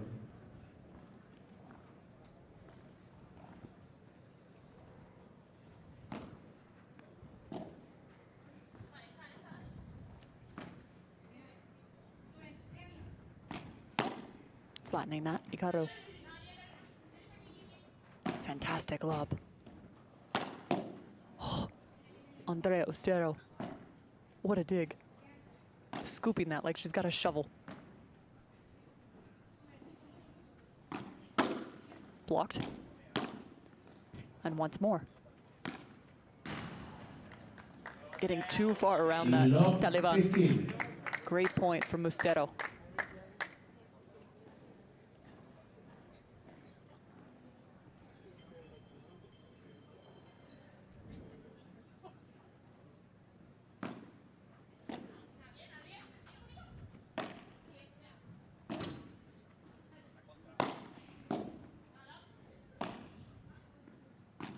High bounce off the bandeja. Woo. Quick series of volleys. Ricardo. That pace for the transition to go from the baseline to the net and finish it.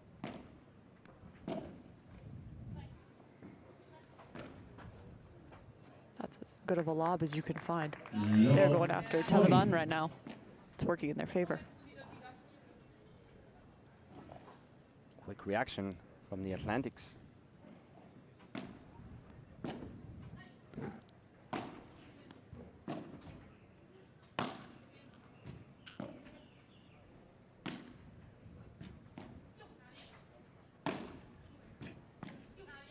Sanchez all the way back to the service line. 3 straight now. Defended yet again. Same ball. Both on the defense. And that ball is gone. Well played. Andrea Ustero, yet again. She is not shying away from this moment. This ball was a thing of a beauty. Keeping the point alive, and then she's fast enough to go to the net and to execute the por cuatro to perfection.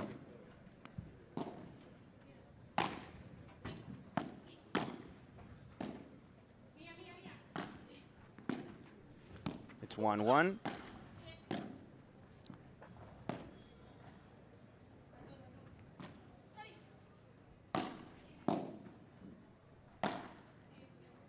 Ustero lifts it short. Love 15. It's love 15. 2 breaks in a row. So far, looks like it's easier to play as a receiving team than serving.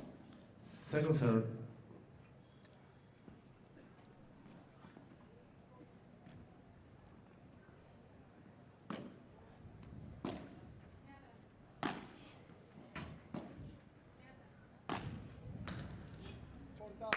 The effort from Tamara Ricardo not to let it go.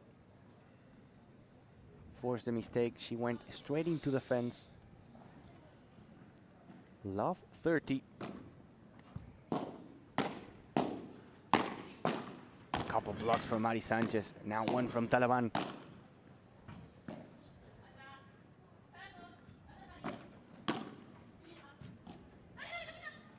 Talaban finishing the job to the corner. That pace of play was just astonishing. It was a short ball from Andrea Austero, and Talaban pushed as close to the net as possible. Second serve. Second serve now for the Atlantics.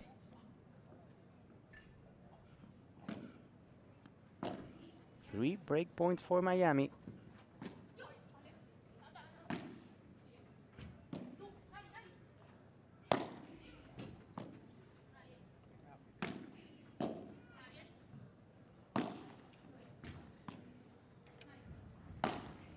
Talaban through the middle. Good patience from the baseline. The Atlantics suffering. Andrea's not able to get it over the net.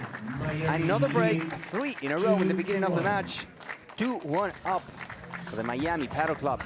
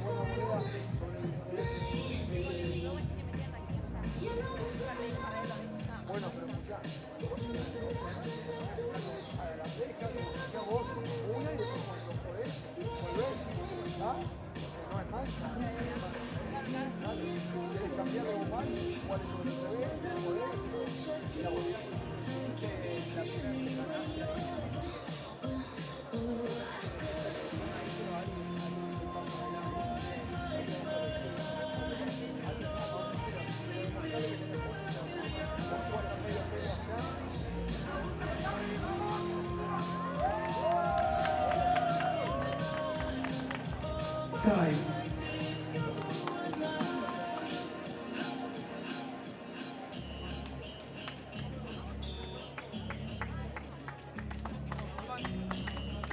Serve for Miami, Ali Sanchez.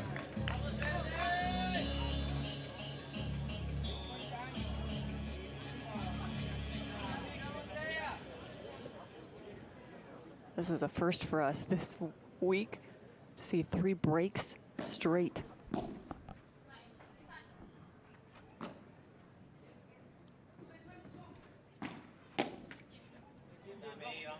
Love 50. Nice bajada from Ricardo. Taking some pace, but letting that one fall off just at the net. Second serve.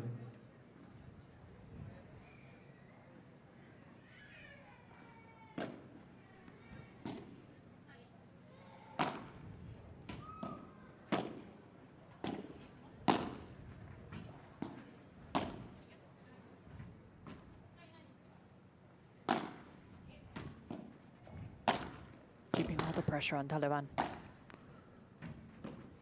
Fast lobs. So many fast lobs from Ustero in the cross court.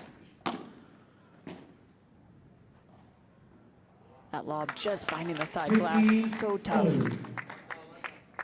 Lobbing from that backhand down the line for Ricardo. But all the points are long. You have to work a lot to win. 15-all.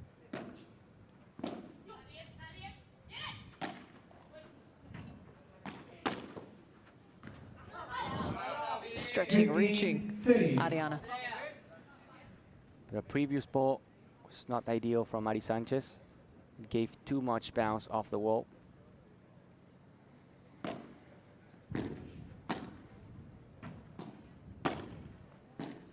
Ricardo may be tall, but she's great at getting down. Finding those off back glass. 30-all.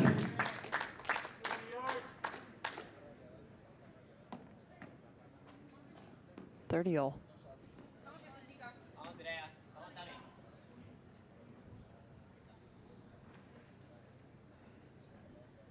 Who will find a hold? When have we said that? Would be the first one. Second serve.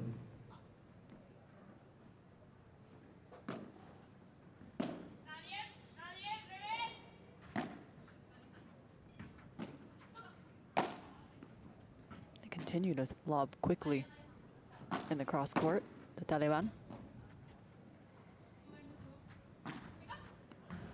What a ball. What a gorgeous shot off the glass into the cross court. Perfect angle. A sharpshooter, Tamara Ikado.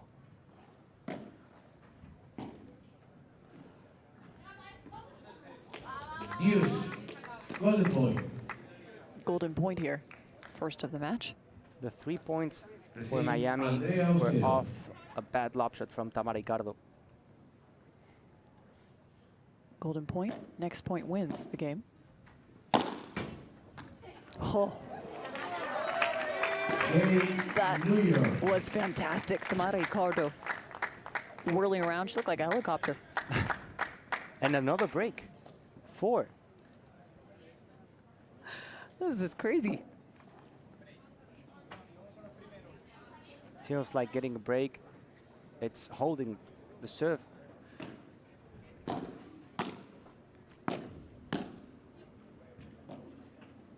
Oh, the Atlantic serving again. Wow. That's a block from Mari Sanchez. Without even looking. That's a block from Mari Sanchez. No look. Law 15. She got the oohs and ahs from the crowd on that one. 15. And after that comes the mistake of the return. 15 all.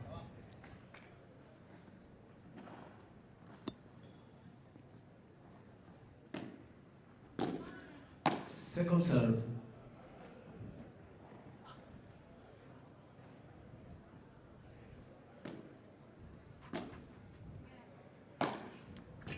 Tamara and the Víbora.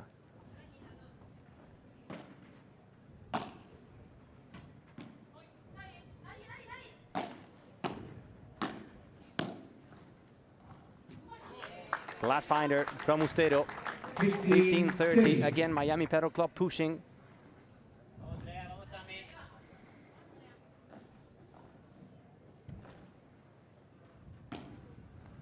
The Atlantic's trying to hold for the first time of the match.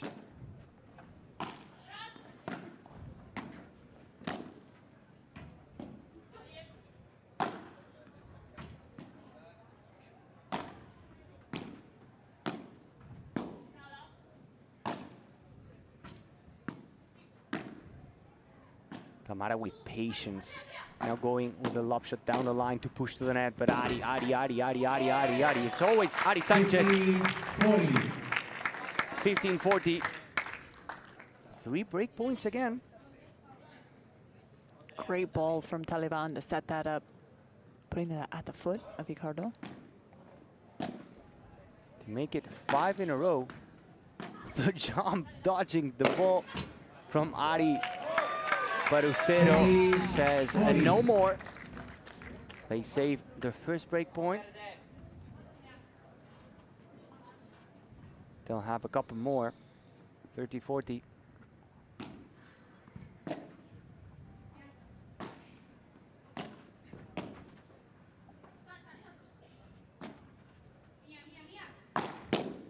Another block from Ari and another one. Wow! Insane! Ari Sanchez has become a wall. 3-2 for Miami Padel Club, and we have something from Ari Sanchez from the media day.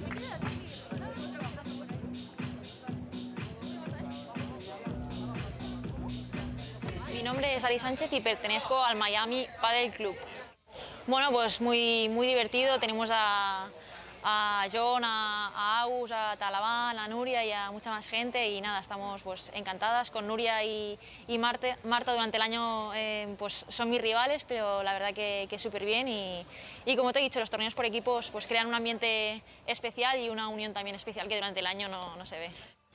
Bueno, yo creo que el pádel es mi vida, porque llevo pues desde los 9 años pues creo que me ha hecho la persona que soy hoy en día, me ha dado unos valores increíbles y creo que le debo todo lo que soy y todo lo que tengo al pádel.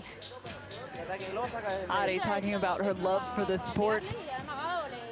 And you surely will love this too if you've never gotten a chance to play. So fun to get out on a paddle court. But she has been an icon in terms of being an example set, how to approach the game, how to play the game. And now getting a chance to see her in the United States playing for the Miami Paddle Club. It's just so fun to see. It is. It's actually one of the big names today. It's one of those players that the kids watch on the TV. A role model. We have a lot of players trying to be like Ari. So having her here, also getting some extra motivation for the people coming to this Ultra Paddle Club, it's unique. Last season playing with Paula Jose Maria, they won more than 10 tournaments. It's impressive. And this season, they have already secured 2 of them.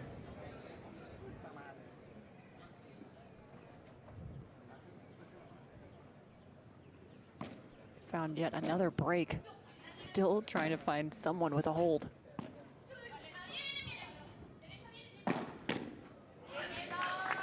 It's a good start for Miami.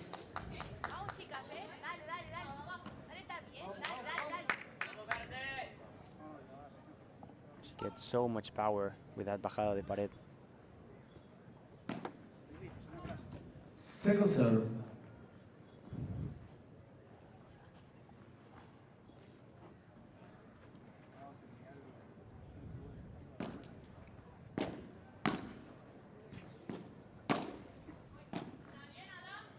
High lob.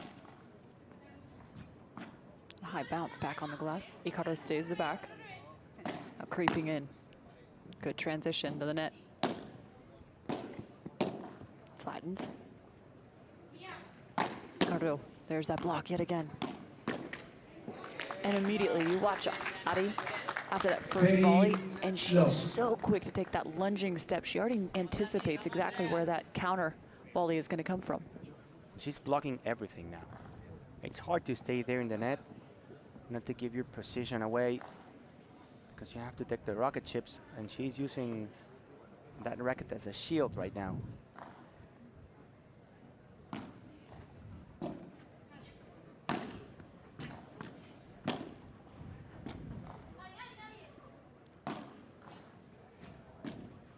Whew.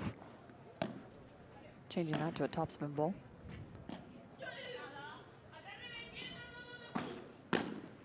There's the block, quickly stepping in front. Ricardo. Another, sending Ari back. Fought off. Ricardo with some nice point construction. 30-15, Miami. Ari tried to change the pace of that, but allowed Tamara Ricardo to go to the net and win the point.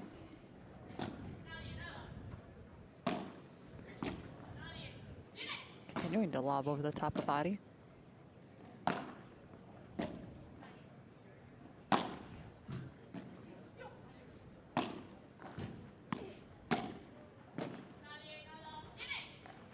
Takes this one. Nice job on the block again, Ricardo. These two just in a cross-court exchange. Now it's Taliban. Stepping across, Ustero. Another long point. They're going towards Tamara every single time, avoiding Ustero. Tough to believe, but maybe that's the reason. 30 all. Maybe testing Tamara after that match missed. See how she's going.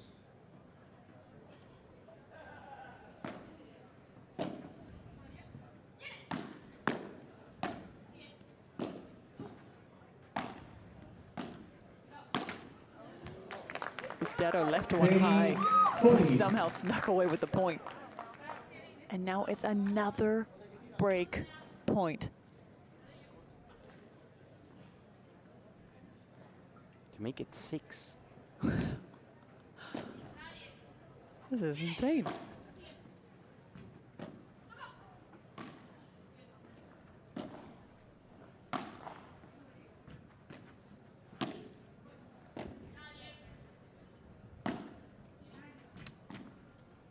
Tough ball. Well done. Backhand, flicking that wrist back around. There's one block from Ari. Another great placement.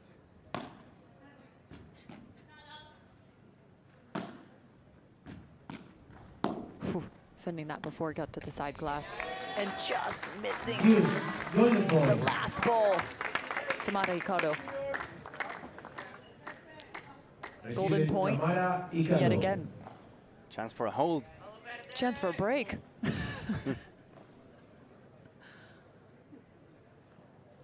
Next point, taking the game.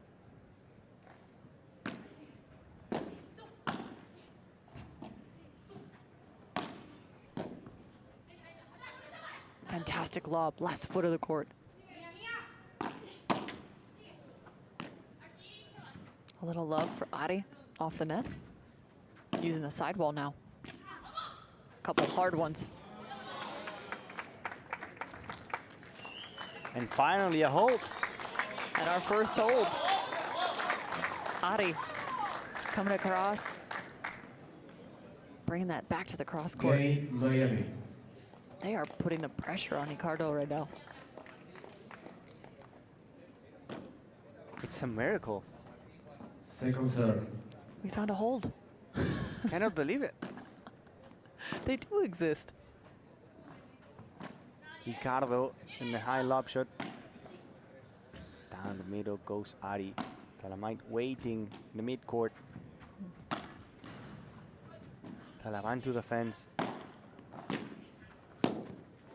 Great ball from Tamara Ricardo. Ari was pushing to the middle, trying to cover that zone, but left the angle completely empty. There she was, close to Talaban. And Tamara Ricardo saw the opportunity.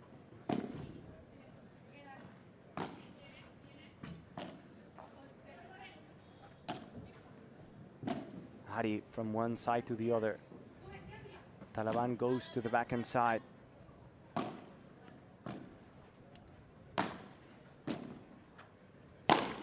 Ari from the right side. Good pickup from Tamara.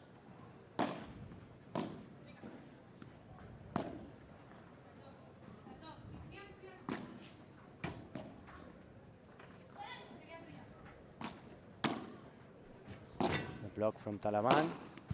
Ari goes court. Another super save from Tamara. He gets that one too. How? And he misses the smash after all she's done. Unfortunate. Just so much work from Ricardo. How did she pick up that ball? The drop up at the net. Of course, you have to laugh about it. Second serve.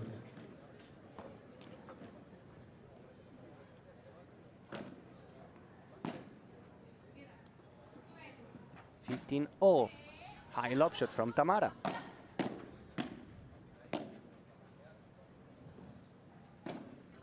New York's lobs are really on point. Good ball. Perfect B. That was deep. They have not missed a lob. They've been within just that last foot of the court. 30-15.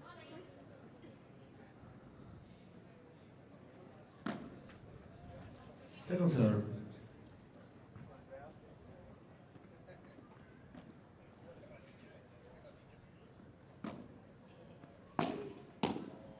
What a backhand from Ari. A lot of power into that one.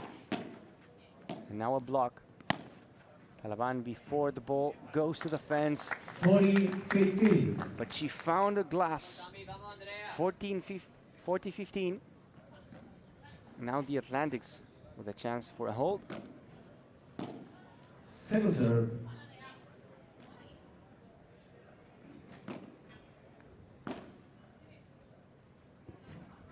And they do.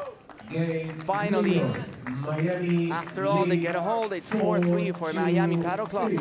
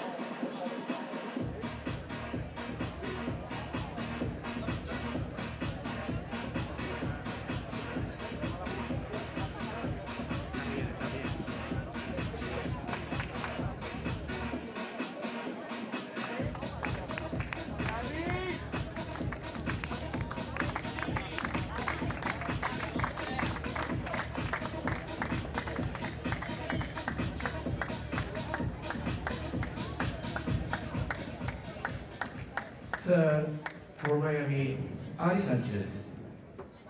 Play. So after 5 breaks, we finally find 2 holds.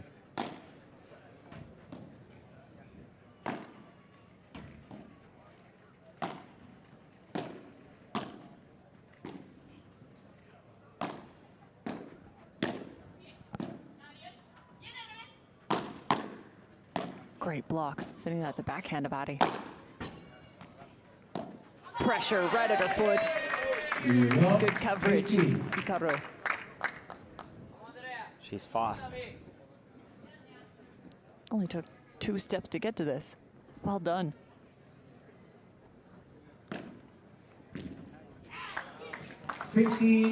All. Great serve. It's always tricky when it goes to that sidewalk.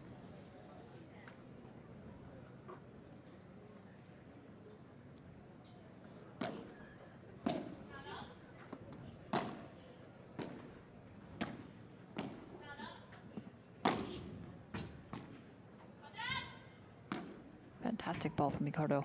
Oh, what a chiquita. Oh, and it's still too good. Ariana Sanchez. She's so clever. She's always watching the opponents and where they are. She knew that Tamara was in the middle, and she went for a soft touch to that corner.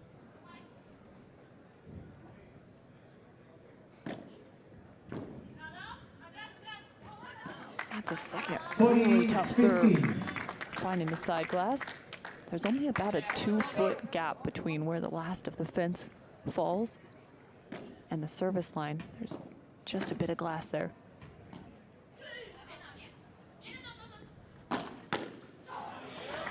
Game, Miami. Another game for Miami. Another hold. They look to find set 1.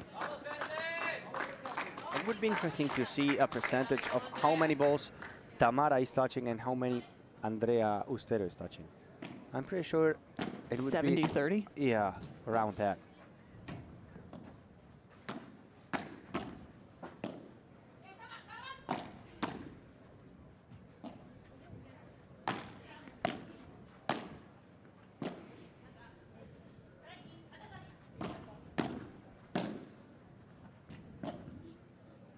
They're going that way.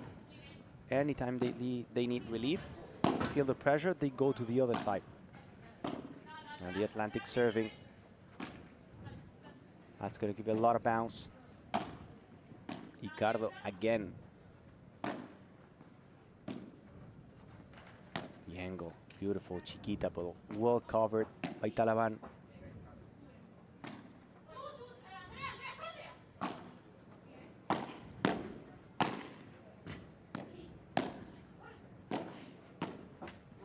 She tried the drop shot, Tamara Ricardo there. She left it short. 15. Love 15. Miami pushing for the first game. Felt like New York was in control at this point. Just that last error.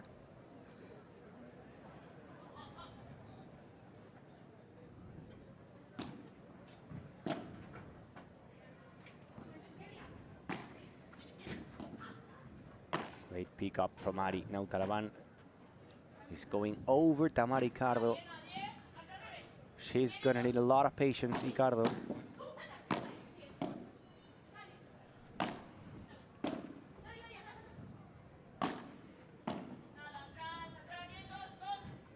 That's long. She's going to need a lot of patience today. Love 30. Miami pushing.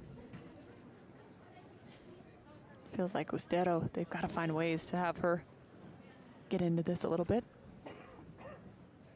Have to get creative so she can get involved.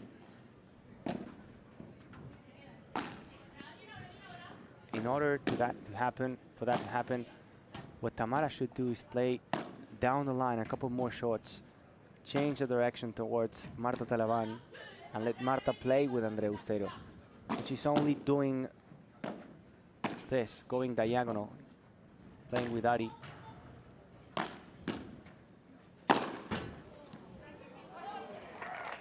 And now another point for Miami. Love 40, they have 4 set points.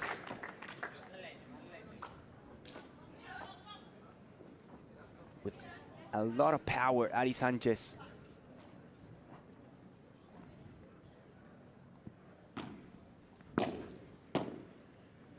Again, Ari and Tamara.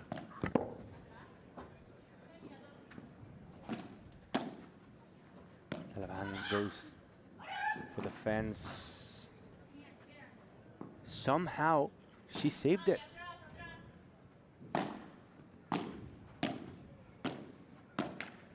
And now Ari leaves it short. 15-40.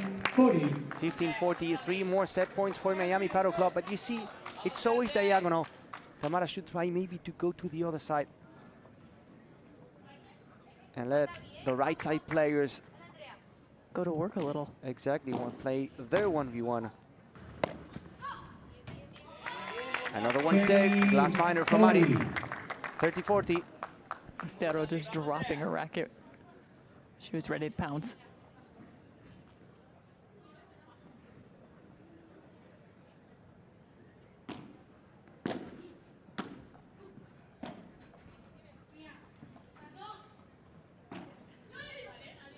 Ari is going to let it bounce. Can go out, and it does. They're both just sitting there, smiling and stunned all at the same time. That's a funny por tres. It's not the normal one. But it works. Golden point, Ari Sanchez will be taking that serve.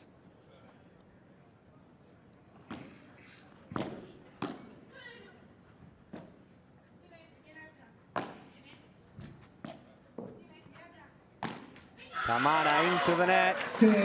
It's set for Miami Paddle Club. 6 games to 3. Ari Sanchez and Marta Talaban a step closer to another win.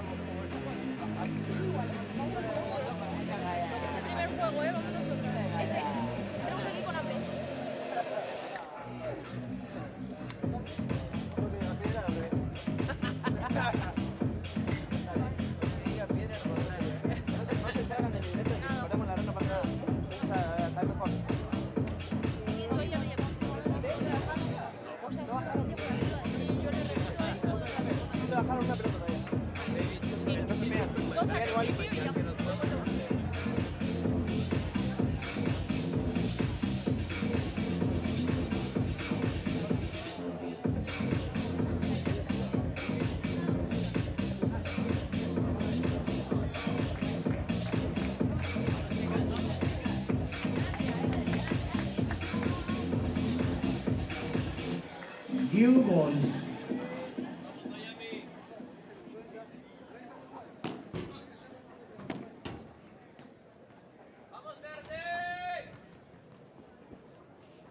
First set belongs to Miami. Getting some adjustments from their team. New York not quite able to find what they were looking for in the first set. I need to see if Ustero can get a little more involved here. Watch for the change-up in terms of New York and where they send their shot selection. Will you start to see that much more go in the direction of Taliban? They started that way in the first set, but ultimately came down to the cross-court battle between Sanchez and Ricardo. Wow. That's just too good. It's simply too good. It's unstoppable.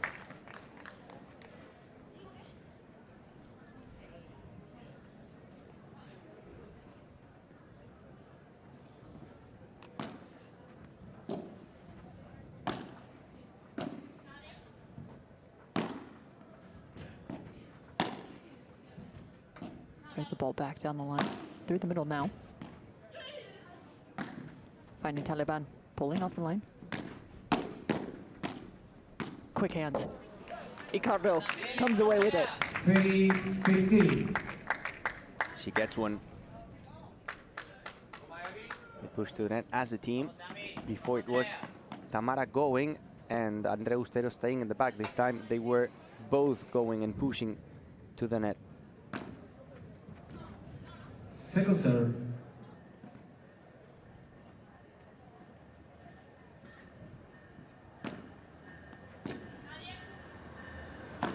Shallow on the lob.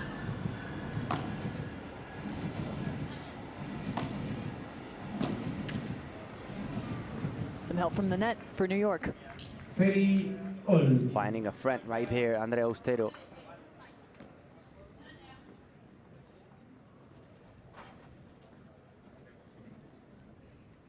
Uriol.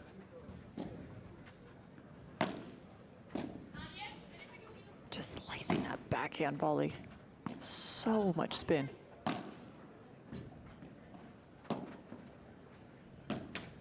Rolling once more. Nearly the exact same situation. That one just getting away from Ustero. 40-30.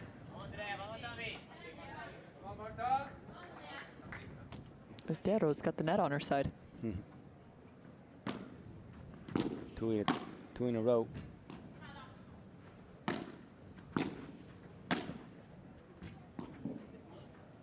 There's the lob over Taliban. Sends Miami. Insane block. All the way from the service line.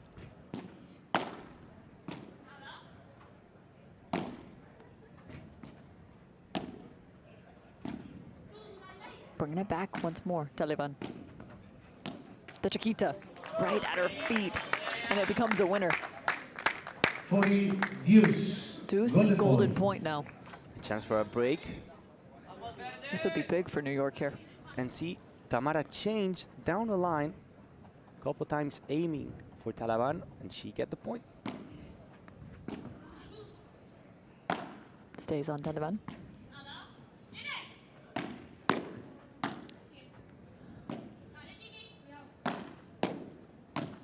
Another good block. Quick hands. Who's it gonna be? Sent back. Ustero.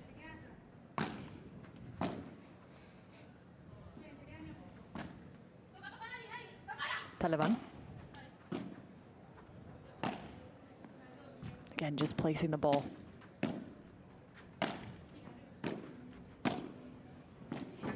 Good dig, but this is not so good. On the chase. Oh my goodness. The hold. The longest point in this matchup thus far. Ari was pretty sure she was winning the point, but then she saw Ustero running out of the court, and she was, okay, wait a minute. Okay, yes, now I won it. Short lob shot from Tamara Ricardo. It was a candy for Ari Sanchez. First hold of the second set for Miami Paddle Club. The favorites to win the competition in this first event. pero muy bien, muy bien. New York Atlantics facing Miami Paddle Club in the second semi-final. In the first one, Las Vegas Smash took down the Toronto Polar Bears. They are sitting in the final, just waiting for the opponent. Is it going to be the Atlantics? Is it going to be the Miami Paddle Club? We are just about to find out. Ustero will be serving. Sir Tamara Icardo. Icardo, finally. And she'll do it with a second serve.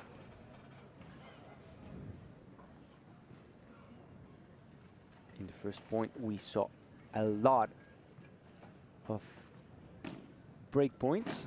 Let's see if this happens again in the second one.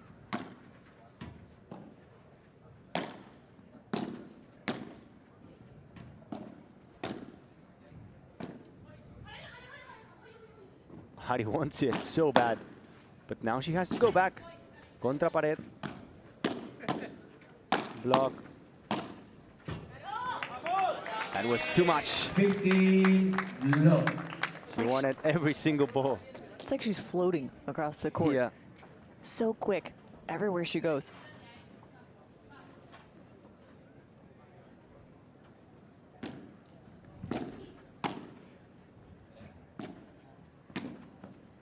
Beautiful angle. Now the change to the other side of the court. That was beauty. That was a thing of a beauty. 15-all.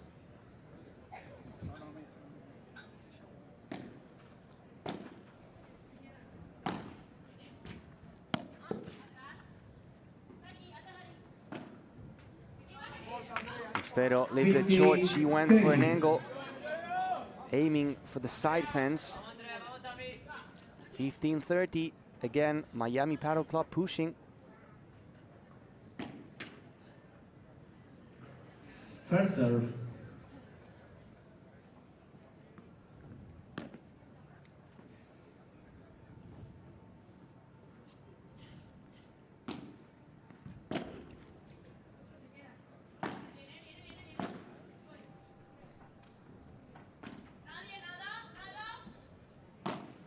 Ari down the line.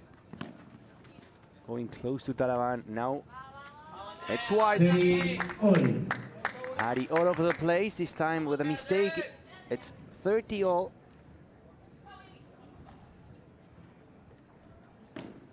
Ricardo serving.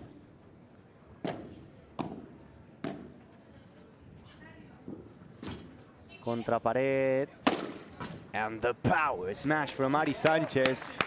Sending the ball close to her bench. Ricardo knew just as much as that ball fell down, this was going to be a challenge. Watching her, she chased that to the back glass, sending it contra pared.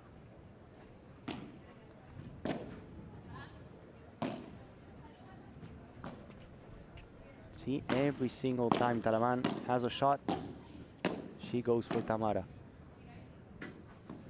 Barely in.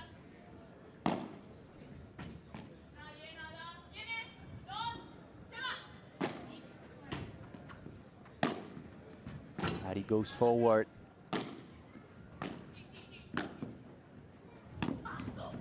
Good pick up from Ricardo after a beautiful drop shot from Ari Sanchez. Into the sky it goes. High lob shot from Ari Sanchez. Long point.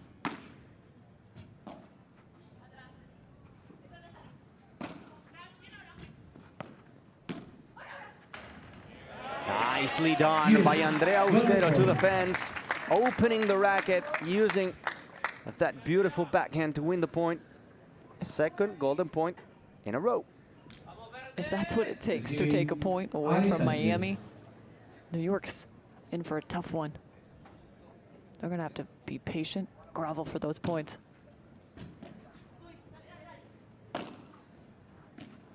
And it goes for the Atlantics.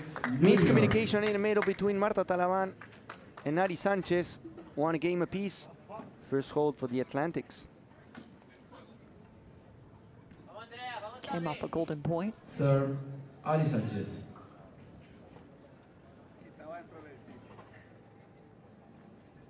Still a game, but can feel tough. Goes on your serve.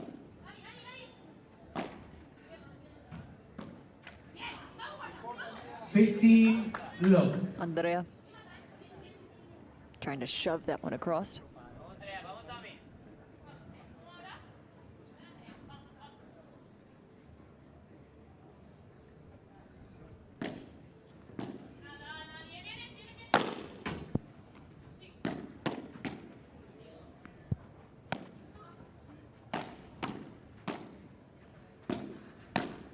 Topspin again, Andrea.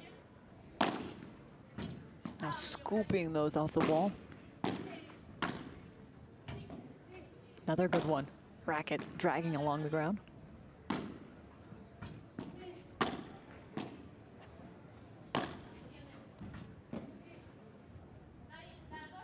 Beautiful spin out of the corner.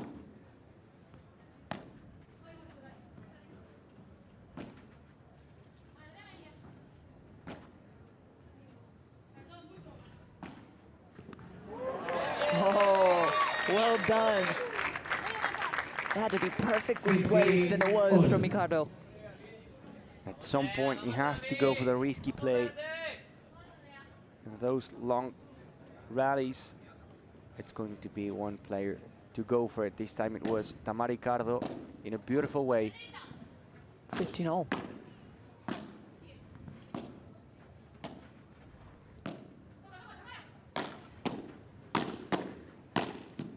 Once more, Ariana.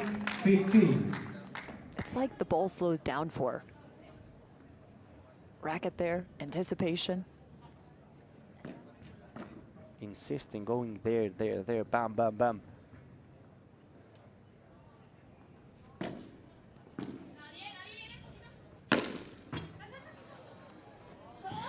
Good effort. Ricardo chasing the portres. Another beautiful portres from Ari. I will say too, Ari doing such a nice job taking all of those high lobs out of the middle, staying aggressive, doing a lot of work. It's a good example. She's just scoring points. Point after point after point. Ariana Sanchez is just a deadly force right now.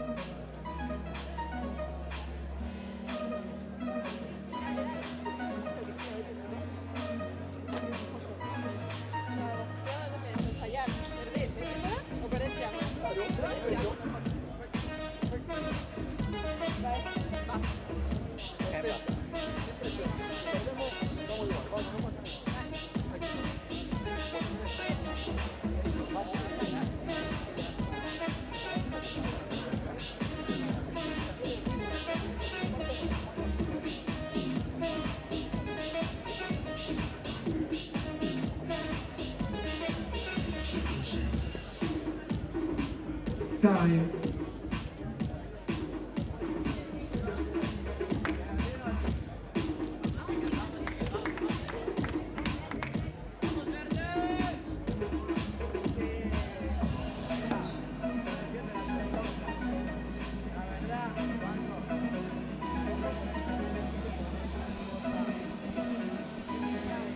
Back to the main court, 2-1 up, Miami Paddle Club. After winning the first one by 6-3. Ustero to serve. Play.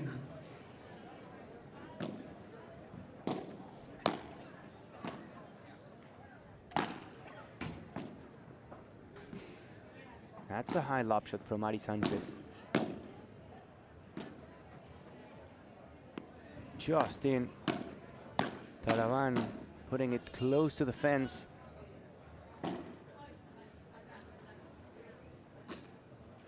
That was an awkward lob shot. Super high, close to the wall. I just like the amount of time Ari takes. Contact set. She actually just stayed down on a knee in the backcourt. Just trusting her shot, giving herself a little bit more timing. And now a glass finder from Tamara Ricardo.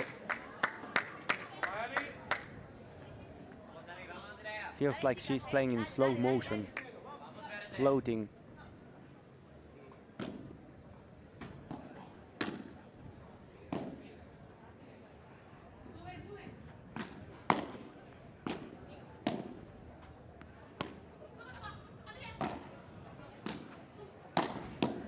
Nice block from Ustero.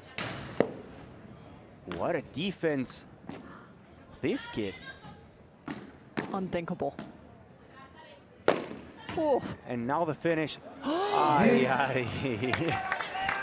She got it, but also touched the net. I think it's safe to say she touched the net. 50-30. What a play, though. Oh yeah, she touched it. She just barely. But Short of Ustero no effort. in defense, it was brilliant. Oh. 3 straight shots from her that were just phenomenal.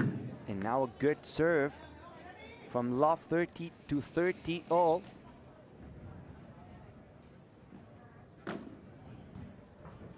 Second serve. Second serve.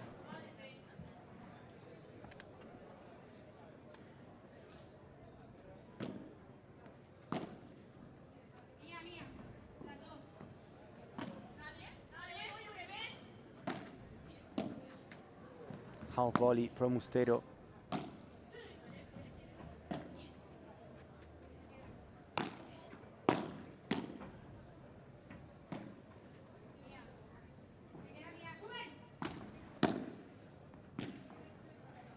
Miami Padel Club fighting for another couple break points.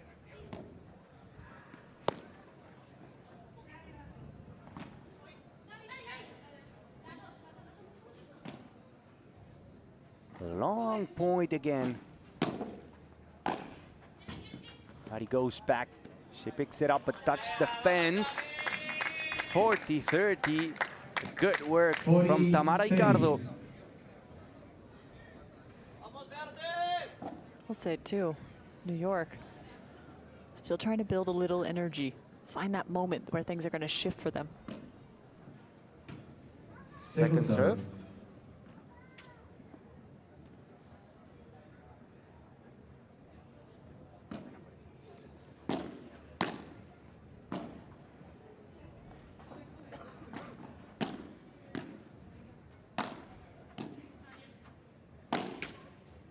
Hari, the touch in the net.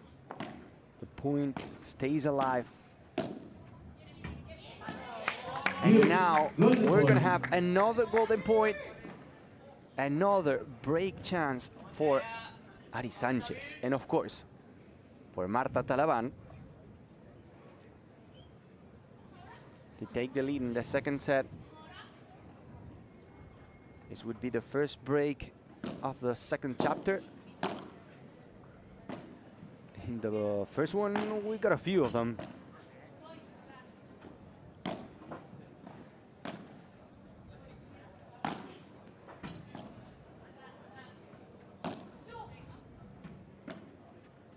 Ari again, the rulo, perfect rulo from Tamara Ricardo in a big moment, creating a perfect angle. That's another hold for the New York Atlantics, 2 games apiece. I feel like she really hasn't quite hit the rouleau yet. Not yet. No, it's one of the That first is true. times we've seen it. And as a tall player, she's able to create this angle.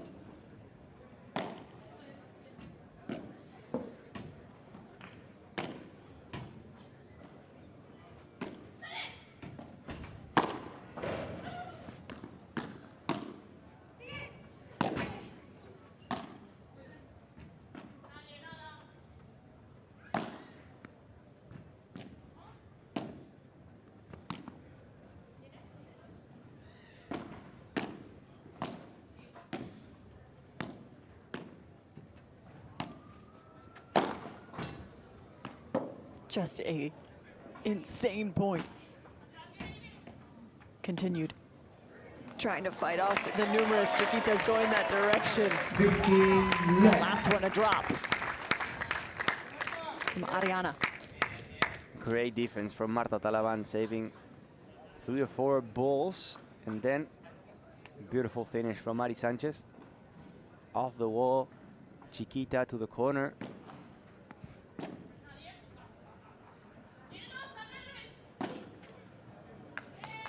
It's astonishing to see just how far Ariana will shift over. Right now, Taliban's job is to be errorless and set up her partner. She's playing it well.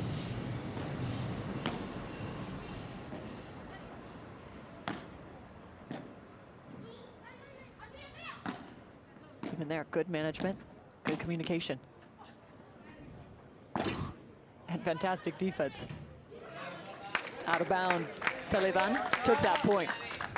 By an inch, but out of bounds. 30-15. Smart play by Taliban going down the line. 30-15. Once this women's match concludes, we'll find out who will go 1-up in the series. The men's matchup will come next.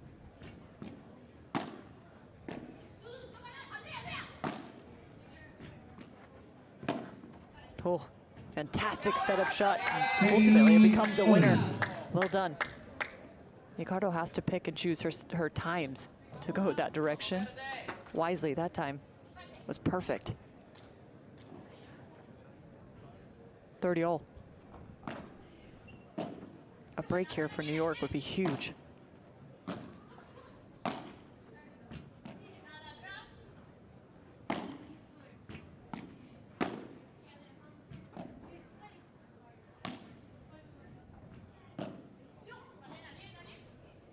Shifting, creating space for Ari. And you can see why. I mean, she's just deadly. She covers 60% of the court. Those lob shots that are supposed to go to Taliban, Ari makes the physical effort to go there, to grab them. Trying to force Taliban to play the ball, but Ari keeps coming across. Tough task for New York.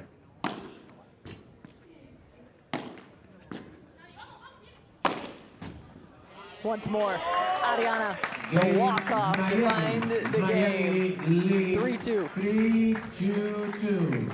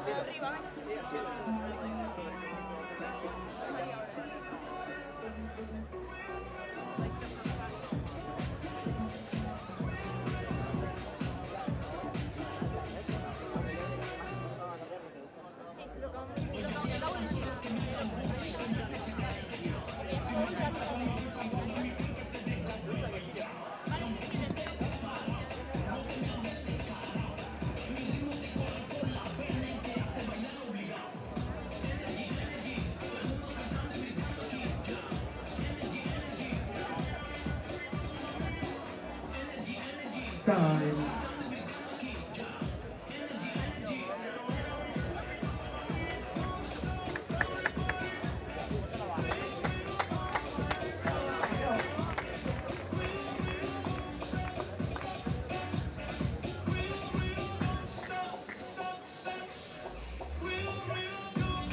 Serve from New York, Tamara Ricardo. Miami Padel Club leading the second set by 3 games to 2. Tamara Ricardo will be serving. Play.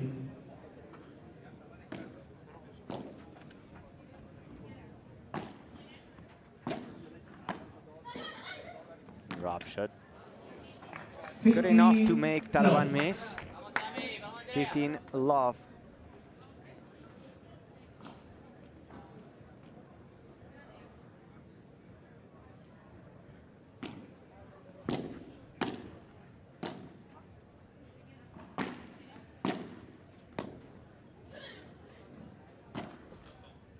Another high lob shot from Ari Sanchez.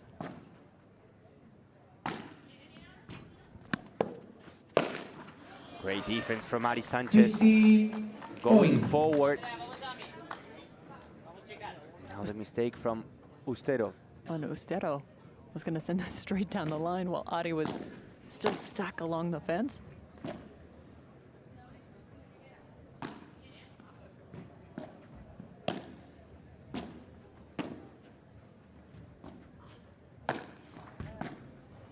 Good ball right there, good volley.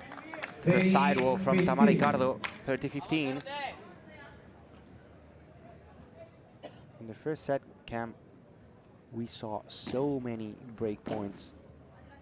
Completely different story in the second one.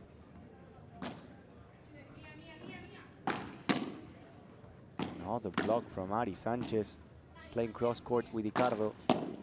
Talaban shows up. She goes to the net. The idea was to slow things down. We had 6 breaks in set 1. Wow. None thus far here in set 2.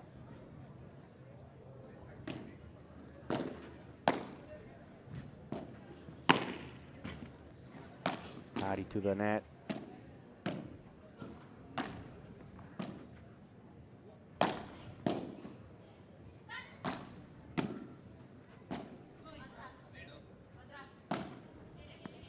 Just in by an inch. To bring that back to the line is wild. Ari goes forward. She gets it. She was awaiting. Talaban.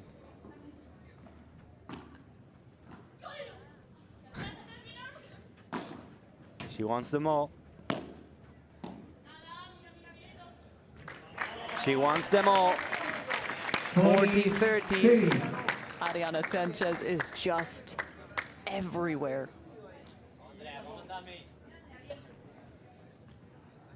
Big moment for the New York Atlantics.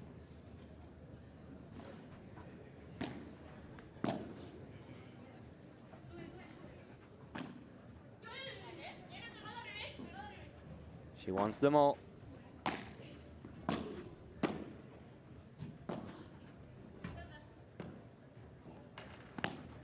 Ustero to the fence. Now the block from Talaban going back. And Ricardo finding the fence. 40-all, golden point.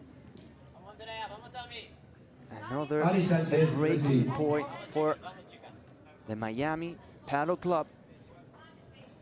And of course, Ari wants it. Let? First serve. First serve.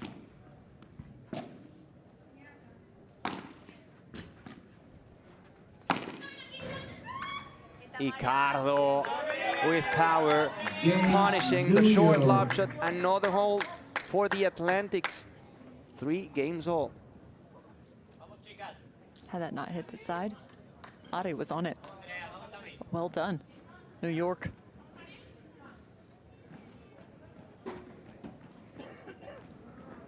Let's see what the Atlantics can find here.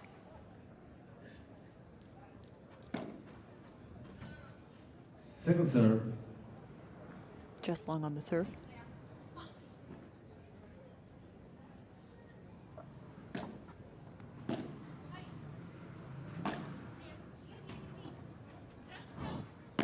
Amazing touch from Ustero.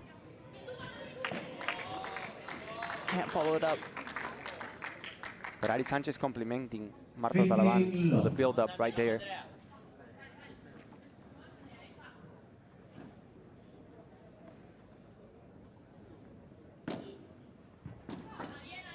Fantastic serve.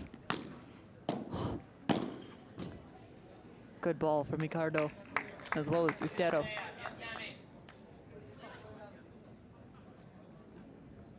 15 all.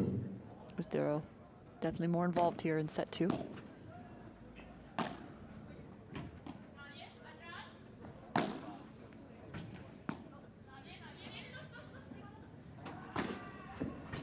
Fantastic lob, but an even better play. Ariana Sanchez. Just when you think you've done enough. Second time in a row, she goes for that super bajada when she had to execute the shot. It's an arrow.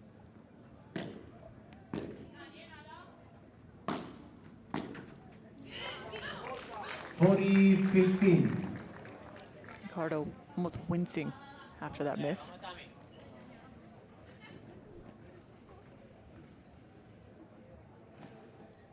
(40-15).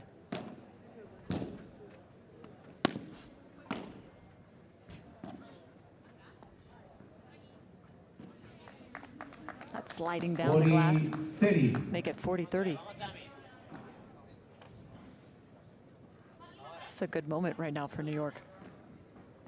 Can they bring this to a golden point?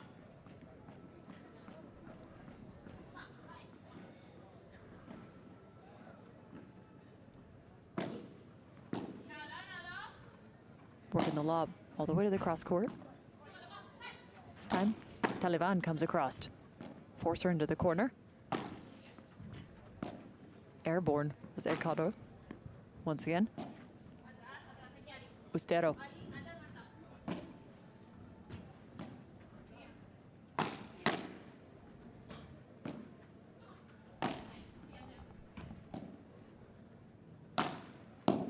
Oh. Wild save from Ustero. Keeps the point alive. Oh my! Well done. The New York Atlantic's coming up big. But in this set, Ustero is participating way more, and the team is feeling it. The quality of her shots, just brutal. Golden point, break point. Second serve. Serve just long.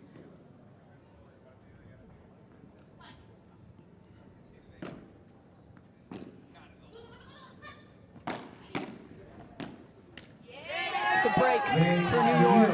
They needed that. Up 4-3 now. 2-3.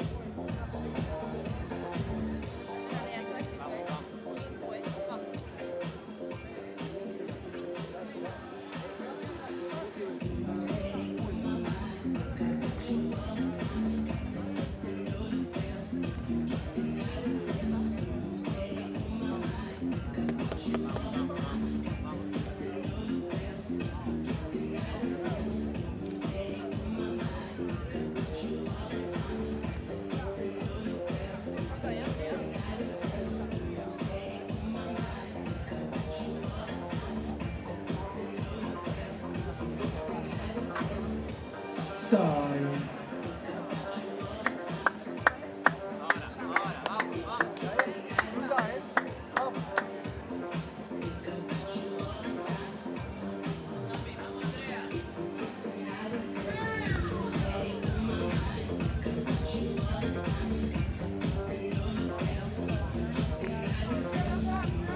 Serve for New York, Andrea Ustero. The New York Atlantics, Play. a breakup in the second set. Trying to send this into a super tiebreak, and now Tamara Ricardo showing up, pushing forward, finding the corner. 15 love.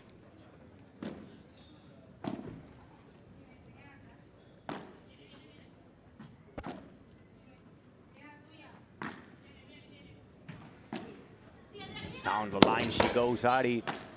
But Ustero got it back.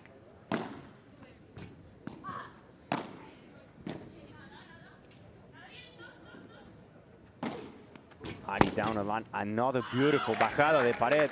Brilliant. 15-all. That is just wild. So many different looks from Ariana.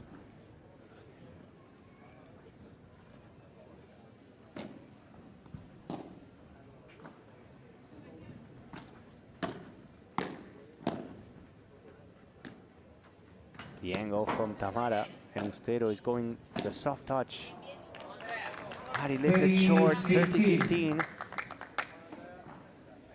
Seems as if Ricardo is maybe going a little bit more inside out here in the second set, trying to find that fence. If you remember early in the second, she found that rulo, did some damage. Even there, I know that's just a volley, but still looking for the fence. Good ball again from Tamara Ricardo. 40-15. Now getting the support she needs from Ustero, being able to finish the points.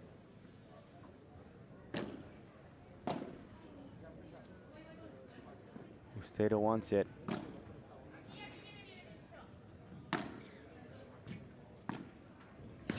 She went for the angle there. Tamara Ricardo.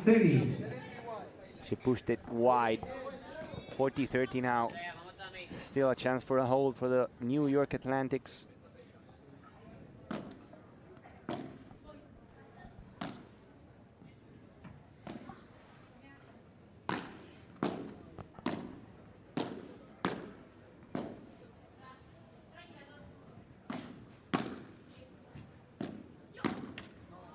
And that's a hold for the Atlantics. They are 5-3 up. Really close to the super tiebreak. They take this second set. This would be huge. Marta Ortega. This Miami women's team have had to go to a super tiebreak this week. They walked away with it. It's against Los Angeles Beat.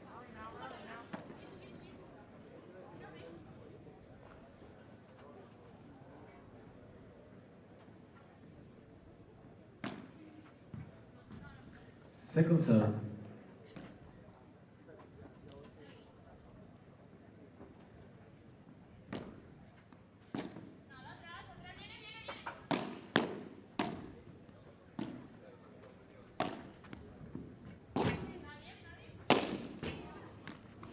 The power from Ariana, but the defense from Ricardo. 50. Great follow, great execution. That was a Tapia smash right there. Jumping. Look, the jump and the hit, of course, the result was not ideal, but it was beautiful to see.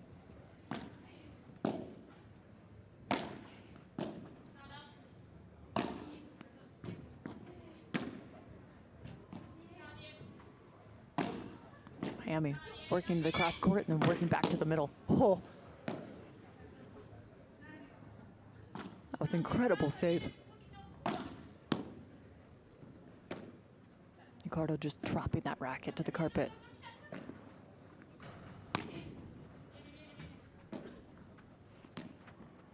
Ari working back in the cross court again. Third time we've seen that from Ricardo. Incredible save. Ustero.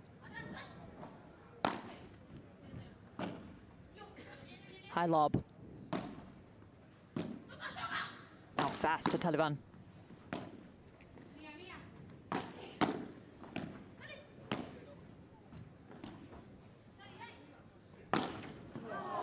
Big point for New York. Huge point for New York. A long one.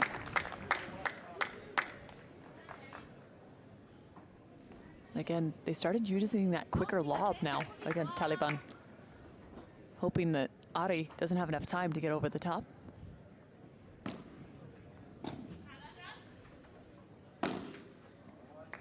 Wow. An error. How rare. That is a gift to New York. set point now upon us. New York looking to send this to the super tie.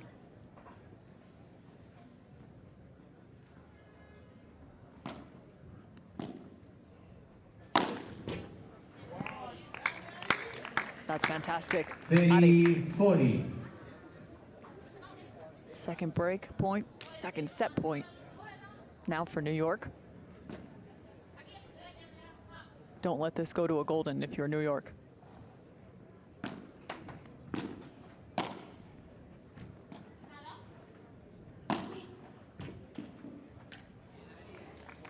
And yet it does. Now sitting at deuce. Good news is they'll still have the chance even if they take a loss in this game. Chance to serve for the set. But here's the golden point. Another set point, New York. Ustero. That is a wild comeback. And Ariana Sanchez is heated as she goes to the bench. She is fired up and ready. They take the break. Or excuse me, they take the hold. And now find themselves at 4-5.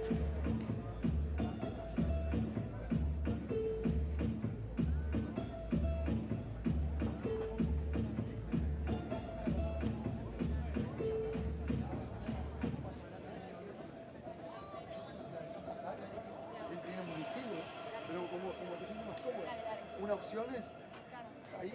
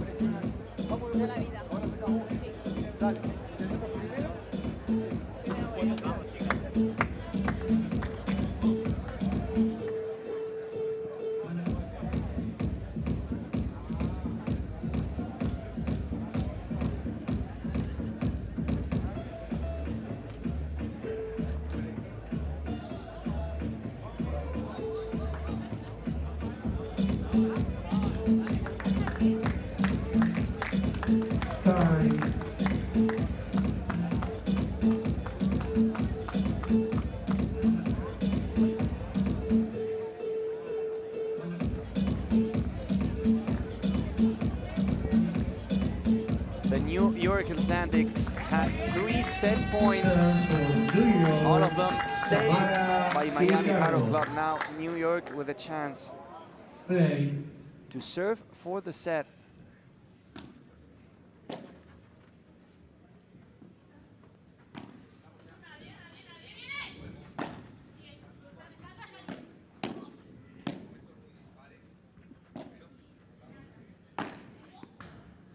A ruler from Tamara, good save from Ari. Nicely done from Tamara Ricardo. She's so long. On the full stretch. Good reach right there, look at that. And placing the ball to the other side.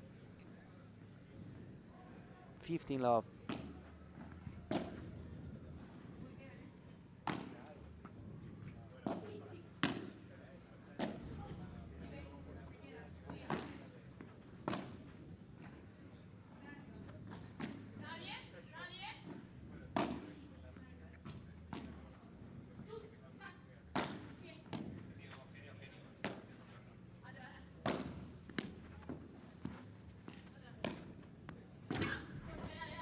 Contra pared from Ari. Now the big hit from the one and only Andrea Ustero. Watch her crunch over the top of this. Just so much strength. Magical. 30 love.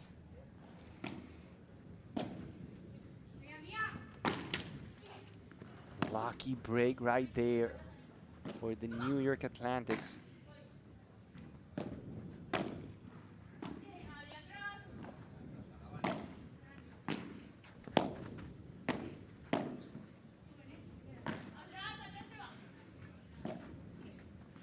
triangle, this time from Ari.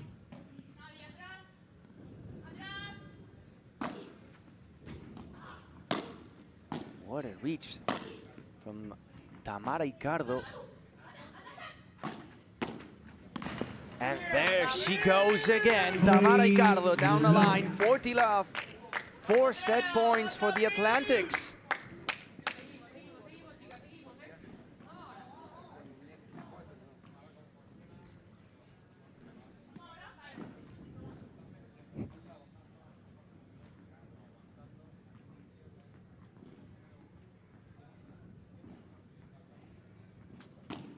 Icardo with a serve.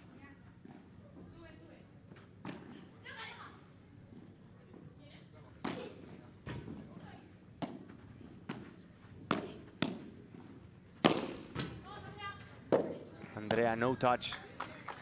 Another set point save from Miami. It's 4 already.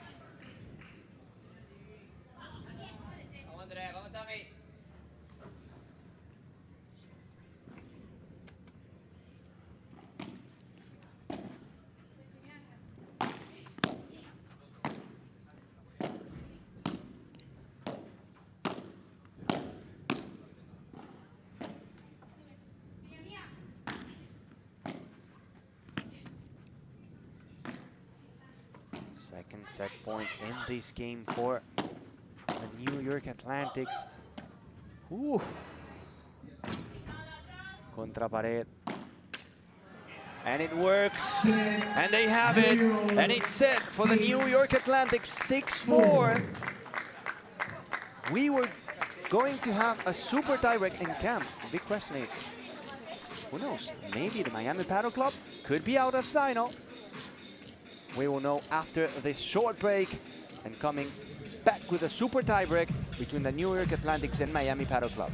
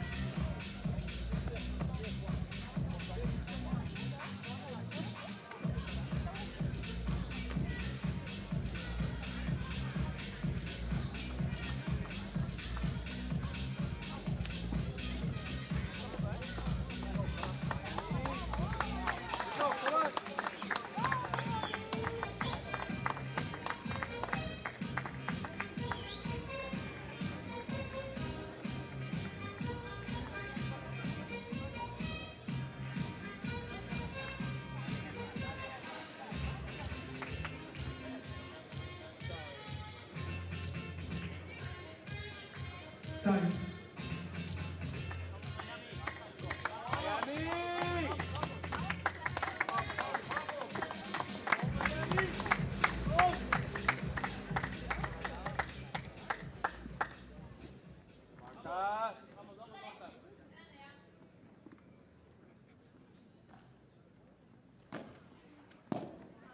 Starting the super tiebreak. Who will score the first point of the series?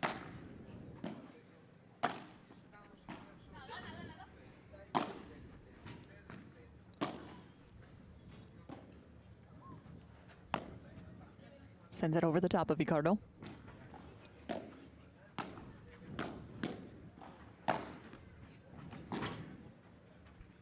Fantastic contra pared. Back down the line. Strong reach. Great block. That one finds the fence. The odd bounce creating issues.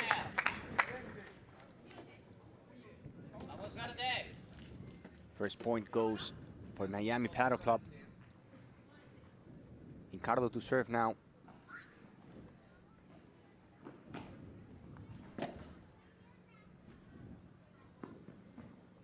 Almost out of the court.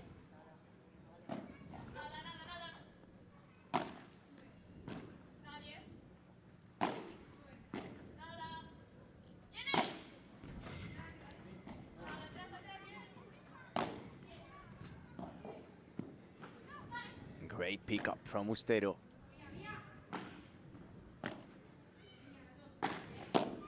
Nicely done by Ricardo to make it 1-1. And this is just a sprint. 10 points played in this super tie break.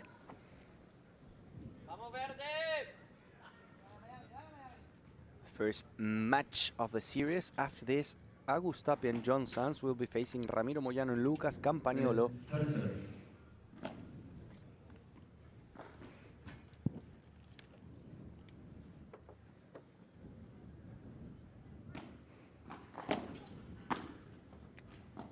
Las Vegas match waiting in the finals. What a block from Mari Sanchez.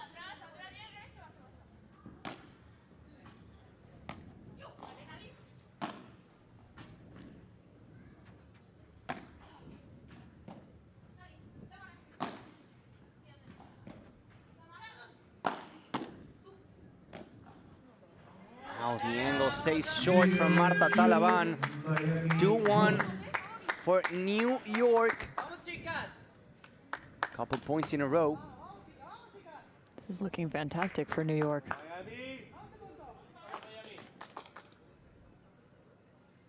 Gosh, after 4 days of play, you find yourself in the semifinal. Now the super tie break. Unbelievable journey through the first event. Now you gotta fight for it.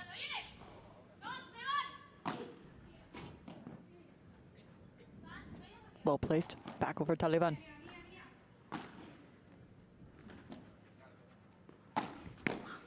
Right at the foot. Again, she's just a machine. There's that volley that has done so much damage. Cross court into the fence. Every single time going for that zone. See when either they stay away from that backhand volley or whether Ari protects against that.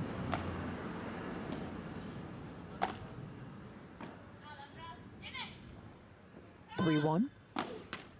Make it 4-1. That is a brilliant start for New York. This is a dream.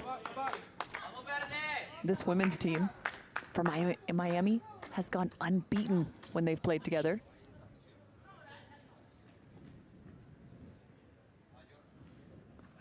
Ustero to serve now.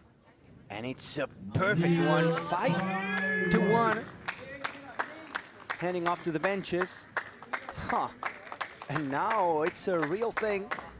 Miami Paddle Club could be out. Of course, we have a lot of paddle to play. Of course, we have Agus Tapia and John Sanz playing after this. But New York, it's on the verge of getting the first point of the series. Coming here as the underdogs. Miami Paddle Club meant to be the biggest team. Of course, having Ari Sanchez and Agus Tapia. And now, struggling and suffering in the semifinals. Andrea Ustero. She's playing like she's been on the big stage for years. It's hard to believe she's just 16. The first set, she was barely touching any balls. But in the second one, she showed up. And she's now the one going to that side to get more contact with the play. Nicely done. From Marta Talaban to the corner. They get one back, 5-2.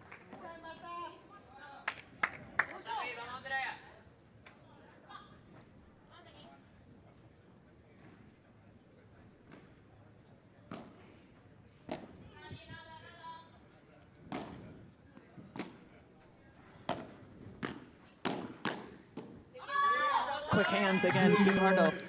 Since that first set, she has no doubt put a phenomenal game together. 6-2.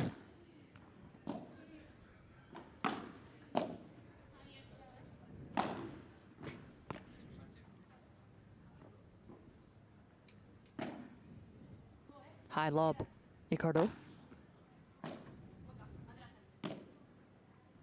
Maintains their court position.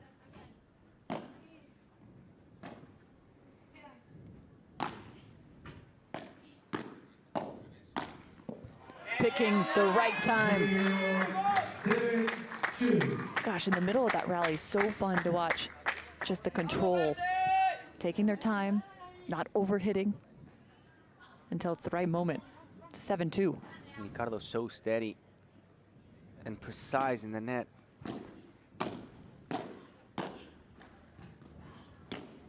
There she goes again. So precise with the volleys. It's 8-2 for the Atlantics. Who would have thought? What a turnaround.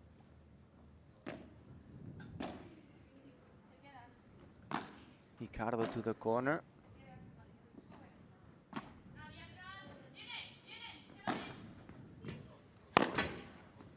Super contra pared from Ricardo, but Ari's going for it. Ari's going for it. Touch from Ricardo. Ustero gets it.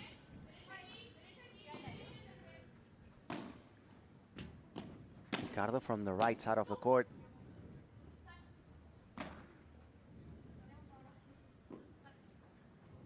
High lob shot and coming back to the places.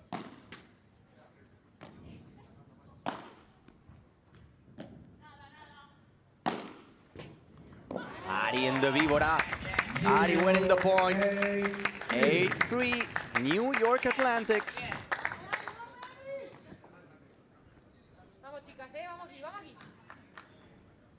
Hard to believe. Miami down right now by 5. But New York with plays like this, they've got to find just a hair more. 2 points away. Oh. Great touch from Taliban. Catching the high bounce, Ariana. Ball into the net. This is the moment for New York. They bring themselves to a match point. Can New York pick up the women's match? And the first point of the series, they will have multiple opportunities to do it. Now this would change everything. Can they take down a team that has not taken a loss through the first event of the PPL?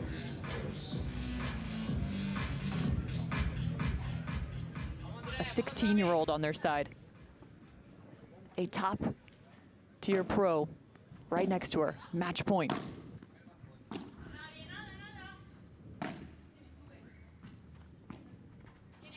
Ricardo with the Chiquita. And they do it! New York securing the first point of the series, beating the unbeaten. Changing everything. The Miami Paddle Club in danger, the big team under pressure by the New York Atlantics, and this duo, Tamara Ricardo and Andrea Ustero. What a match.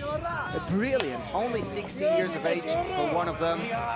More experience for Tamara. And it was an insane recovery, an insane comeback. In the first one, they were struggling. Tactically, Miami Paddle Club was better, but in the second one, Andrea Ustero got to get more involvement with the balls. And that was the key, with a super Tamara in the net. Pico Agnatelli, a part of this team as well. Top American. Vamos Verde. And the Vamos Verde. There's a lot of Vamos Verde taking place in this matchup. Go green, go. And now who knows? I mean, if Tamara Ricardo and Andrea Ustero beat Ari Sanchez and Marta Talaban, it's not impossible having Moyano and Campagnolo getting the second point. Ownership group coming over to celebrate with their team on the sideline. They know they're one step closer.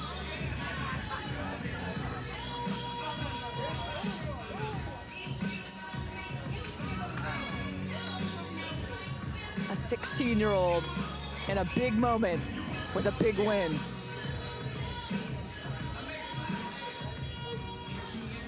We'll be with the players in just a few minutes. A few seconds, by the way. We're going to send it to Javi Carrasco with our winners.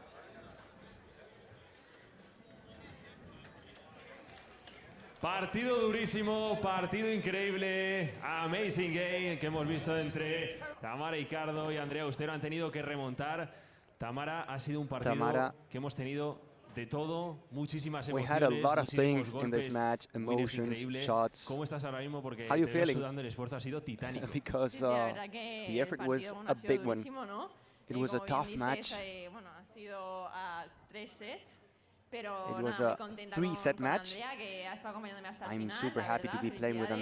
Andrea. Y nada, felicidades también a Marta y Ari, que han jugado un partidazo. And Y also nosotros a I want to disfrutar y congratulate ahora animar a Marta los chicos. and Ari. They played an amazing match, and now it's time to support the guys in the second match. 16 para 17 años, ya estás You're only instalada prácticamente 16 con jugadores de years élite. age. ¿Cómo es jugar al lado de Tamara? How does it feel to be que es una playing with jugadora Tamara que ya sabe lo que es Icardo, ganar a grandes player torneos, y that cómo has sienta won darle el primer tournaments? puntito And how a does it vuestro feel equipo? to give the first point for the team? Bueno, primero de todo, felicitar a las chicas, a Ari y a Marta. Congratulations, Marta and Ari. You've done an amazing match. Jugar al lado de Tamara, hace 3 Playing with torneos Mara, yo las it's veía pure jugar por la luxury. tele y ahora jugar al lado de ella A few tournaments es un ago, I lujo, was así watching que them muy playing contentas y ahora through the TV, a and ver now si I'm sacan playing el with punto, them. chicos. Now it's time to root for the guys. Pues nada, que vamos a ganar porque somos... ¡Vamos! A message for the guys. Enseguida lo Vamos vemos. verde. Enhorabuena, Andrea Austero, Tamara Icardo. No se pierdan Tamara el partido que viene Icardo a continuación, el en Andrea Austero. masculino. Enseguida lo vemos en la PPL. So fun to get to hear from Ustero saying how cool it is. She had a chance to watch these icons that are on the opposite side of the net as well as alongside her. And yet she's now picking up a massive win for the New York Atlantics. About to head now to the men's match after this short break.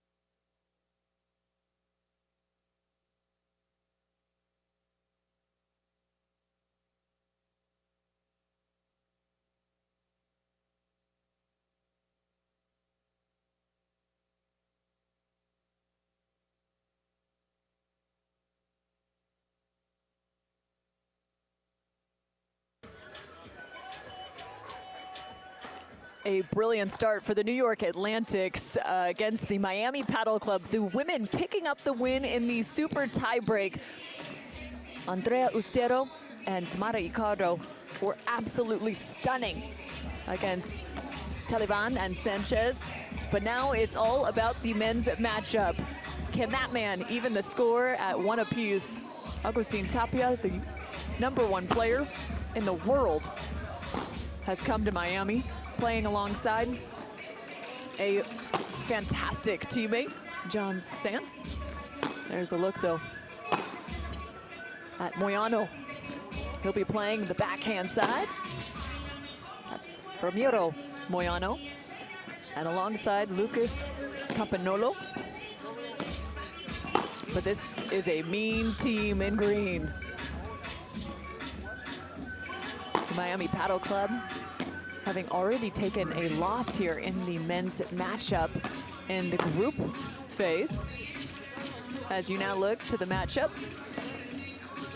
But they were a bit stunned against the Toronto Polar Bears in the very first series of this event for the Miami Paddle Club.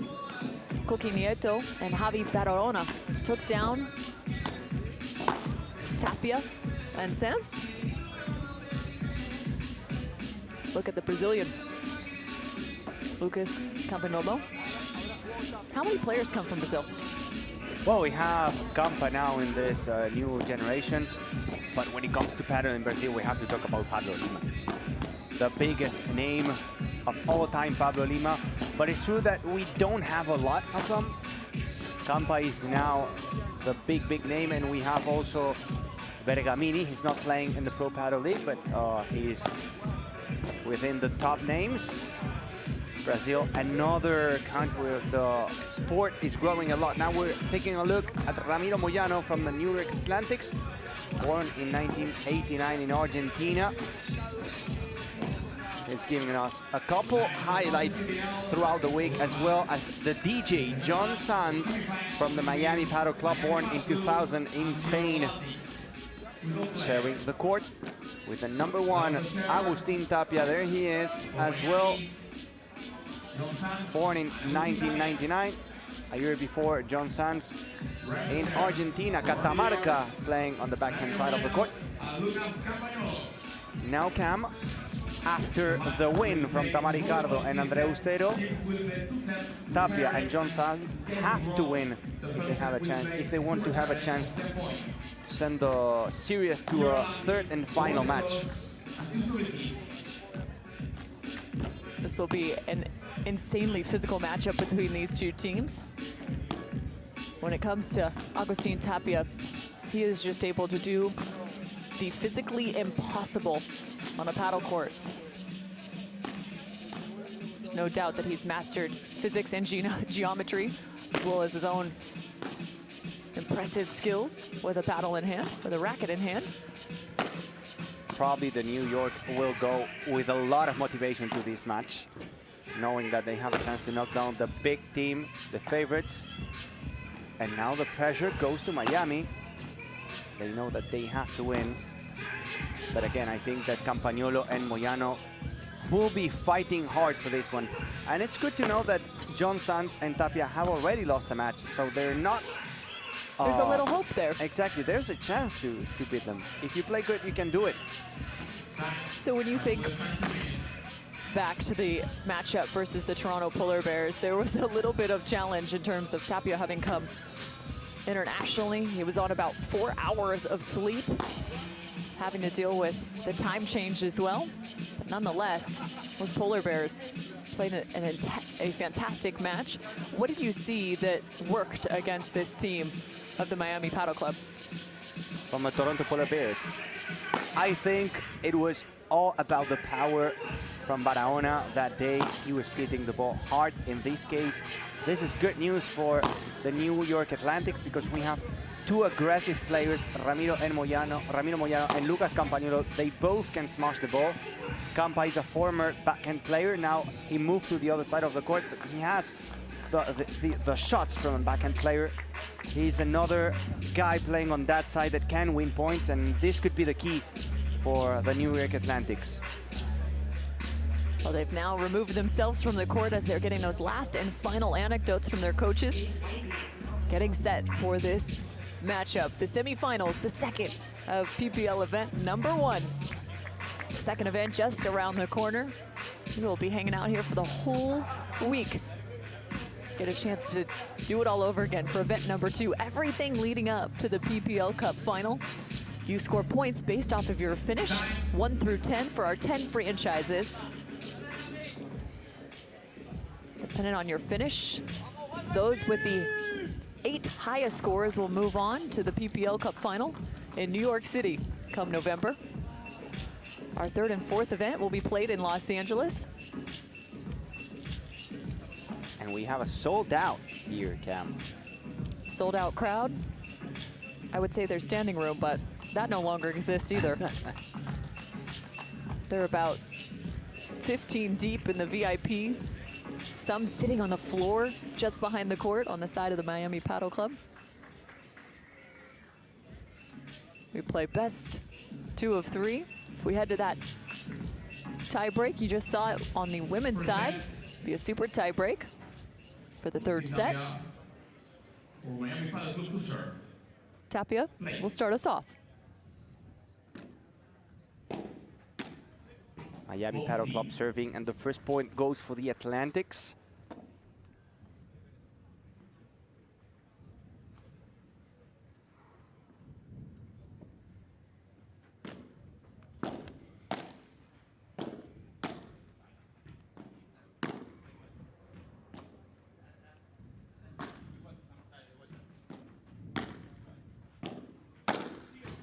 Flat smash from John Sanz, cutting off the middle to win the point. 15-0. Sanz knows he's going to see a fair amount of the contacts. That's been the case throughout the week. But he has been solid alongside Agustin. Tapia with the contra pared, and now with a block. He goes to the right side of the court to save another one.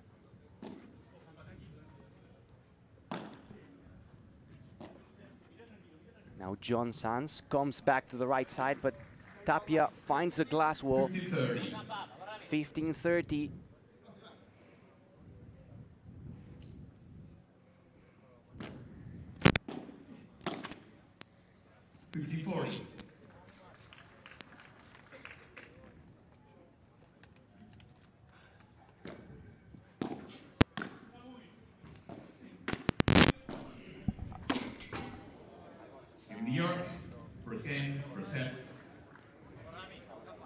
First set. And it's a break to kick First off the game. match. Wow, what a start. New York Atlantics have come to play. It's a meeting of the minds right now when you look to the sidelines. This is what is so fun about the PPL, this team format. Have a chance to have so many inputs. And we've discussed throughout the week just how important it is to have that singular message being sent back. You start with a game plan, make adjustments along the way.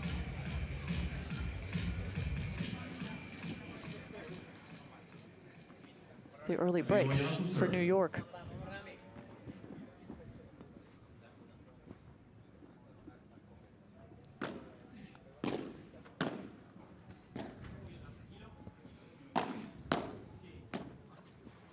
Big step.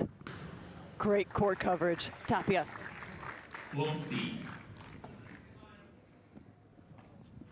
It's going to be a balance between keep away and finding the right times to play the side of Tapia.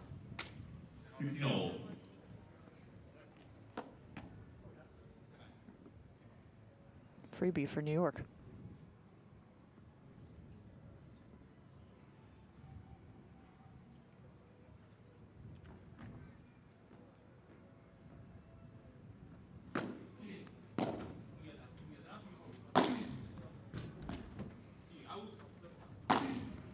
Handful of lobs. Great touch. Nice setup, point construction from New York. It was classy. They knew that John Sanz was close to the wall, on the execution of the drop shot. It was phenomenal.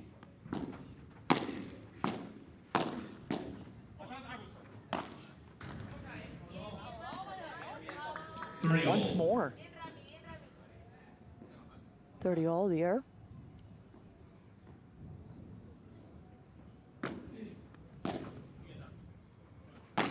Continued to lob the side of Campagnolo. 40-30. 40-30. Seen about 4 lobs go that direction to begin. Make it 5. And Campa is making a pay. It's a hold for the New York Atlantics, extending the lead. John Sanz to serve. And now John Sanz will be serving.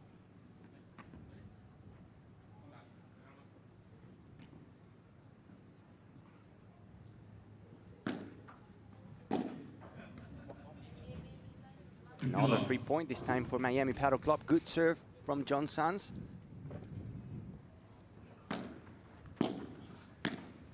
Sanz to the fence. Sanz with a winner. 30 love. 30 love. He's winning so many points with that shot this week. Opening the racket and putting the direction to the other side.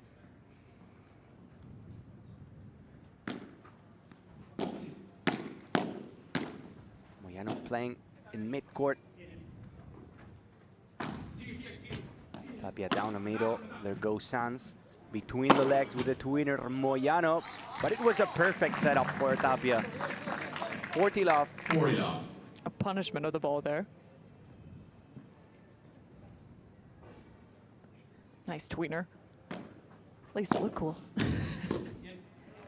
It's a hold for Miami. They're finally on the board. The New York Atlantics leading by 2-1 in the first set.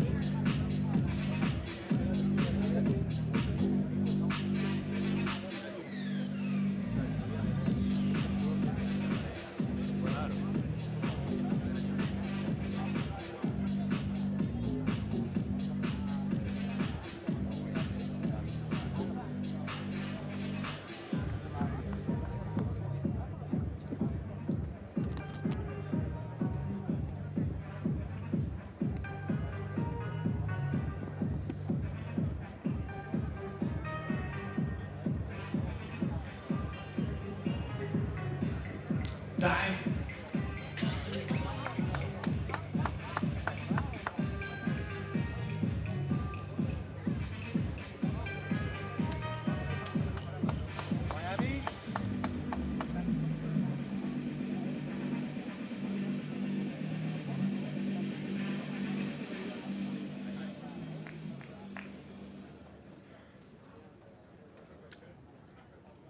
If you're a fan of paddle, this is the place to be. The PPL. See the world's finest. 2-1 lead after the early break for New York. Women's match belongs to New York as well.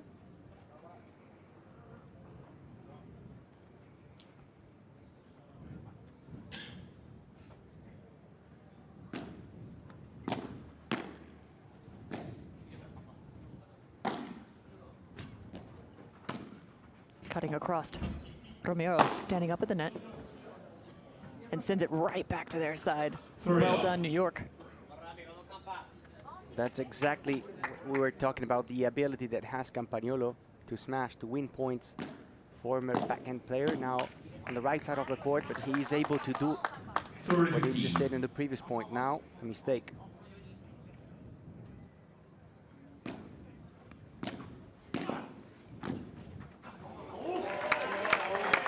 I mean, he's going to stretch not only one player, but both Well done, Agustin Tapia.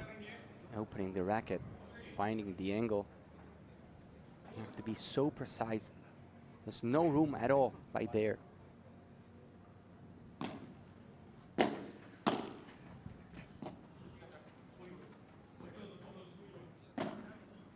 There's a silence while watching this match. Well done. Again. Campanolo has really been the enforcer here in the early stages of this match. And you have to take into account that the temperature is lower now, so the ball is not going to fly that much.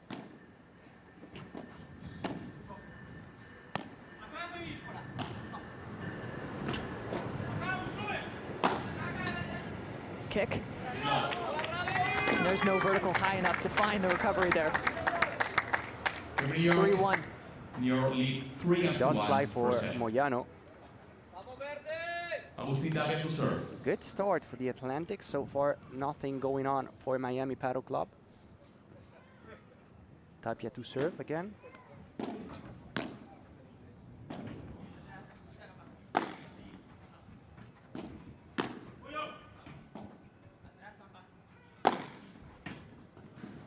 No por tres from John Sanz. Moyano was there, but he wasn't able to put it back in play.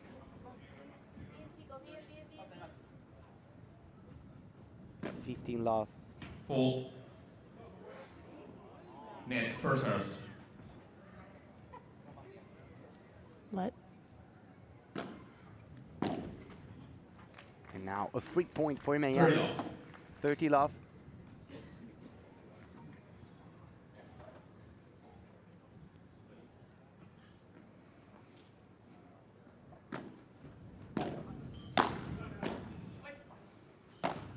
Tapia changing the direction, but finding the sidewall. Not precise there, Agus. 30-15.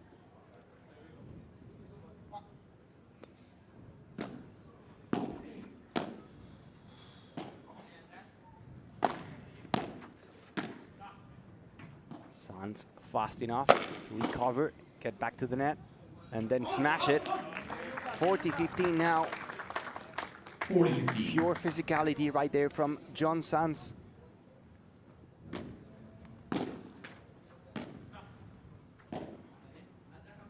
Sanz, bajada. Super block from Campa. And Jans finishing the point. Forehand volley down the line for another hole. Miami Paddle Club win the game, but still the New York Atlantics are 3-2 up in this second match of the series.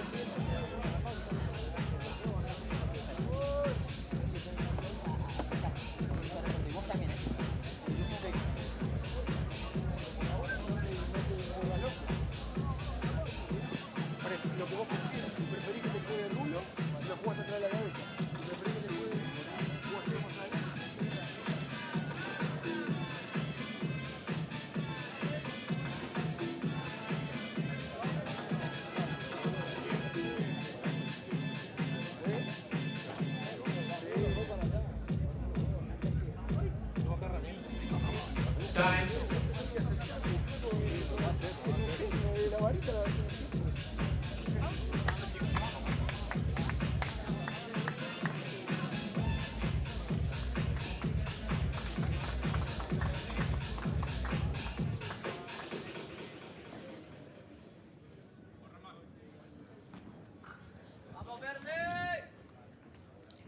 Ramiro Moyano to serve. New York putting together an incredible roster to start off this event. Players being drafted into this. Nearly 20 new international players. Oh, caught him looking the wrong direction. John Sands.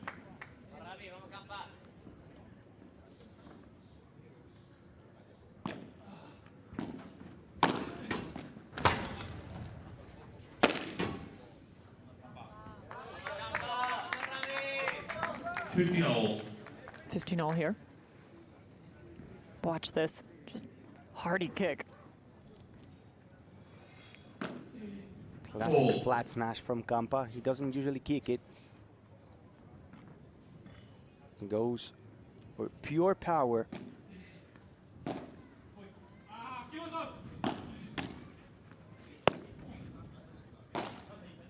Pendeja from John Sands gets him back to the net. Volley. Once more.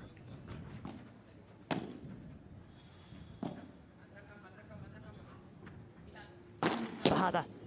Blocked. Finds the fence.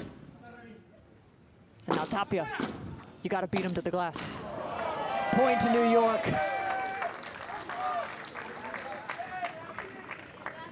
30-15. That block from the baseline was insane. So important. Those blocks, especially when you got someone that has the capabilities like those on the side of Miami. Try and fend that ball off before it hits the glass. It's the only shot you got.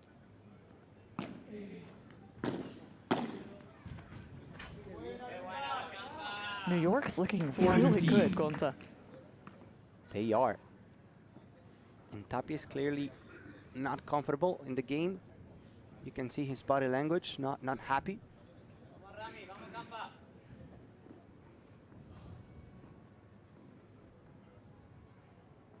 To improve to 4-2 here.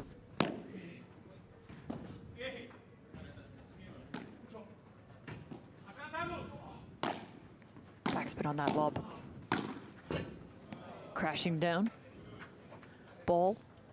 Out of bounds. Out of bounds. I wasn't sure if it had clipped Moyano in the back. It almost looked like it skid off him.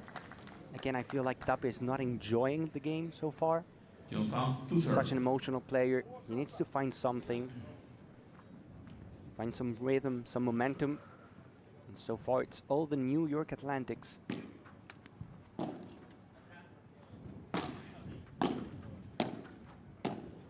Cutting underneath.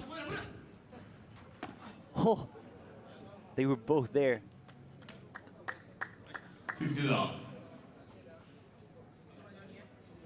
15 love. John Sands serving. Waiting for the ball to come back from the stands. There she goes.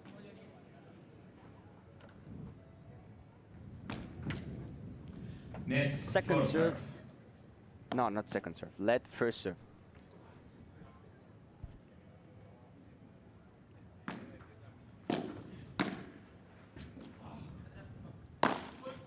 Sands to the fence and another winner.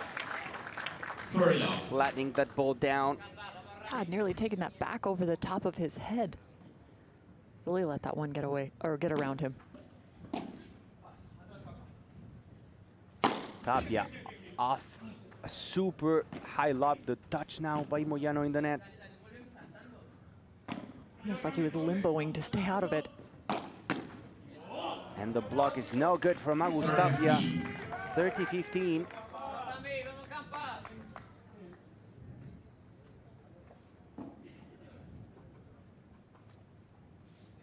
Complete focus on the side of New York here. Miami has to win this match.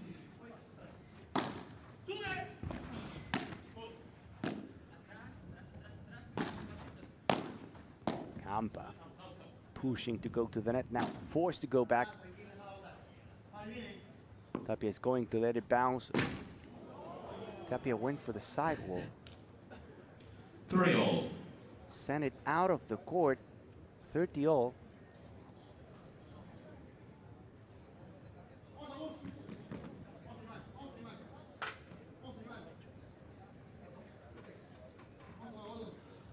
There's so little room.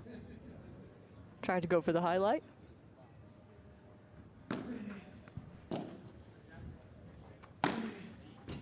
Sands Vibora to the corner.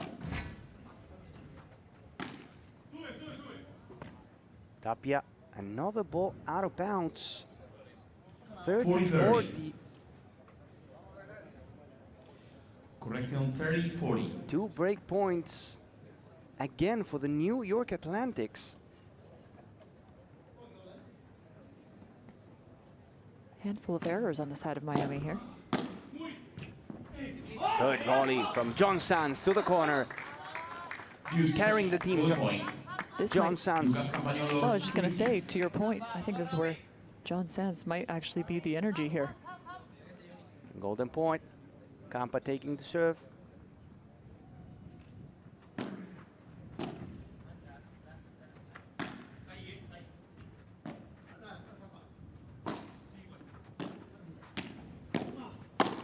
Tapia with power. Good save from Moyano. Again to the fence, John Sands. And that's a confidence booster. And you can see it. Double fist pump right there. Hold for Miami. 4-3 up the New York Atlantics.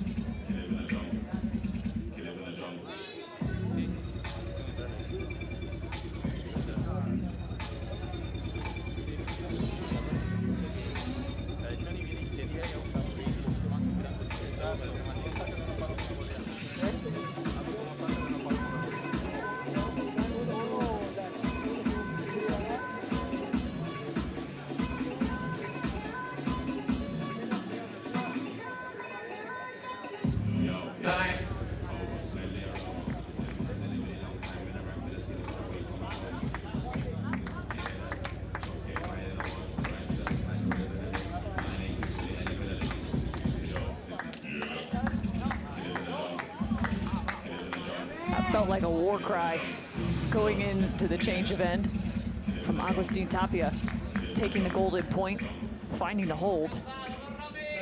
Still down a break. There might be a shift here though. Momentum potentially on the side of Miami now.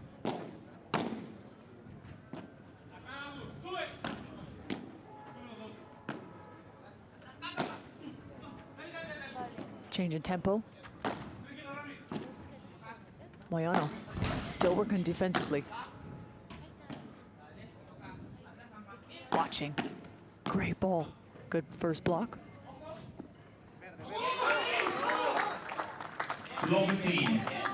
Quicker in the feet now on the side of Miami. 15 love.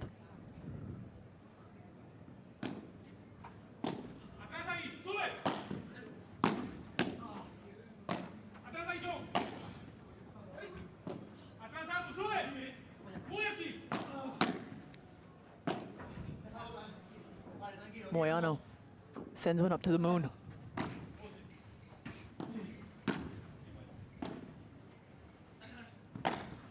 Oh, so crafty. John Sands. Taking the smash, going down the line. Clever. John Sands, again, carrying the team right now.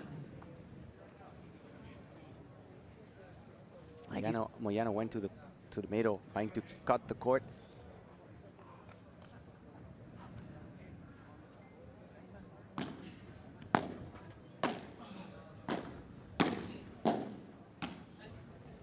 Drop.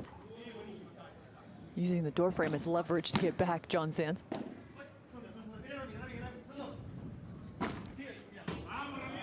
Bahala getting away from him. 50-30. Tough. As John Sands ducking out of the way.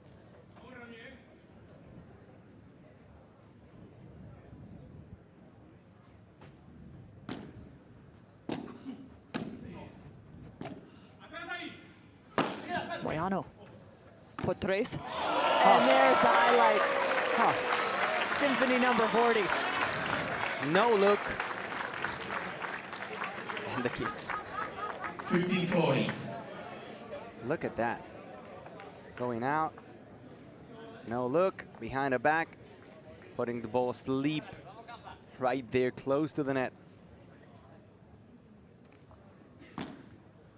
Chance for a break point here.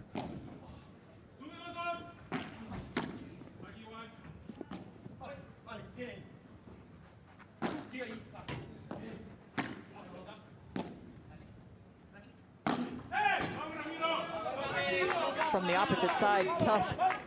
30-40.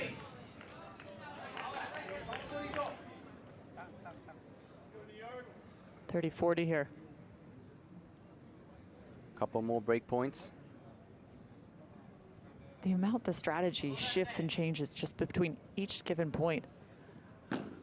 Communicated just prior.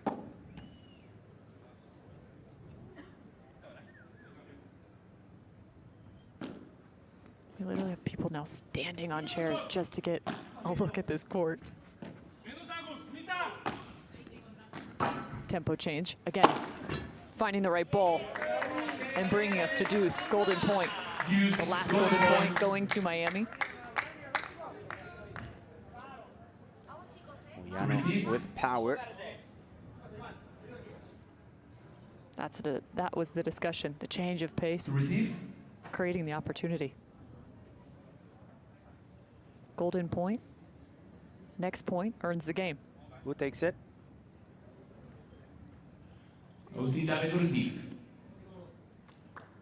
During golden points, as a receiving team, you get the choice as to who will return. Tapia selecting here.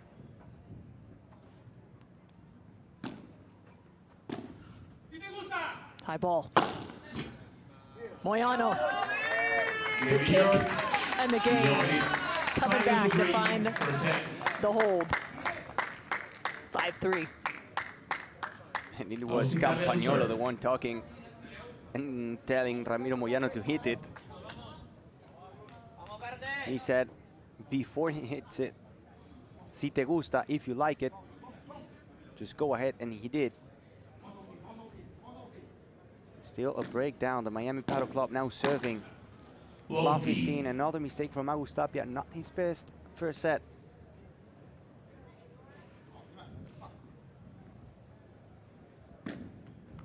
Next, first serve.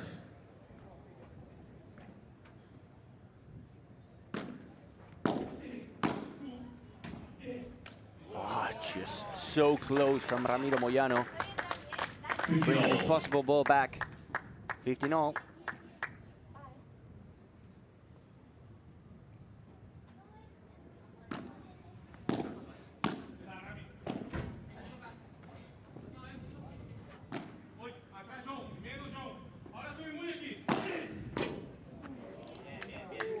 Just out from Ramiro Moyano. The precision that these athletes have. Just an inch of difference, and that's perfect.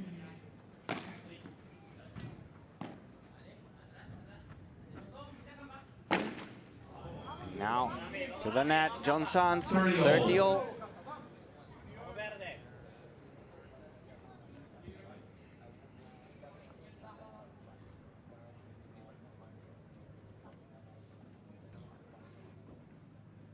The Atlantics 2 points away from the first set. The por cuatro, easy money for Tapia. 40-30.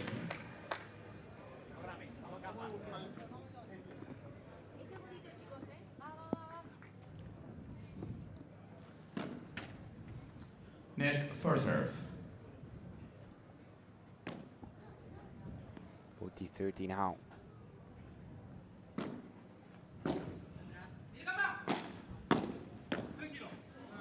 Went for the Chiquita, Agus Tapia. Now it's a golden point, third in a row.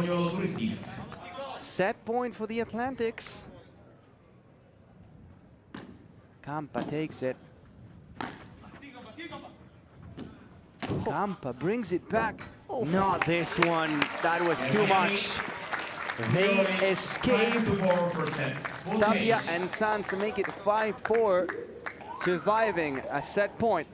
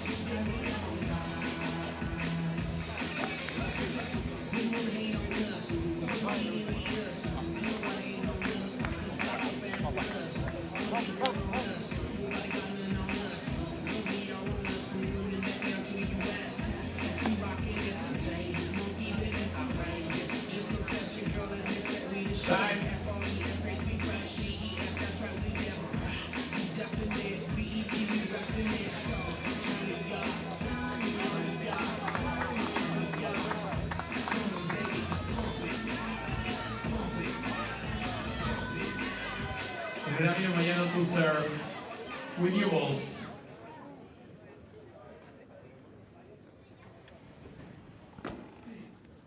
5-4, chance to close out set number 1. They had one set point opportunity previous game.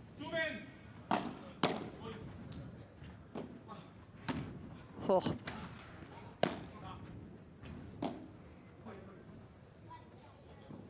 Both on it. Sands takes it and finds one. Steals one. The Atlantics had one set point the previous game now, or the Miami Paddle Club trying to make things even.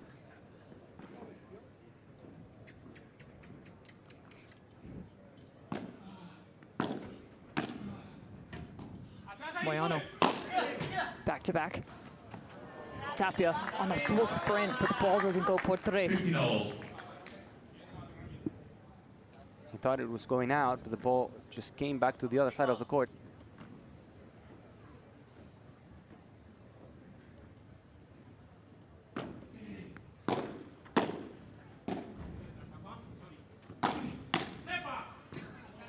Trying to cut off the ankle, or the angle, excuse me.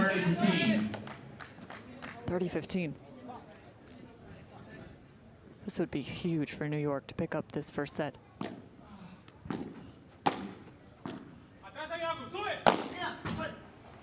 This time, Tapia finds it on the outside of the court, however, finds his own side. 40-15. Second opportunity at a set point. First in this game.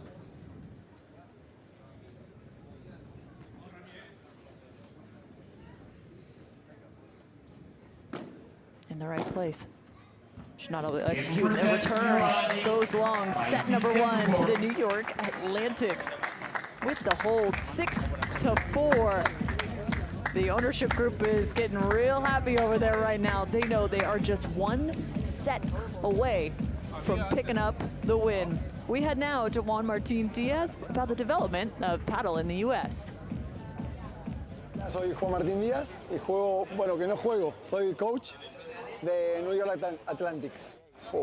Le pongo del año pasado a este 10, porque por lo menos acá en Miami se vienen ahora, no sé, 50, 60, 70 pistas más de las que había hace nada. Vengo de jugar una exhibición en Charleston, se habla de clubes en Las Vegas, en Los Ángeles. Creo que está creciendo muchísimo y la verdad que creo que es muy importante porque es otro mercado que ingresa en el mundo del pádel y va a ser beneficioso para marcas, jugadores, para el circuito en general, para todos. There's a look at Juan Martin Diaz, the coach for the New York Atlantics, one of the great legends of the game. And the development of this sport has just been on fire across North America. Courts popping up just about everywhere you look. Out on the West Coast, get a chance to go play in Los Angeles or San Diego. Southern California, there's a great place to play. Tactica Paddle, home to the San Diego Stingrays, one of our franchises. Go hang out with the Stingrays and Ryan Redondo, who heads up there, adjacent to the Barnes Tennis Center. Great people, a great place, and a great first set for the New York Atlantics. I mean, did you see this coming? I don't. I mean, in some point we said that probably the New York Atlantics were going to be super motivated into this one. But the slow start from Miami Paddle Club surprised me a lot. I can see only them playing better. That's a good way to start. John Sands, kick smash, brings it back. The thing is now, the Atlantics are only one set away from the finals. Las Vegas Smash already booking their ticket.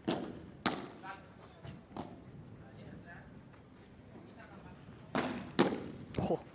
Another great block from Campa.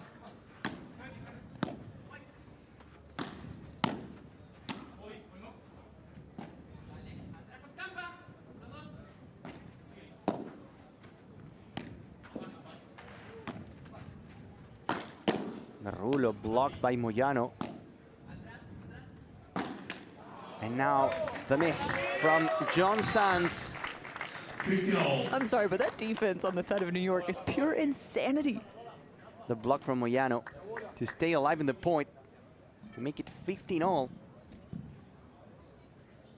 I mean, the speed at which they're able to put a racket in front of that, the speed of the ball coming at them and having just enough of a grip to take the pace off and find placement.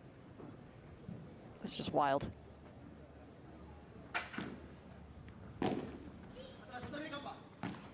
Agus goes back and buries that one. 30-15. Finding no bounce at all. 30-15 for Miami. Trying to start hot in the second set. There goes Tapia through the middle.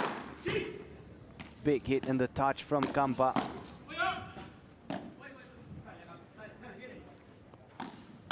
Tapia faking it, but Moyano didn't buy it. He covered the middle and placed the ball to the empty corner.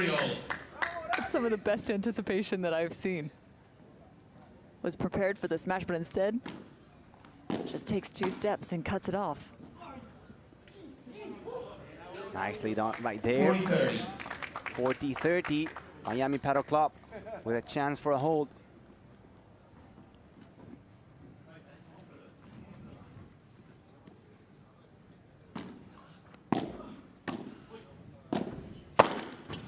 Big hit.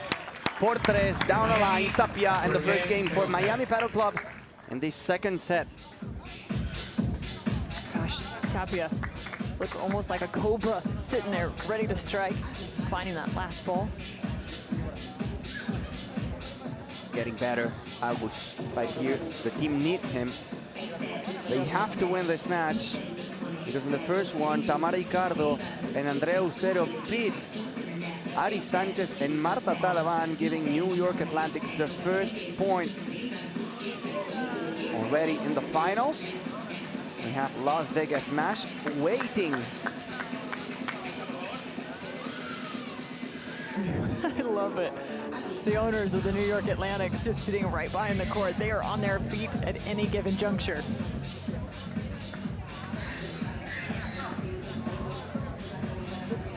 And we have to say that Ramiro Moyano and Lucas Campagnolo are the backup players because this team has Paquito Navarro and Fede Chingoto already secured. Probably they will be playing in the third and fourth tournament.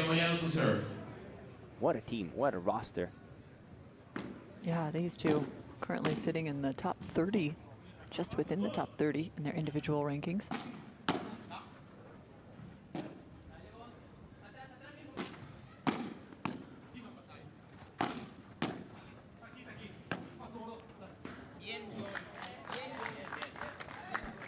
Hear the tink of the fence first, ball out of bounds. Navarro and Chingoto, part of this roster, like you mentioned. Top 10 players.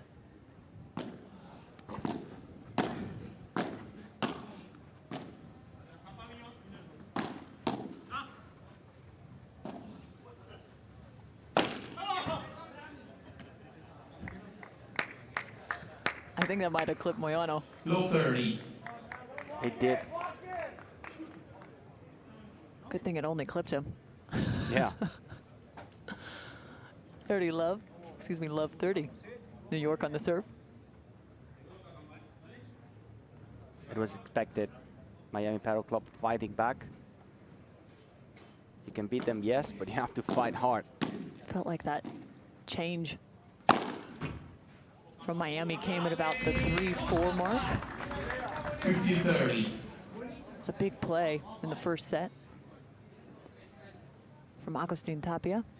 Sort of shifts the momentum their direction, just weren't able to pay it off with a break. John Sands with a quick hop. 40-15. Now they're looking at a break point. 15-40. 3 break points.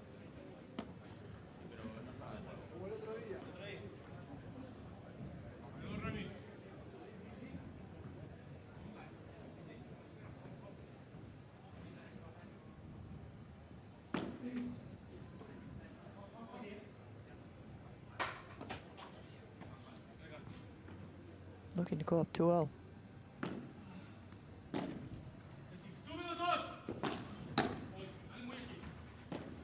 Oh. Chiquita off the glass. Now the cross court. There's the break. Miami. 2-love. They get it. Good vibra from John Sanz. Campa was waiting in the net, trying to block it, but it was a rocket. Miami for the first time leading a set. Now Sanz to serve. Still serve.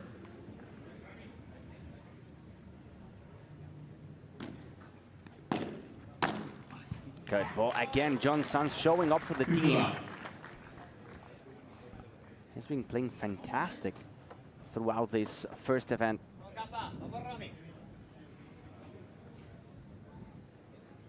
Also important to note, the teams that lose here in the semifinals will be playing tomorrow for the 3rd, 4th place finish.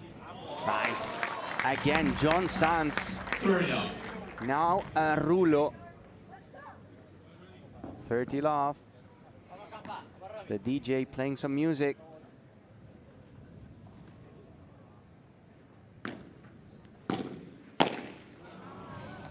Of course, I jinxed it. 30-15.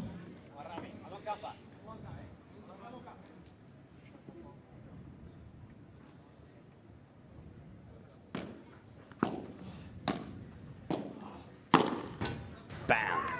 Big slap of the ball. 40-15. Tapia coming back.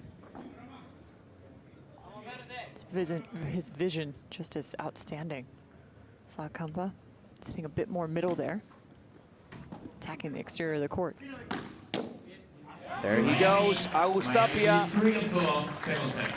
3-0 for Miami Padel Club in the beginning of the second set. Things have changed.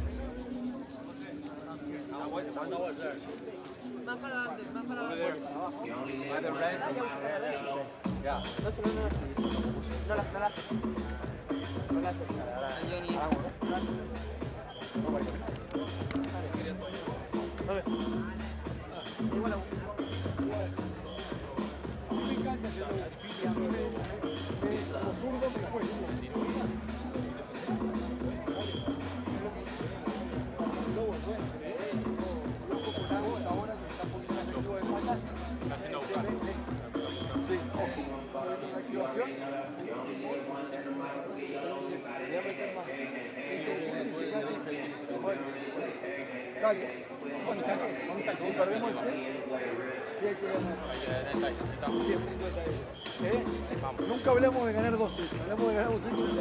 Vamos acá. Vamos acá. Dale aquí, Campa.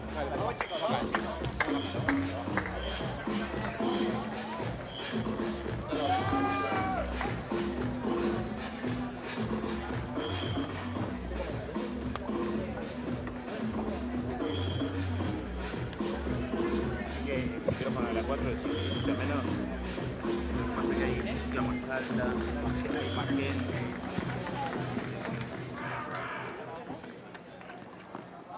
Lucas Campagnolo serve. 3 straight now for Miami. Backs against the wall here as they drop set number 1. But all of a sudden, their game has come together beautifully.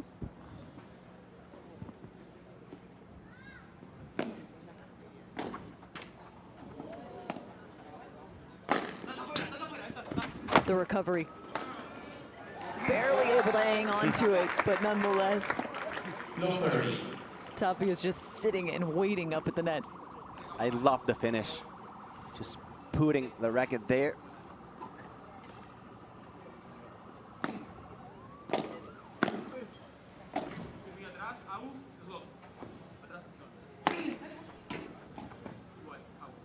Lifting that, trying to find that left shoulder of Kampa.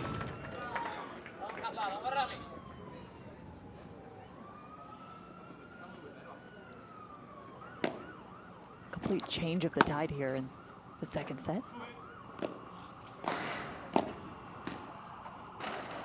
Rattling the fence. 50-40.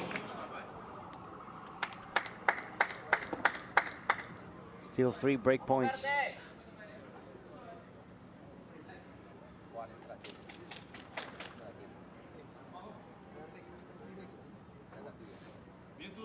And a bit of hot water now, New York.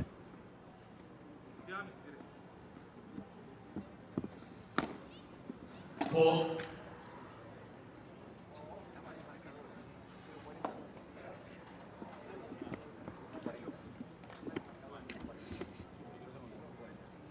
Break point remains.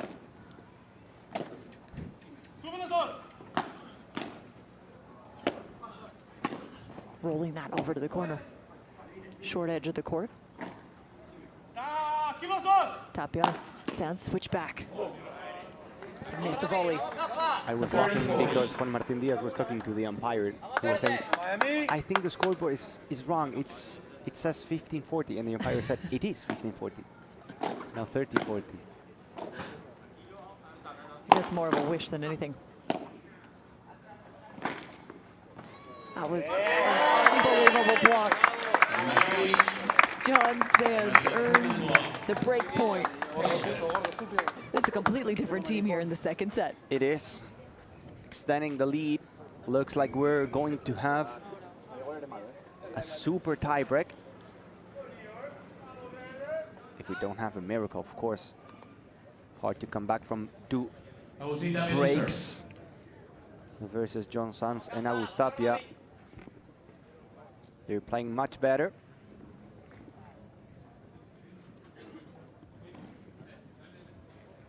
Tapia was missing quite more than usual at the beginning of the first set. That was, in my opinion, the big key of that loss. Now he's playing better. Look at that. Smash beautifully done. Behind the line, 15-love. Tapia being Tapia.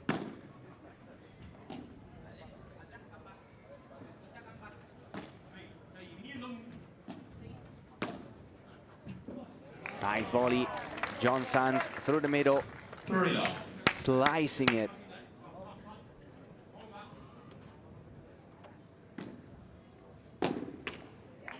Now Kampa finds the net. 40-love.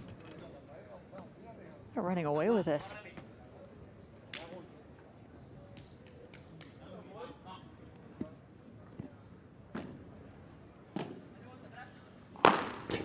Flat smash from John Sands. See ya.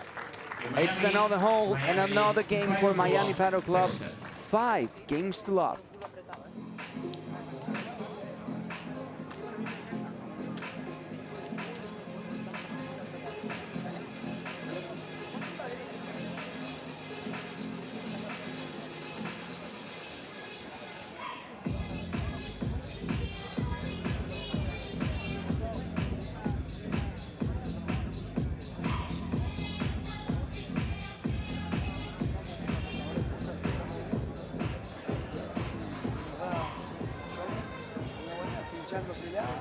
Nos vamos, le apagamos. Ensuciar un poco más. Y sí, ahora sí, invitarlo a agua o cagarlo cuando, o sea, para definir, ¿no? Pero vamos. Ahora perdemos ahora 6-0, no nos calienta. Se está apagando siempre. Sí, sí, no me tengo que ir ahí. Yo creo que se lo dijo muy bien, el gordo a los pocos. Entonces, pero pará, también el globo. Quiero jugar más víbora, claro, más víbora, y a ver qué hacemos también. Lo probáselo ahora, ganemos este y probemos en el otro. Este que tiré y le pegó algo fue muy alto, ¿no? ¿Cómo? Sí. Igualmente le pegó. Sí, le pegó muy bien, pero le dio mucho tiempo a meterse. Él estaba bien apoyado. Vamos.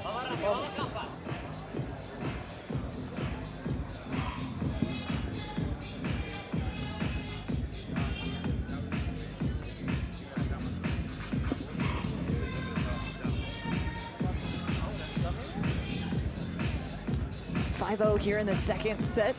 Miami looking to push this now to a super tiebreak. They have been unstoppable here in the second set. I think it's important for New York, though. Build some momentum. If you have to get into that super tiebreak here, find your game because it's short, just 10 points. Of course, maybe not think about coming back in this, but trying to get something, some feel in your game. Find something that's working for you.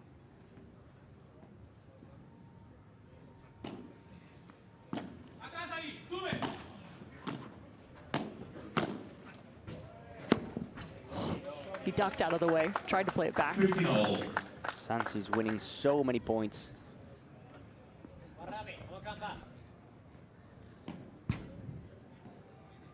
$15-all.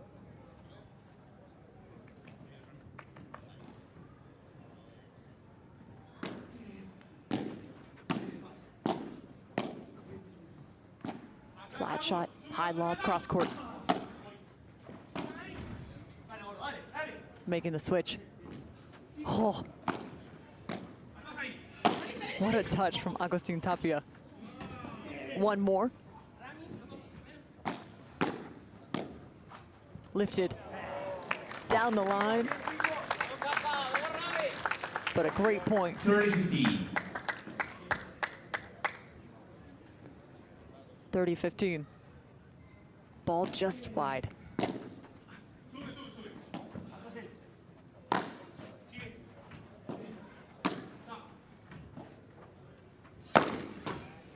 Wow. He almost went por cuatro on his own side. Brought it back so far. Glass to glass. Now Miami only 2 points away from the super tiebreak.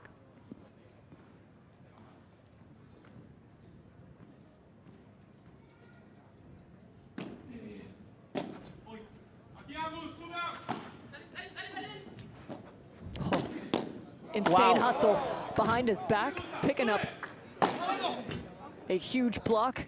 No. And finds the net, just touching the net. But the save of the day off the racket of Agustin Tapia.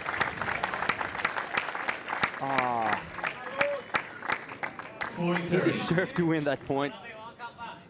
This pickup was great. Look at this, behind his back. He's a wizard.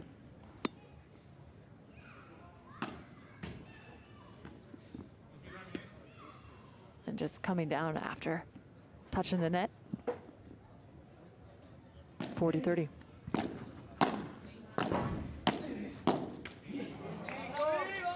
And they have one. We talked about building some momentum. 5-1. Second set. Even heading into that super tie break. You'll have to serve.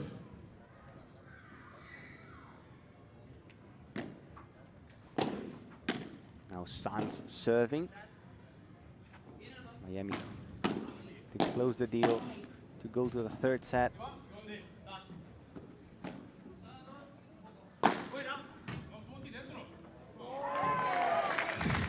Tampa cannot believe it. They thought it was going to stay, but it hit just over the fence and went out por tres.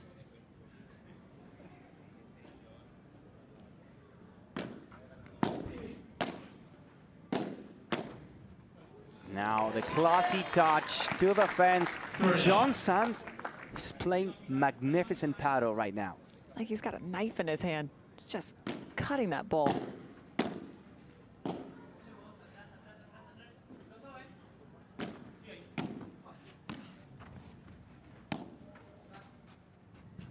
Last fighter from Campa, 40 love, 4 set points for Miami Paddle Club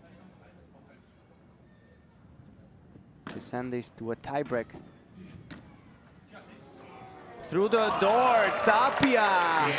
That's how you finish a set. Agustin Tapia slicing it and saying goodbye to the ball.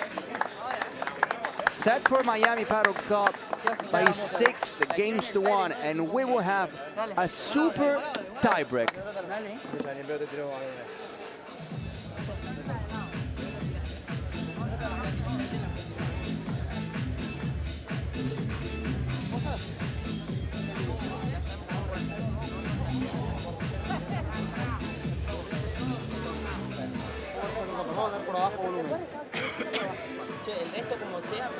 palos con patas para la segunda.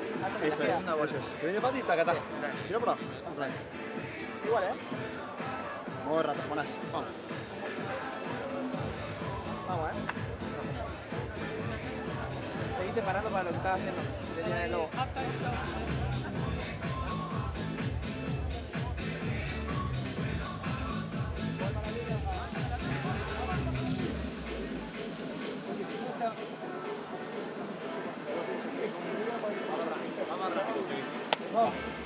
Vamos. Dale, cae. El primero, es el primero.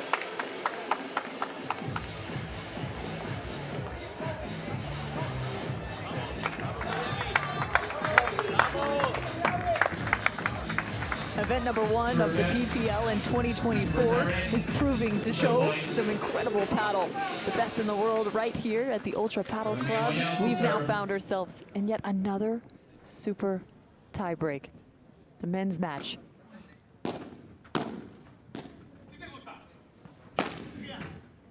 Strength from Moyano to get started. If New York picks up this super tiebreak, they pick up the win. We'll be moving on to the final tomorrow. Loser will play in the 3rd and 4th place battle. Tapia serving.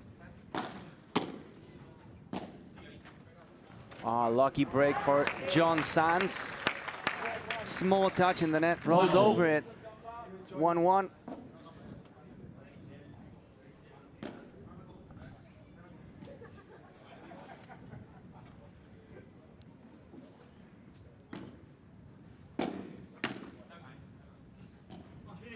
Chiquita from Campa to go to the net. But good block from John Sands. 2-1 for Miami Paddle Club. You can tell how badly John Sands wants this. Changing this block, sending it right back down the line. Showing his emotion.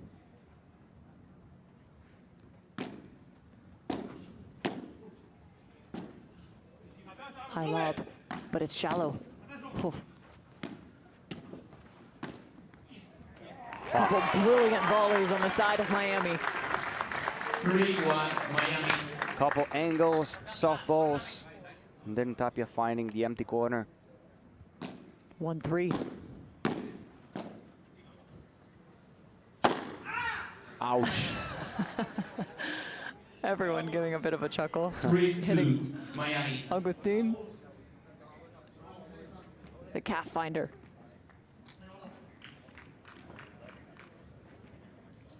3-2 for Miami. They will have a couple serves.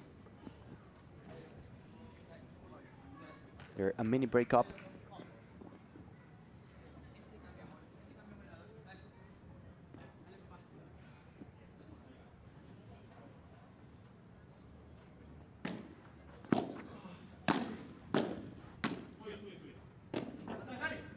Tapia is going for it. Tapia is going for it. Of course he is. 4-2 Miami. You can tell just as soon as he loads up, it's almost as if there's nothing you can do, sprint to the net or not. That ball is not even close.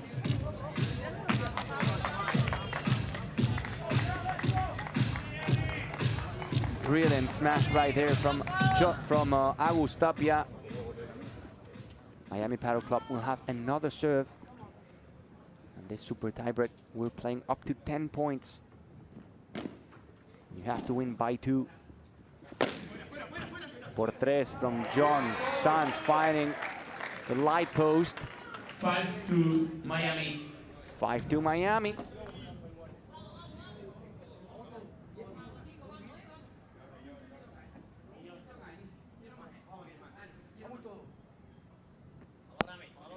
New York's not careful. This is going to get away from them.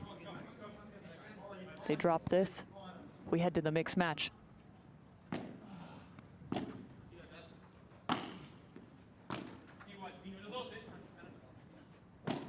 Turning in a full circle, sending up the sky lob.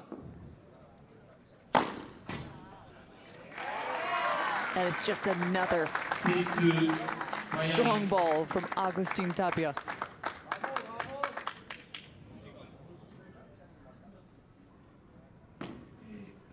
What a beast.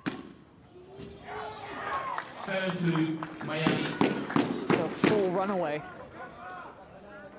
Frustration on the side of New York. They played so well in the first set.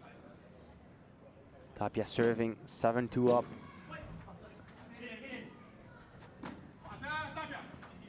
Good lob shot from Agus. Miss it right there. It wasn't the center of the racket.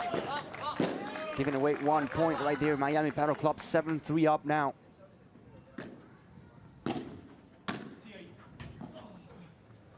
Great defense from Campa. Now he goes cross court. Perfect bajada de pared. 7-4. Smash off the wall from Campa. 7-4. They got a couple back. 2 straight for New York. Stopping a 4-point run on the side of Miami. And now another one. 7-5 Miami. Turning this tiebreak into a bit more of a game here. 5-7. 3 straight points for New York. Still so much on the line for these two teams. $150,000 up for grabs in this first event.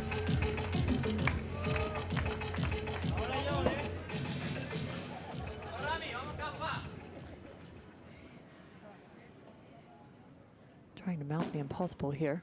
New York, having been down 2-7.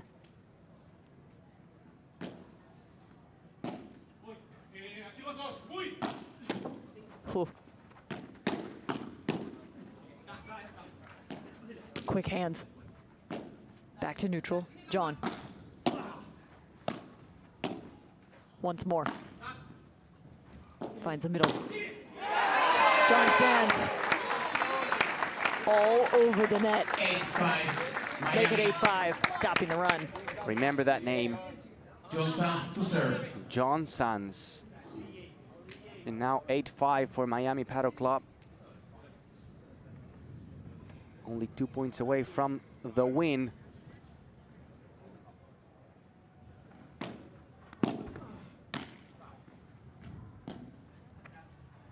Sands goes for the rulo.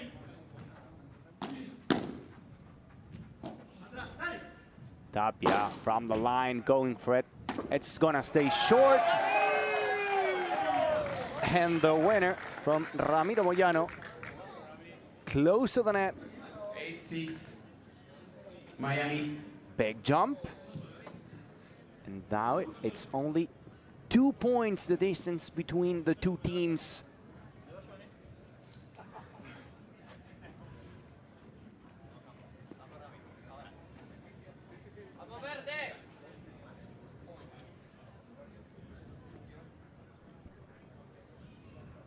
Sands with another serve.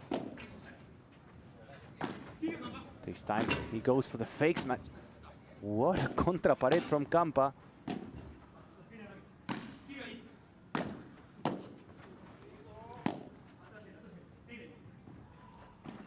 Ay, ay, ay, ay, Agustin Tapia.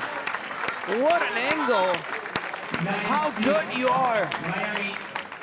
Pure class. 9-6 Miami, 3 match points. Completely faking out the defense of New York. Started shifting to the right. Trying to cover middle. There's no point. It's going the opposite direction. Match point.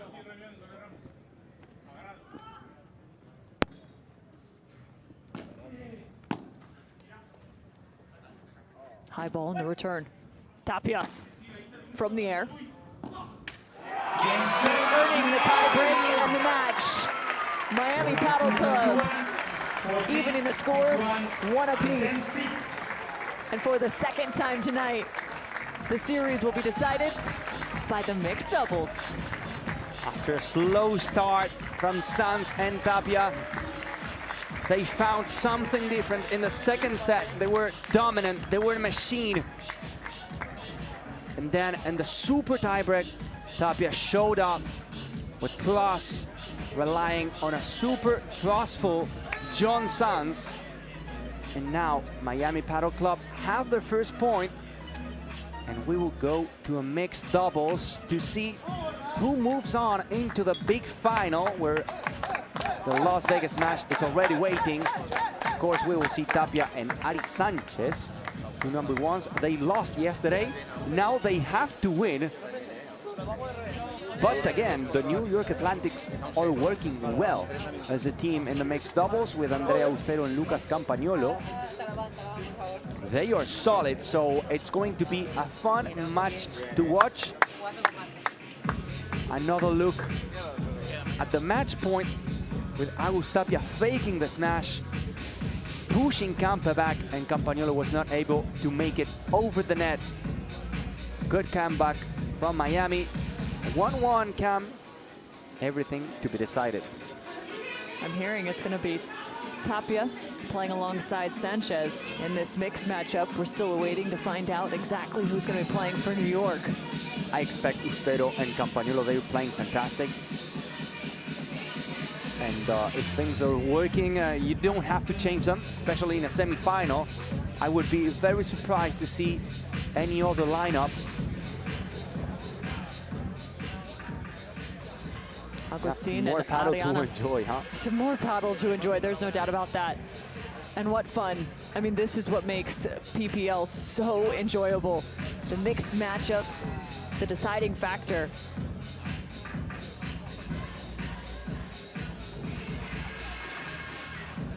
Waiting a chance to get some words with Agustin Tapia and John Sanz. We'll head now to Javi Carrasco with our winners hanging out now on Championship Court. Aquí está ya a mi lado Agustín Tapia y John Sanz. Un fuerte aplauso para ellos. A big round of applause para los campeones, los vencedores de este partido. Al principio es verdad, no sé si por la presión John, de at the beginning, I don't know if because of the pressure, you started slow, but then you came back and you were fantastic. And it was by doing it what you love the most, imagining and picturing beautiful shots. Thank you everyone for coming again to the venue. It's a pleasure to play here. The rivals started strong. Ramiro and Campa are playing amazing. Playing again with Agus Tapia surprised me, like he always does. We play as a team, we're hanging up together. Very good. I don't know if you can appreciate it in the television, but we're doing and having so much fun together. A lot of people are practicing your shots in their free times, and they're not able to do what you do, so it's hard.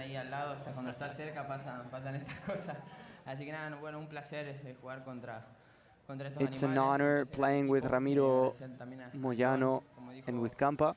It was a super tough match. They started strong. Now we have to go to the mixed doubles, trying to get into the final. I will be playing the mixed doubles.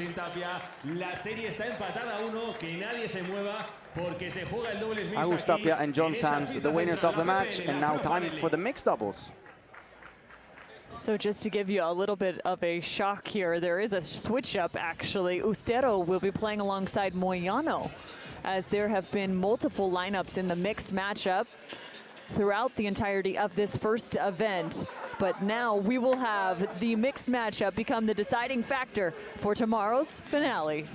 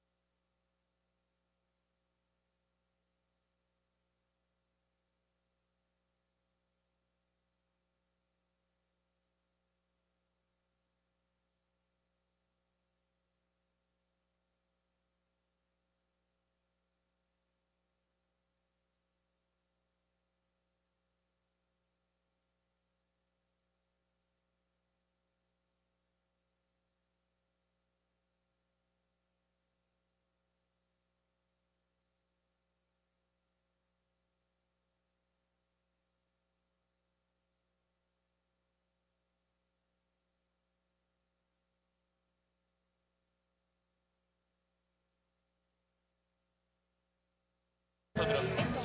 Nerviosa. ¿Me canto o no vale? And a look to the coin toss as we get set for this mixed matchup. Agustin Tapia playing alongside Ariana Sanchez, facing off against none other than Andrea Ustero, the 16-year-old. Just so fun to watch her get a chance to play, along with Ramiro Moyano. They really have switched around the lineups as you look through the group play in terms of the mixed lineup for that of New York. We've seen Campa playing alongside Icardo. We've seen Campa playing alongside Ustero. And Moyano has played once before alongside Ustero. And last night we had a chance to see Ariana playing alongside Agustin. They actually took a loss. It's a tough situation to the Florida Goats.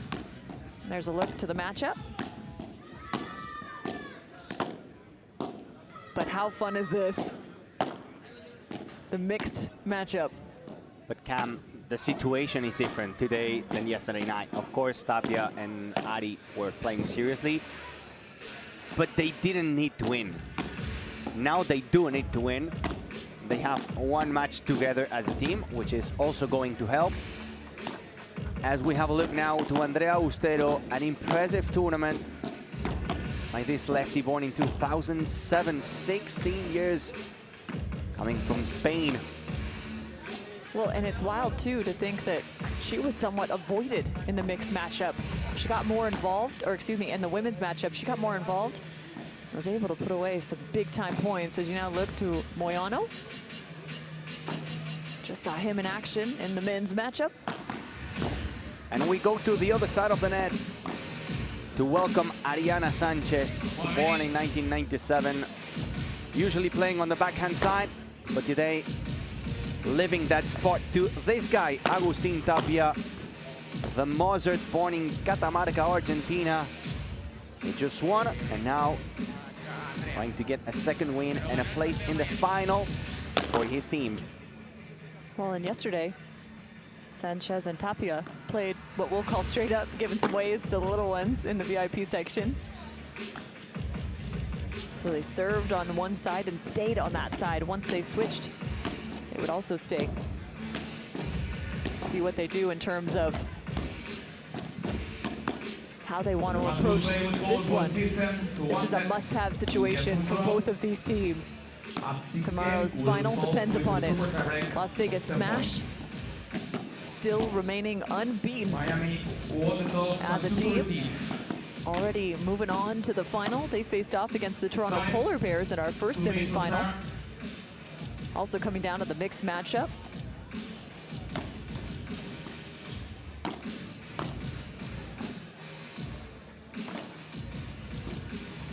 They were warming up. Yesterday, Ari Sanchez and Agus Tapia were switching sides when serving. Today, I imagine Ari Sanchez staying on the right side.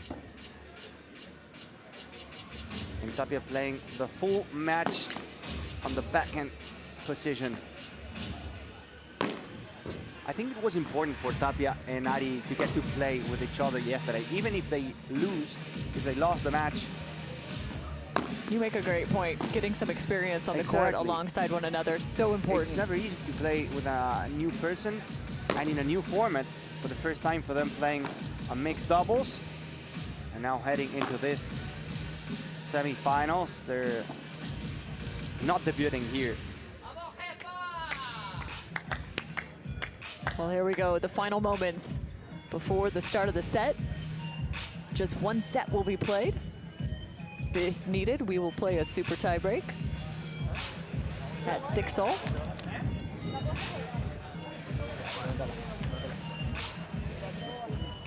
Ustero grabbing a quick drink now. Ariana and her both having played, cooled off, and now a chance to get warmed back up. It's also hard taking a rest, getting right back out on the court.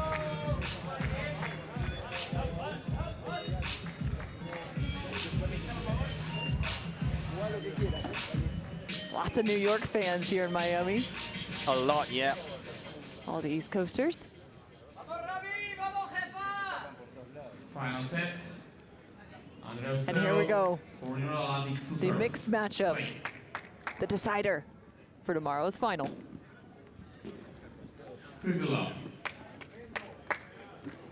That was a good serve. New York will start. 15 love.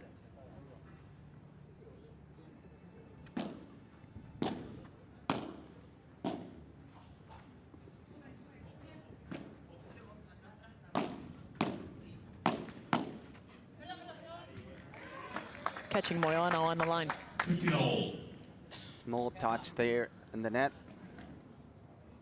helping Ari Sanchez. Earlier today we saw Marta Ortega play so well in the mixed matchup. It was one of the biggest factors, her ability to still score points, find some winners.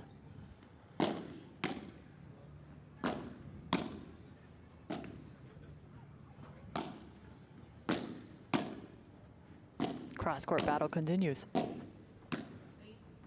At what point will this go down the line? Here it is. Oh! Absolute magic from Ari. 50-30. Fast legs right there to go to the net, to pick it up, to place it down the line.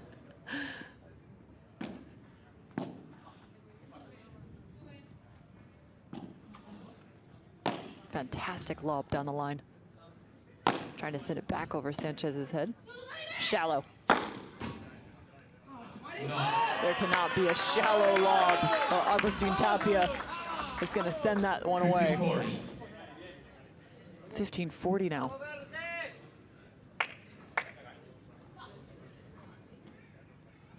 Break point. Wow. No. Unreal. Tapia finds the break and catches Moyano leaning the opposite direction.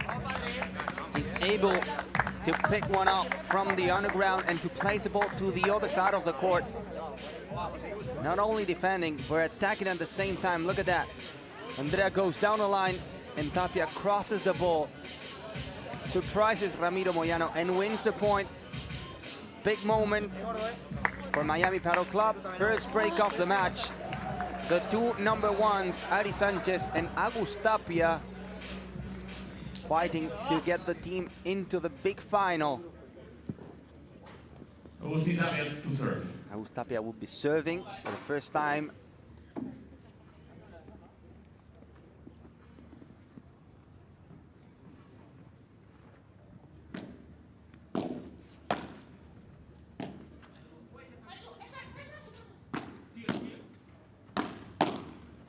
Couple blocks from Andrea Ustero. The last one was a glass finder. 15 love.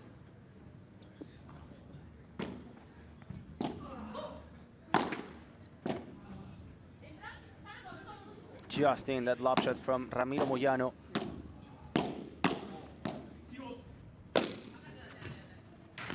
That ball doesn't go out, but goes to the fence. 15 all. An awkward position right there for Ari Sanchez. 15 all.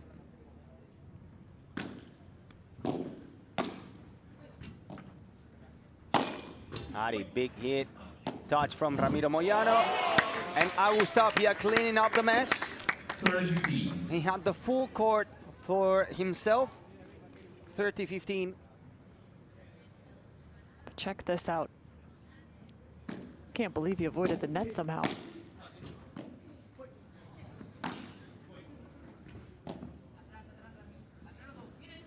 Another perfect lob shot from Ramiro Moyano. Now he goes for the smash. The touch from Tapia, but it rolled over the racket. Point goes for the New York Atlantics.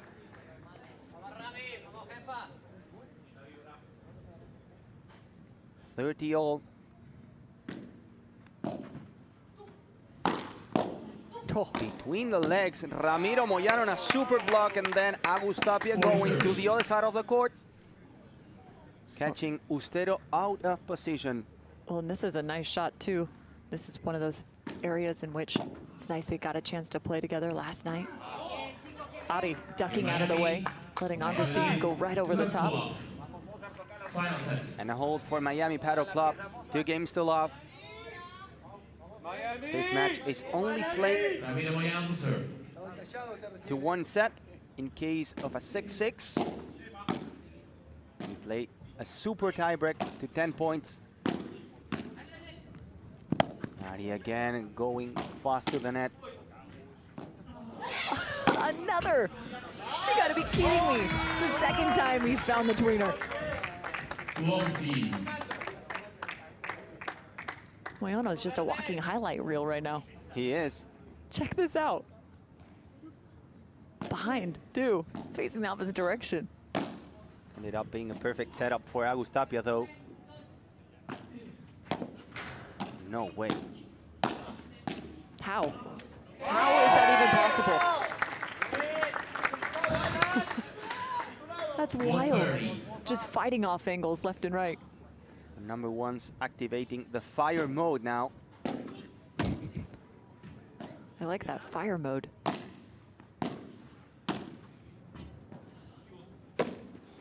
They're only seeing red right now, or at least a shade of it.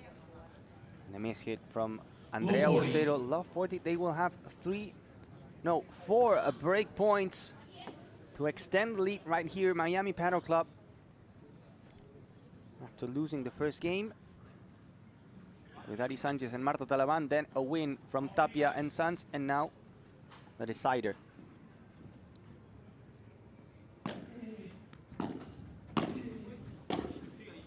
Oh.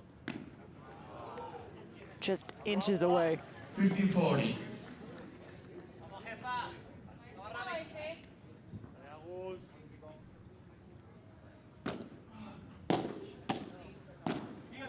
Another break opportunity. A handful here. 30-40. Another break point.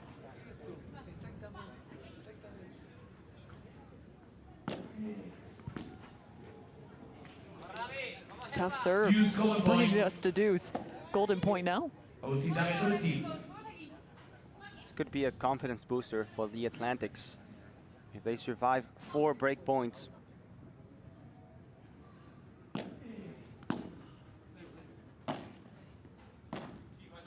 Lifted. Trying to get it past Ustero. Instead, shallow. And Moyano comes away with the golden point and their first game. Solo hormiga, solo hormiga.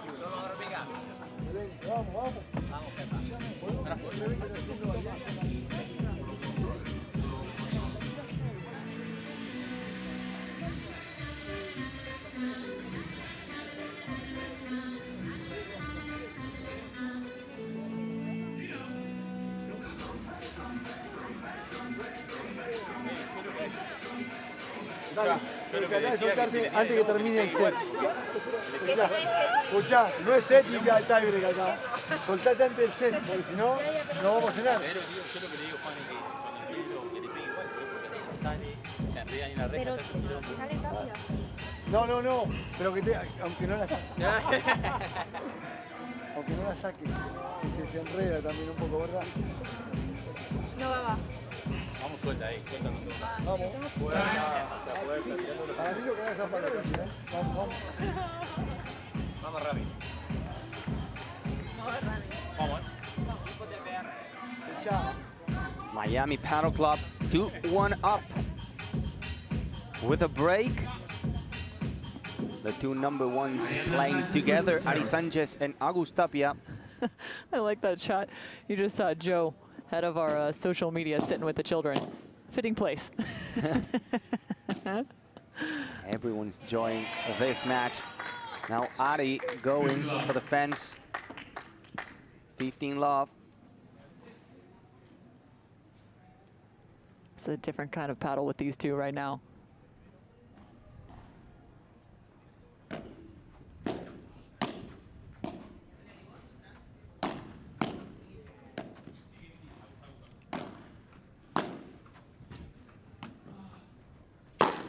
Tapia with power, no touch from Moyano. He lets that ball travel so far behind him and so far to his left, creating immense amounts of angle and spin. Ari to the middle. Ramiro Moyano covers. Now down the line, Ari Sanchez with power. That was a rocket. 40 love.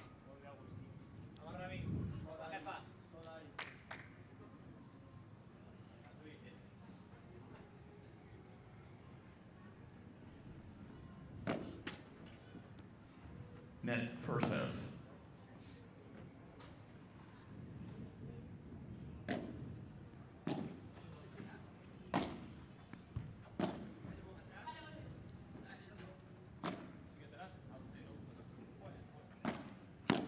Tato down the line. Tapia covers.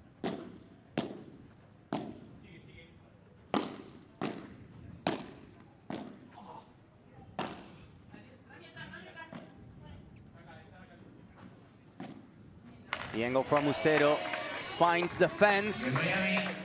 3 games to 1 and no the hold for Miami. Ustero just a step behind here. Watch the patience following this. Ooh, that's actually from the last one. When you're good, you're good. Of course, Ari Sanchez plays always in the left side of the court. Now playing on the right side. And doing it to perfection. Ari getting caught. Swing and volley. All the way at the back of the court.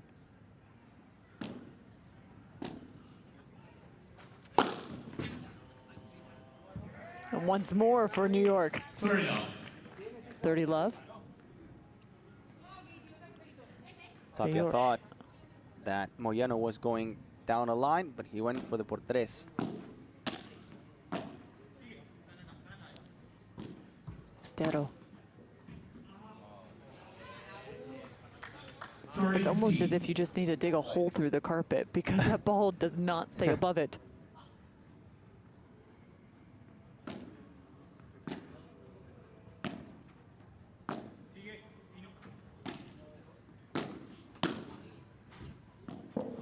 Oh, Ari slipping out. 40-15. Got just a little bit on that right side.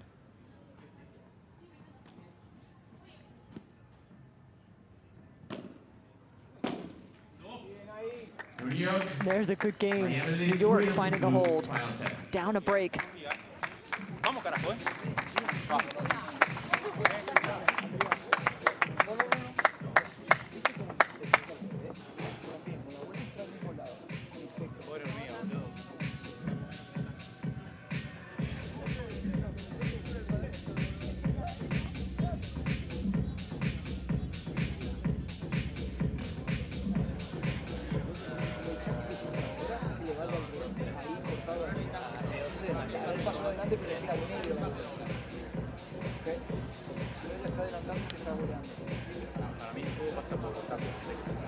Quiero que me tiren un globo para pegarle a...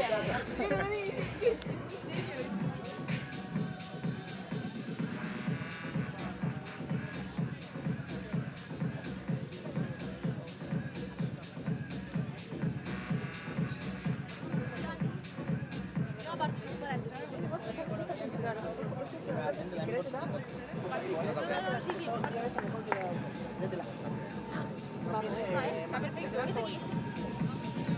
Time.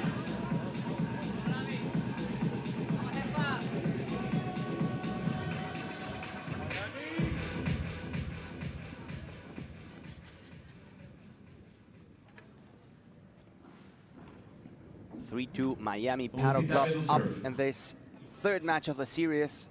Ari Sanchez and Agus Tapia playing together, 2 number 1s against the New York Atlantics with Andrea Ustero and Ramiro Moyano. The idea was good from Ramiro Moyano, but the net was in the way. 15 love.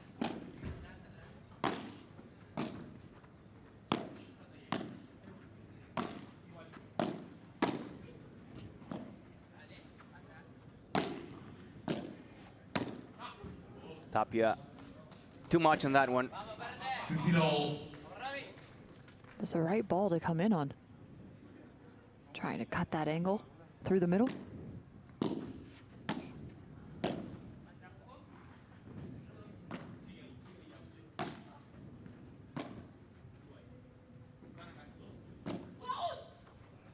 Tapia is going for it. Tapia is going for it. I like the call from Ariana. Augusto. Quickly calling him, saying, this one's all you. Exactly.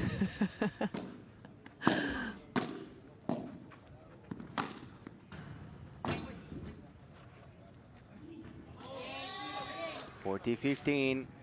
Another point for Miami Paddle Club.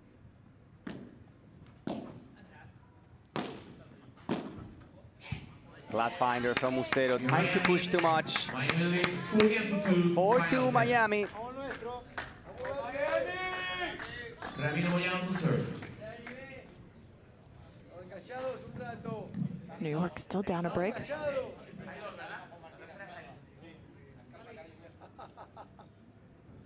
Little extra conversation on the side of the court here. When Martin Diaz talking to the Miami bench, he was saying, in the first match you weren't that loud, and now you're winning, and you are. Of course, laughing about it.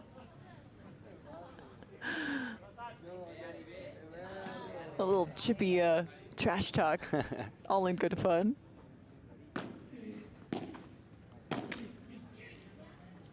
Low 50.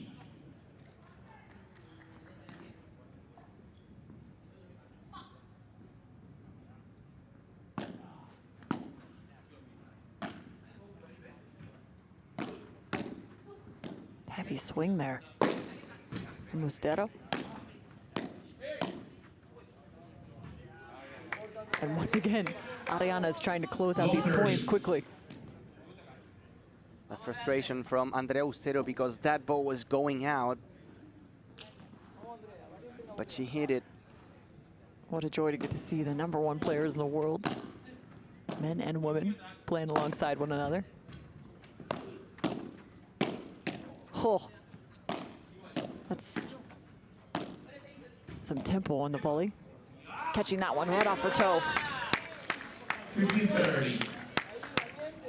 Just the amount of force she can create in such a short period of time. Ustero loves to go down the line and winning points, but yes, and now she has Agustapia there. Not gonna be easy.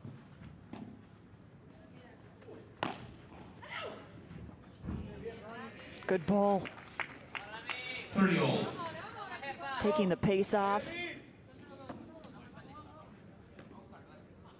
You gotta be a good salesman, especially on those 30-all.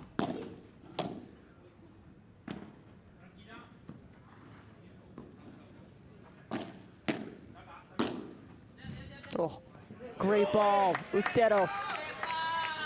40-30.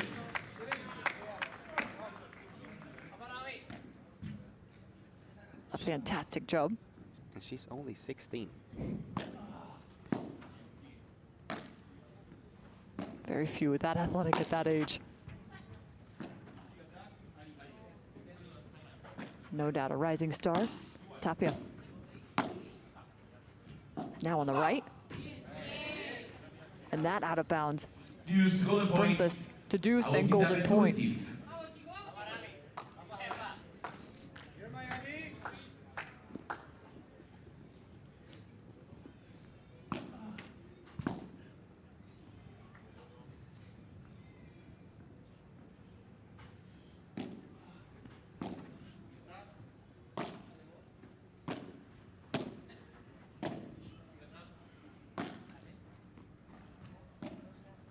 Changing the pace.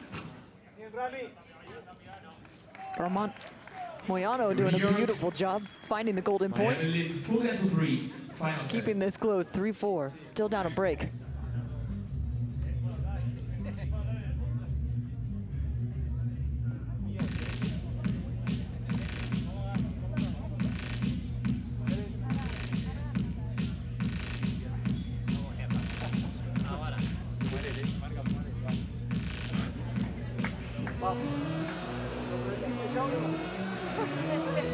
Vamos, sí, vamos, amiguita. Amárrame. Dale con todo, dale con todo.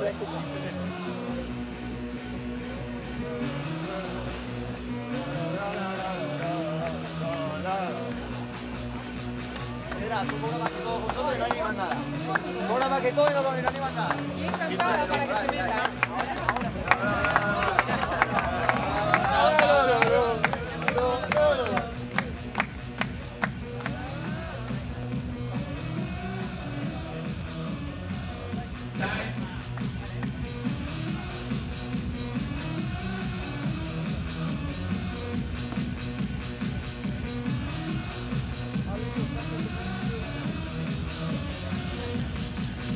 Our DJ just putting on the right song. It's got Miami pumped as their play has been outstanding here in this mixed matchup. The deciding factor for tomorrow's final. Ariana Sanchez to serve. Still down a break. New York. And Ari Sanchez to serve. A good serve. The sidewall from Ari Sanchez, making it awkward for Andrea Ustero.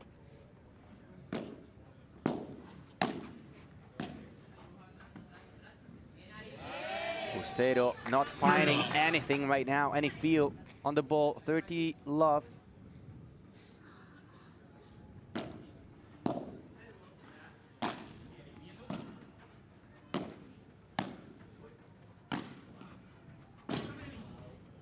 Tapia, Tapia, Tapia, again Tapia, no block from Ramiro Moyano.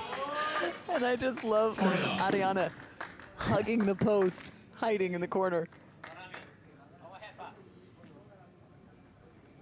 It has to be easy, right? Just staying there, moving. I can do that. I can stay there and just move and let Agus do the job. Oh, she can score points too, look at that. Oh, of course she can. It's another hole for Miami. 5-3. And they are only now one game away from the final. Extra volume being added right now at the Ultra Paddle Club.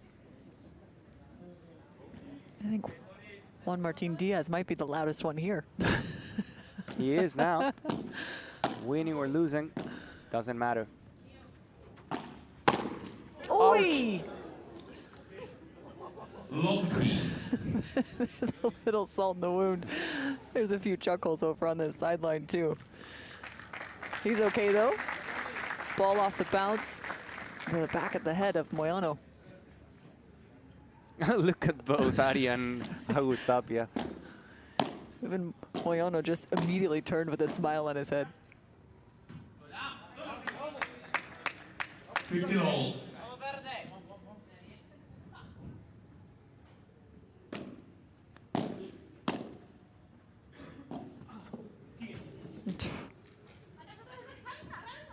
Great save from Mustero. Putting an exclamation on some of those right now. Agustin Tapia. Feels like extra force there. 15-30.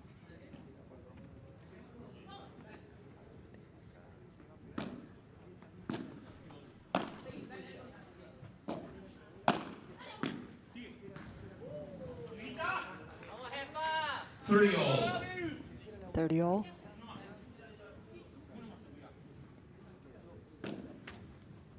Single serve. Even if New York doesn't take this, they've had a phenomenal tournament. Will have a chance to play for third place. The loser of this be that Miami or New York. Extend it here. Moyano, send it to the corner of Tapia.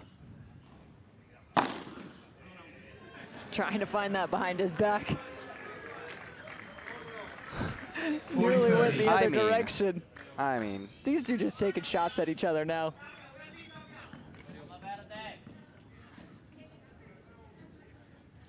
Spinning out of the way. 40-30.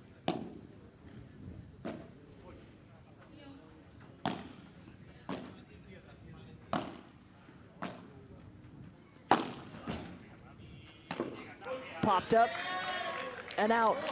Por cuatro, sending us to deuce.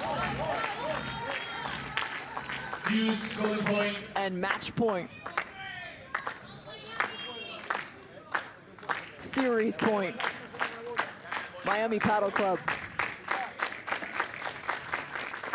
Their first look, the slow clap, as they set their aim for tomorrow's final. To receive. Agustín Tapia to receive.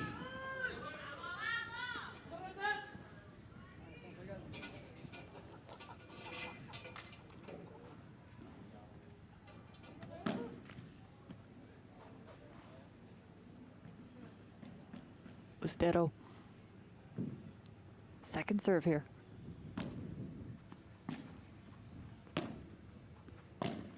Miami sending it deep. Staying on Ustero. Good cut from Moyano. Oh, finding the top of the net. They survive New York with the hold of the golden point. Otra chance, Otra chance.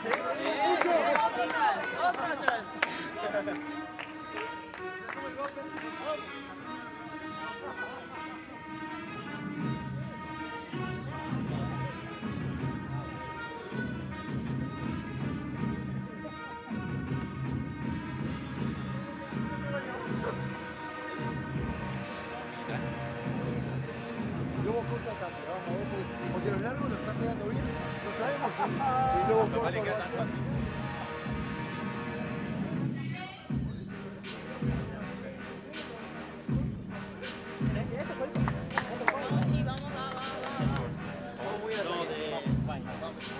Suéter.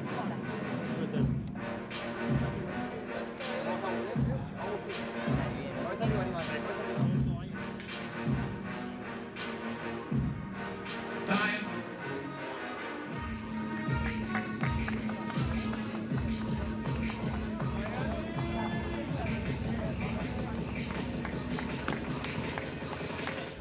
Miami Paddle Club had one match point against the Atlantics, but New York survived. Heading into the 10th game of the match. Agustín Tapia to serve. With new Tapia balls. serving with new balls.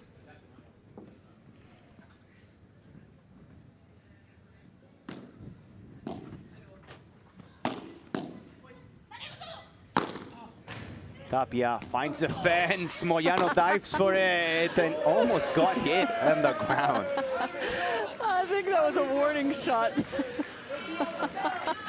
Agustin just missing him. Just wanted to make him flinch. It was close, the second one. Look at that. He dives, he stays there, and the ball was close.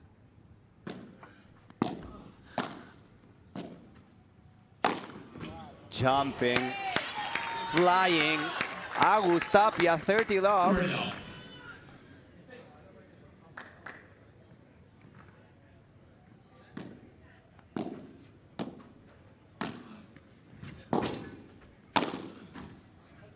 Nicely done by Ramiro Moyano. First to the corner and then the finish.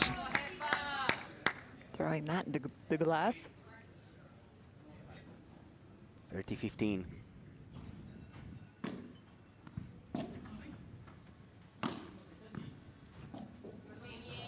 That had a lot of spin. Agus Tapia down the line, 40-15. 3 match points for Miami Paddle Club. At exactly 11 p.m. here in Miami. Ari to the corner. And the big hit from Agus Tapia. Miami Paddle Club is in the final of the event #1 Pro Paddle League 2024. The 2 #1s pull the win. What a fantastic performance. Both of our semifinals going the distance. The mixed matchups ultimately securing the win as Miami now celebrates.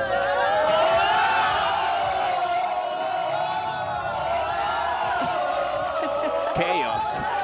Pure joy and plenty of fun here in Miami.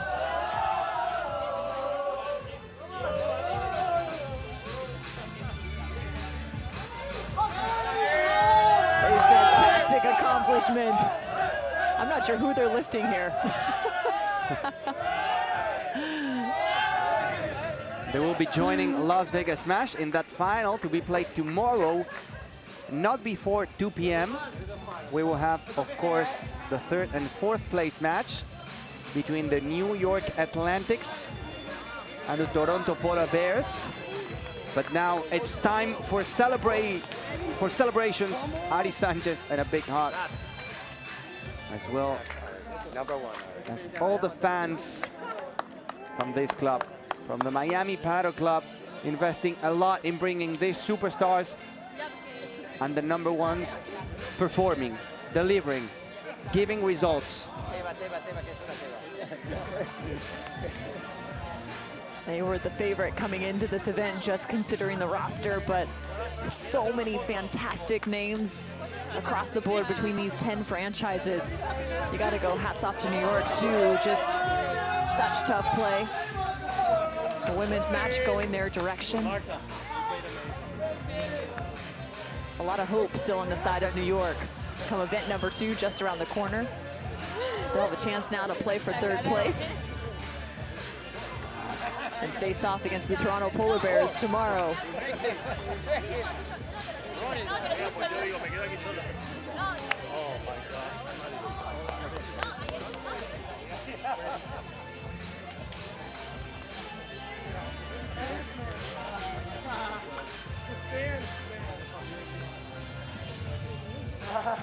Cleared up the celebration. It will continue. The party will continue on to tomorrow.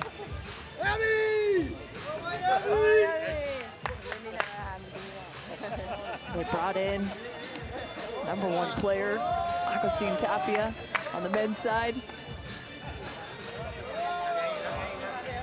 And brought in Ariana Sanchez, the #1 player on the women's side. We'll get a chance to catch up with them. This time, picking up the mixed match. Let's send it to Javi Carrasco with Miami.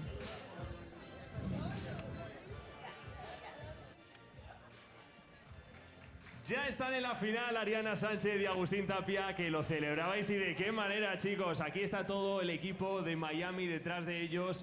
Ari, the whole team celebrating with you. Ari, how does it feel to play with Agus and to get the win for the team? Playing with Agus is incredible. He plays alone. He's the #1, he's the best. I want to thank him and congratulate the entire team supporting every single time. We're super happy for the victory, and we will be fighting even more tomorrow in the final. You've been with Messi. How was that conversation? I was with him. It was a dream come true for me. But first of all, I want to say thanks for Ari Sanchez for supporting me. Yesterday, it was not the best experience. We said we were going to have a revenge, and we did. Now I want to say thank you for every single person in the team. They're supporting a lot us players. Now we have another fight tomorrow, and we will give 100%. Que estará mañana en la final. Enhorabuena Ari, enhorabuena Agus. Mañana nos vemos en la final de la Pro Padel, y recuerden, Las Vegas contra Miami aquí en la PPL. You heard it, they're facing off against Las Vegas tomorrow, a team that remains unbeaten. This Miami team only has 1 loss in the last 5 days of play. One of those losses only came in the round-robin format, as you now look to the secured final. Las Vegas Smash and the Miami Padel Club. The New York Atlantics will face off against the Toronto Polar Bears, though, in the 3rd and 4th place match come 11 a.m. Eastern tomorrow. Our championship match will not be played before 2 p.m. Eastern, but that is the set time. A chance to see the final. Event #1 on the PPL 2024 season closes out tomorrow, right here from the Ultra Padel Club. Thanks for joining us for this Day 5 coverage. Day 6 at Championship Sunday, just around the corner.